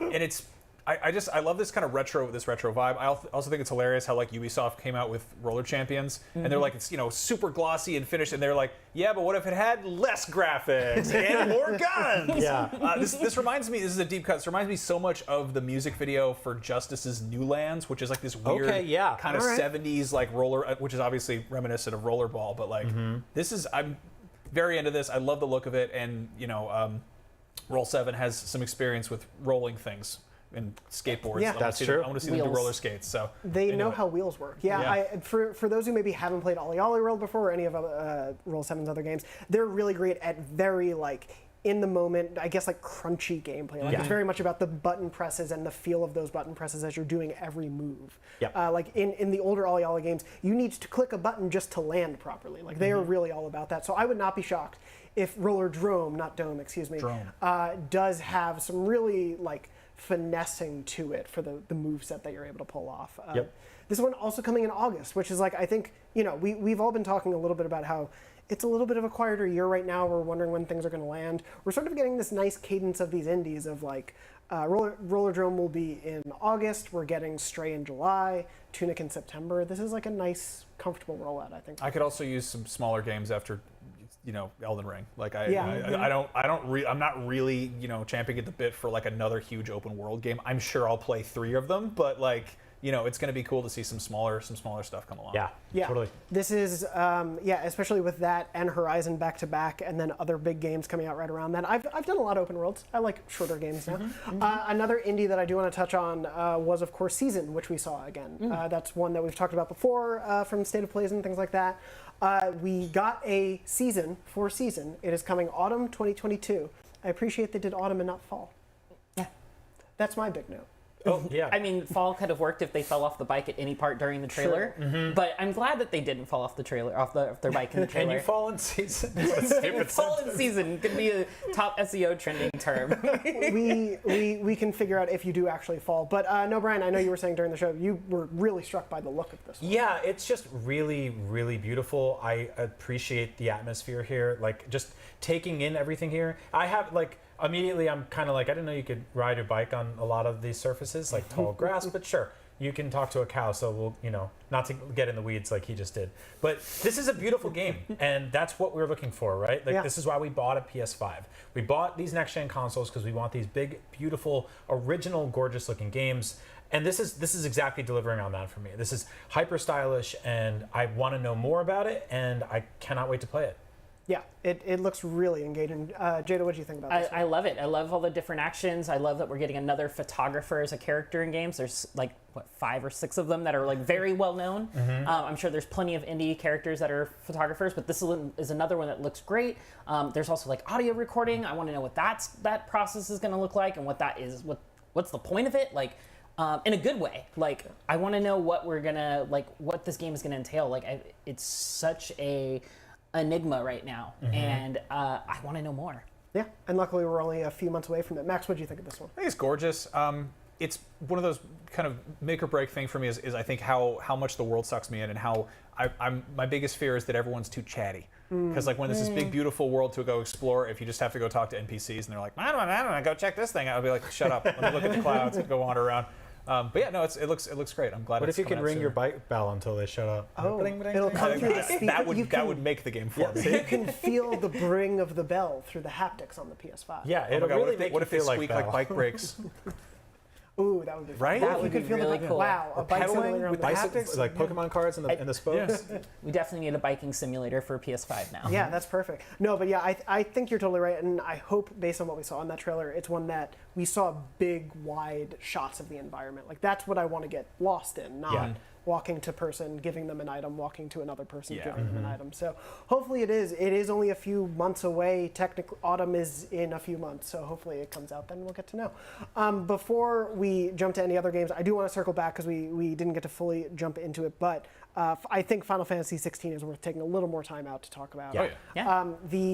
One of the striking things, Jada, you had said as we were watching was that it looked like there were duels based on the health bars on screen. Like it was an interesting... Yeah, it looked like anytime you're fighting with one of the summons or eidolons or whatever they're calling them, the dominants, I think I heard the word come out in the trailer. You saw like kind of a fighting game health bar kind of versus up in the top right part of the screen. And I mean, seeing boss health bars in game is not a new thing, but I thought it was a really cool kind of dynamic where it really pits you up against this god that you're going to be fighting. It's mano a mano that you're going to be going toe to toe with them. And the gameplay looks spectacular. The gameplay, it reminded me a lot of Metal Gear Revengeance. It was so fast, so snappy, bright, like effects and big numbers popping up on the screen. So like, I'm all for Final Fantasy 16 after that trailer. Yeah. Max, what did Yeah, you I mean, think? it's. I'm excited because, like I said earlier, it's like it feels like a very new and unknown quantity. Like for a long time, Final Fantasy games had a pretty.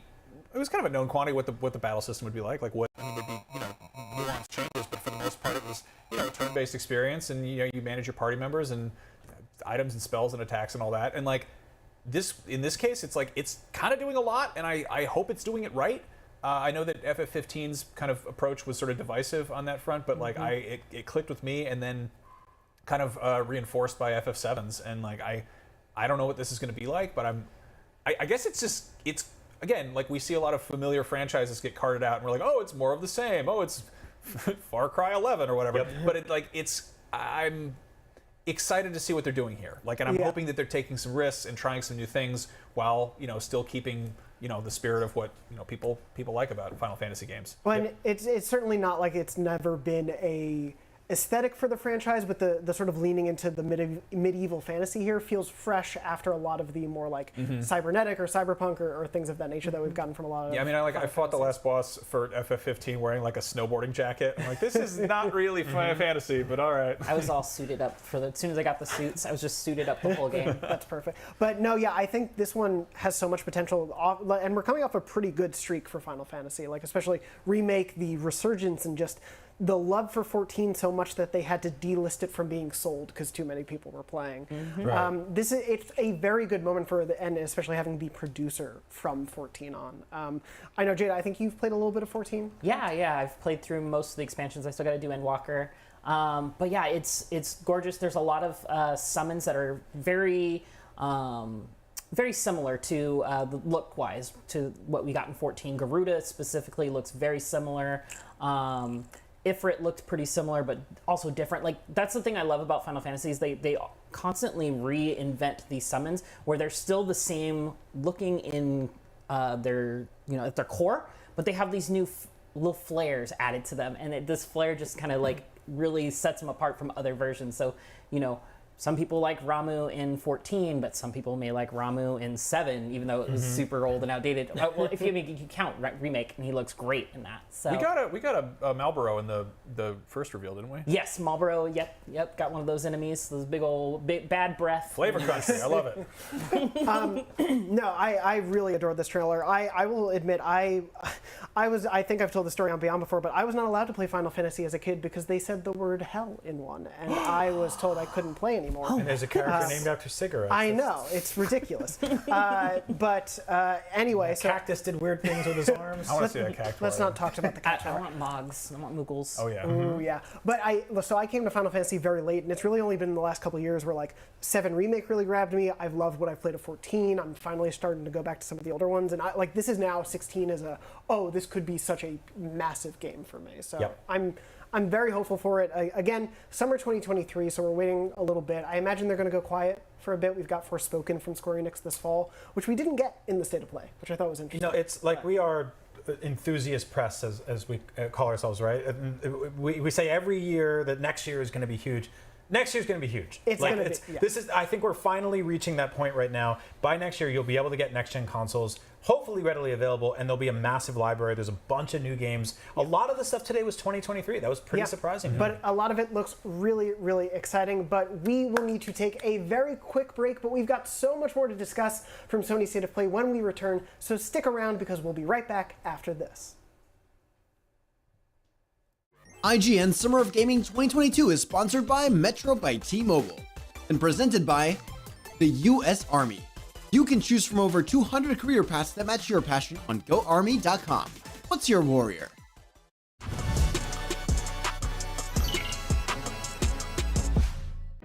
Not only is IGN the world's biggest media brand for games and entertainment, but we also have a team of some of the world's biggest fans of your favorite franchises. From breaking news and exclusives, never-before-seen looks at movies and games, to reviews, let's plays, and live streams, IGN brings you all the coverage you need, no matter where you are. Whether you're on IGN.com, the IGN app, YouTube, Facebook, or Snapchat, we've always got you covered. IGN, the #1 source for all games and entertainment fans worldwide. Everybody loves watching a speedrun of their favorite game, but what if you got a chance to peek into the mind of the developers behind those games as they watch their hard work get completely destroyed right in front of them? What is happening right now? That's exactly what happens on every episode of Devs React to Speedruns. We invite you to ride along with the developers as they watch, react, and enjoy some of the craziest gameplay by the most skilled speedrunners on the planet. Tune in every Saturday for a brand new episode.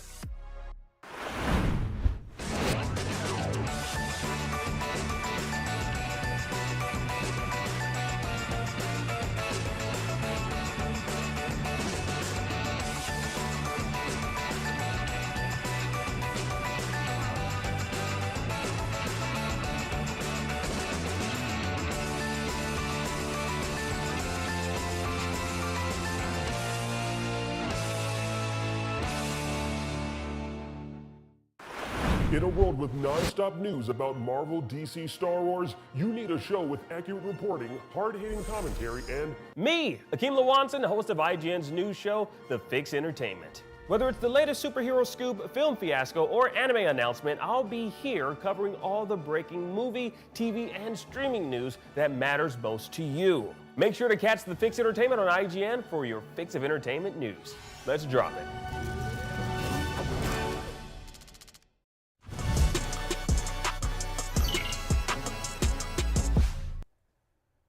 And we're back. Let's keep talking about all things PlayStation because there's always lots to discuss, so let's get back to it and discuss the rest of what came from this state of play.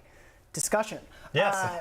The one I want to start off with before we get to some stuff we also didn't see, I think is a big discussion worth having. But one big one, third-party game, excuse me, is Callisto Protocol. This is from the original creator of Dead Space. It looks very much like a Dead Space game, just not called Dead Space. Amusingly was part of the PUBG universe, isn't any longer. We know this is coming December 2nd this year. Yeah. The spooky season, December. Scariest time of the year if you're, trying to buy Christmas presents. Yeah, it's waited too long. I mean, Krampus. Krampus is scary. Krampus is very scary. This game looks way more sort of further along than I thought it would be. I feel like we went from seeing like glimpses of it to like little animatics and like little teasers and stuff like that to suddenly like here's the game. Like it's almost done. We've got a release date.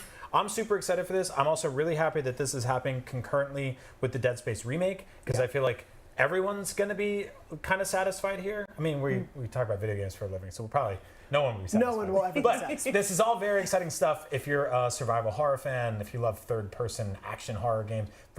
Big day for that stuff today. But this game looks awesome. I love it. It's super moody, crazy violent, which is amazing, super gory. That's what I want in my horror. So yeah, bring it on. I can't wait for this. Max, what did you think of this one?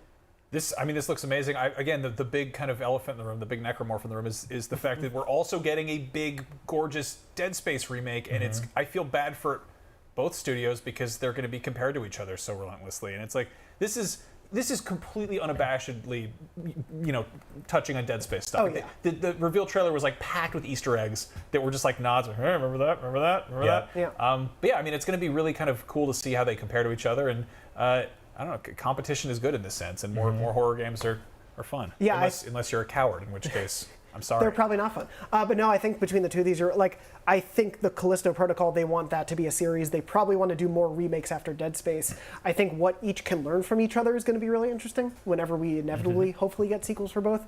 Jada, what do you think of this one? I've been hyped for Callisto Protocol. Dead Space has been, it has my personal vote for like the spookiest game in space. So good. If there's another one out there, like, please tweet at me and let me know. Super Mario Galaxy. Super Mario Galaxy. Terrifying. Falling into space and just like endlessly falling forever. Being a bee in space. You walk on a huge Yoshi's head. That's just. I threw up. The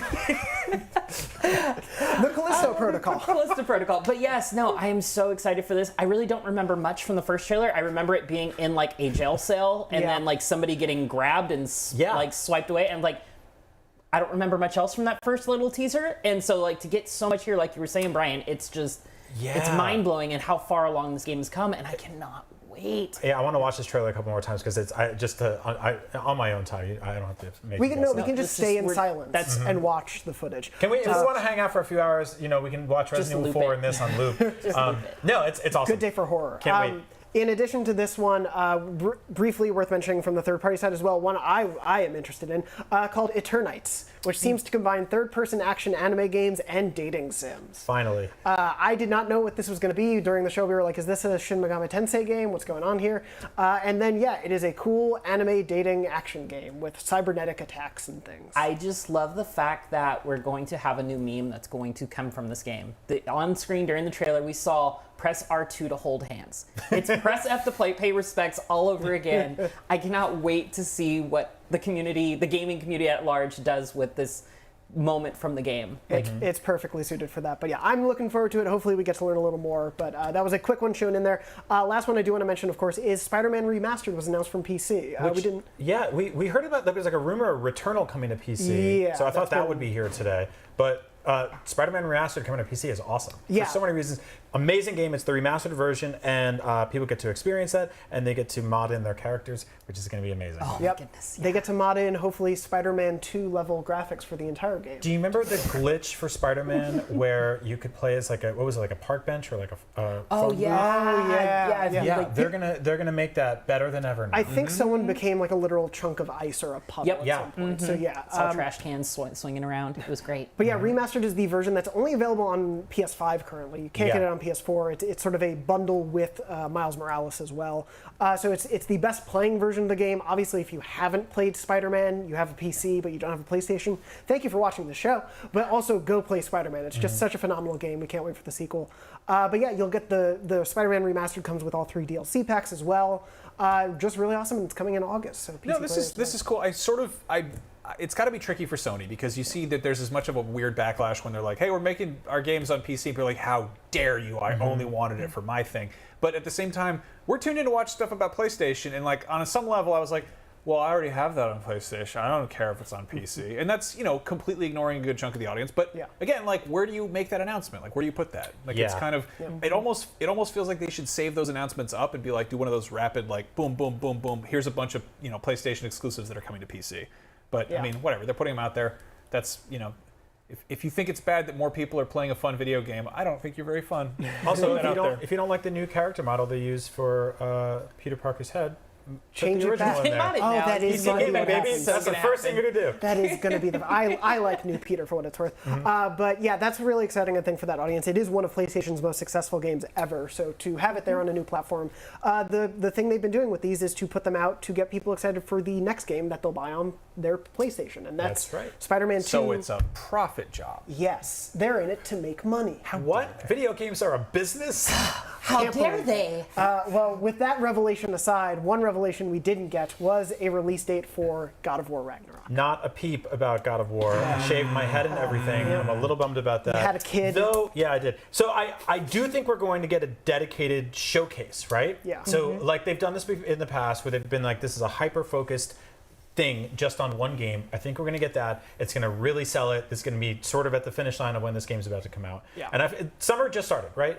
Or it's not even legally summer yet, No, right? not legally. No. Let's check in with seasons. That's coming in autumn, so that probably won't. But no, summer is not for another 3-ish weeks, so you do have time. Yeah. But no, this is one I think obviously people really, really wanted to hear about. But I also, like you said, think it will get its own marquee state of play or showcase sort of thing. You can tell that today was so good that we're not really mad about not finding out more about this. There was enough to distract us and keep us happy. I can't think of anybody who would be upset about not getting God of War today because of all the other great games we got today. We were talking about it during the break, Brian, and we're like, they're going to get, like you said, we're going to get this marquee event where it's God of War and probably PSVR 2. We're going to get, it's going to be one of those things where it's going to focus on either PSVR 2, and at the end it'll be like God of War. Here's the final trailer, release date, dropping in like 2 months or something like that. Or they'll flip it and it'll be like, here is 40 minutes of God of War and a little PSVR 2. And a little PSVR 2. Hey, it's coming out in November. Like, I think we're going to get one of those too. I'm really excited. It'd be nice if they like took a cue from like Marvel movies and had like a little stinger at the end where they were just you see Kratos and they're like more info coming in August or what like Kratos will return. Yeah, exactly. Pretty like I'm pretty sure they know in advance when they're going to announce some of this stuff or talk about it more. Like I think just a little just. Yeah, I mean, obviously, if you beat God of War Ragnarok, Sam Jackson comes out and he goes, "I'm putting together a team of bald dudes." I want to talk to you about the PlayStation All Stars project. I would love that. That sounds amazing. Wait, that sounds so good. We have done an All Stars 2 fan cast on this show like 4 times. Yeah, I just want it to happen. I'm desperate for. Everybody's making party fighters now. Exactly. They're putting it. They're going to put Ted Lasso in one of them. Make All Stars 2. If Ted Lasso can fight Arya Stark, we can have Spider-Man fight Sackboy or whatever. Exactly. Mod Kratos and Aloy into Spider-Man and make him fight. Perfect. It's that simple. We did it. Well, yeah. Unfortunately, we didn't learn about God of War Ragnarok, but hopefully we have so much more to look forward to. Before we wrap up, just sort of best in show thoughts. Brian, I'll start with you. Give me your surprise favorite announcement of the show. Oh man, I can't even imagine. Resident Evil 4 remake. Yes, I'm so happy about that. I cannot wait for it. It's nice that it's a long time away. They can take their time with it. Yeah. I can replay the original game about 20 more times. I'm so excited for it. Thank you for making that happen. When they said it's a third-party focus event, I didn't think big enough, and I'm sorry for undermining you because you did great today, PlayStation. Brian, I want a Slack tally every time you replay it until it launches. Oh man, does that work retroactively? Because that's going to be like one of those guys who's in prison for. No, I want from today going forward. Oh, you to Slack me Let's do it. Got it. Yes. Yeah, we can do that. We can do that. Max, what about for you? What were you most excited by? I mean, RE4, like for sure. Like Yes. I'm really excited to see that. And it's gonna be cool. And it's annoying because I want to think of other stuff to be excited about. But like that's my answer. That's a half-assed answer. I just copied off your paper. That's fine. Yeah. Jada, what about you? RE4. No, I'm just kidding. Street Fighter 6. No, my roots in streaming came from Street Fighter, and so I'm going to return to my streaming when Street Fighter 6 launches. I cannot wait to get on the sticks and play against my viewers and followers. It's going to be so much fun, just exploring what they have in this new game. There's so many new things. I'm still a little hesitant about this following Luke, this new character that they just added in 5. But what they showed today, I'm optimistic about what we're going to get. Yeah, it seems like a very hopeful start after the snafu of finding we could all make the Street Fighter 6 logo. I'm really curious about this. I don't, obviously like it's still too soon to tell. And like I'm always interested in Street Fighter. Like I like the characters, I like the setting, but I suck at the game. Like I'll dabble and then I'll be like, I'll go do something else. I'll see a squirrel outside or whatever, like just wander off. But like in this case, I think it's to see like third person climbing ladders. That doesn't, if you put a gun in my head, like what game is this? I'll be like, why are you attacking me with a gun? But we were seriously second guessing ourselves, being like, obviously it's Street Fighter. They're like, wait, are they making a new Final Fight? And like, that's unusual. Mm-hmm. Yeah, that's a huge flying leap for Street Fighter to take. Like, Max, you could tell that we're both so bad at Street Fighter that we're excited about climbing ladders. I've always wanted to know more about these streets. I'm gonna have to get you guys both in the lab. I can climb above the fight and watch it. No, I mean, beautiful. like, that's that issue. Like they've got this, billion-selling franchise that, and if you change it too much, it's not that thing anymore. Mm-hmm. Like it's the Plato's ship rib or whatever. Like if you make it third person, you made Ship of Tekken. Like what did you? Yeah, whatever it is. But yeah, like it's I'm interested to see it from like a game enthusiast press man perspective, whatever. I want to see what they do here. Yeah. One thing that would be really cool to see with that third person hub world kind of thing, like if there's like cage matches, like arenas, like one of the arenas is a cage, and you can like literally like kind of watch it from above. So like you're seeing it in 3D, even though the fight is on a 2D plane. That would be really cool for like the spectator mode. That would be like. Yeah, didn't one of the Tekkens do that with a VR, like a VR spectator mode or something, or like they framed the perspective like that or something? Maybe I haven't. Oh man! But that's a really cool idea, being able to see like a Street Fighter game from like as a perspective. That's really cool. Capcom, my question is, if you're walking down the street and you see a car, can you beat the crap out of that car? I hope so. Please bring that back. I hope so. And I hope Hagar, the mayor, comes out and he's like, please stop doing that. That's my job. If I lift up a trash can, well, I find a roast chicken under there. Anyone should be able to find a roast chicken under a trash can. That's my promise. That was my dinner last I prefer a gold bar, but you take your roast chicken. Whatever you want to eat. Now I want a new Streets of Rage.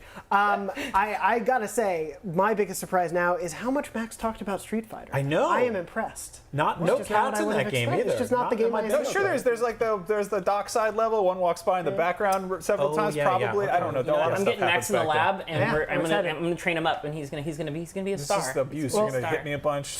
Street Fighter 6 is set on Pandora, so you'll probably love it. That's right. For me, my most excited, I have to give a shout out to Final Fantasy 16 because I thought it was a tremendously awesome look. But for me, like legitimately, the Horizon Call of the Mountain trailer really impressed me. I'm laughing about Avatar. Okay, that's fair. No, that looked awesome. I was like, oh no, what did I do? What did I say? Great. You're knocking it out of the park today. I loved it. I thought, I really loved Forbidden West earlier this year. I think the things it did story-wise and world-building-wise were really great. And I was nervous about what a smaller first-person Horizon experience would be like. But the fact that they showed so much combat, that they showed who you're playing as is not Aloy, but they're a prisoner that has been freed by one of the people that we know from the first game. And it's built into the lore, and you are doing something that seems important here. And so to see that be what is possible for VR2 has me really hopeful. Now, Jonathan, at the end of this demo, we saw the main character get stepped on by a giant robotic beast. Do you think that's the end of the game? I hope they didn't spoil it that quickly, but it very well might have been. But no, I was really, really excited about that one, and hope we learn more whenever VR2 happens. Do you think we're going to have a backpack to pull stuff out of? Oh, absolutely. I mean, that's the only way you can. That or a belt. As long as it's the only thing that you can wear. No, absolutely. In all seriousness, this is a brilliant way of demoing new tech. It has been proven that immersing people in a beautiful, lush jungle, giving them a bow and arrow, and then having them encounter ginormous imaginary beasts. That's what made Avatar so popular. It's literally all about that. And on that note, that's just about going to wrap us up for this week's very special episode of Podcast Beyond. Thank you, Brian, Max, and Jada, for joining along with me and for talking about Avatar so much. And thank you to all of you out there who tuned in live today. Remember that you can get brand new episodes of Beyond, IGN's dedicated weekly PlayStation show, on IGN, the IGN Games YouTube channel, and your favorite podcast apps. On top of that, IGN Summer of Gaming is going strong all summer long. Next Thursday, June 9th, we've got coverage of Jeff Keighley's Summer Games Fest, followed by IGN Summer of Gaming Expo next Friday on the 10th, and the Xbox and Bethesda Showcase next Sunday, June 12th, just to name a few. But for now, thank you so much for joining us. We hope you're doing well. Please stay safe. And as always, Beyond. Beyond! Happy Summer of Gaming! Woo! Woo! So excited. Dogs for Avatar! Please. Hi. Oh, licks are nice. God, it was fun to be back in the studio.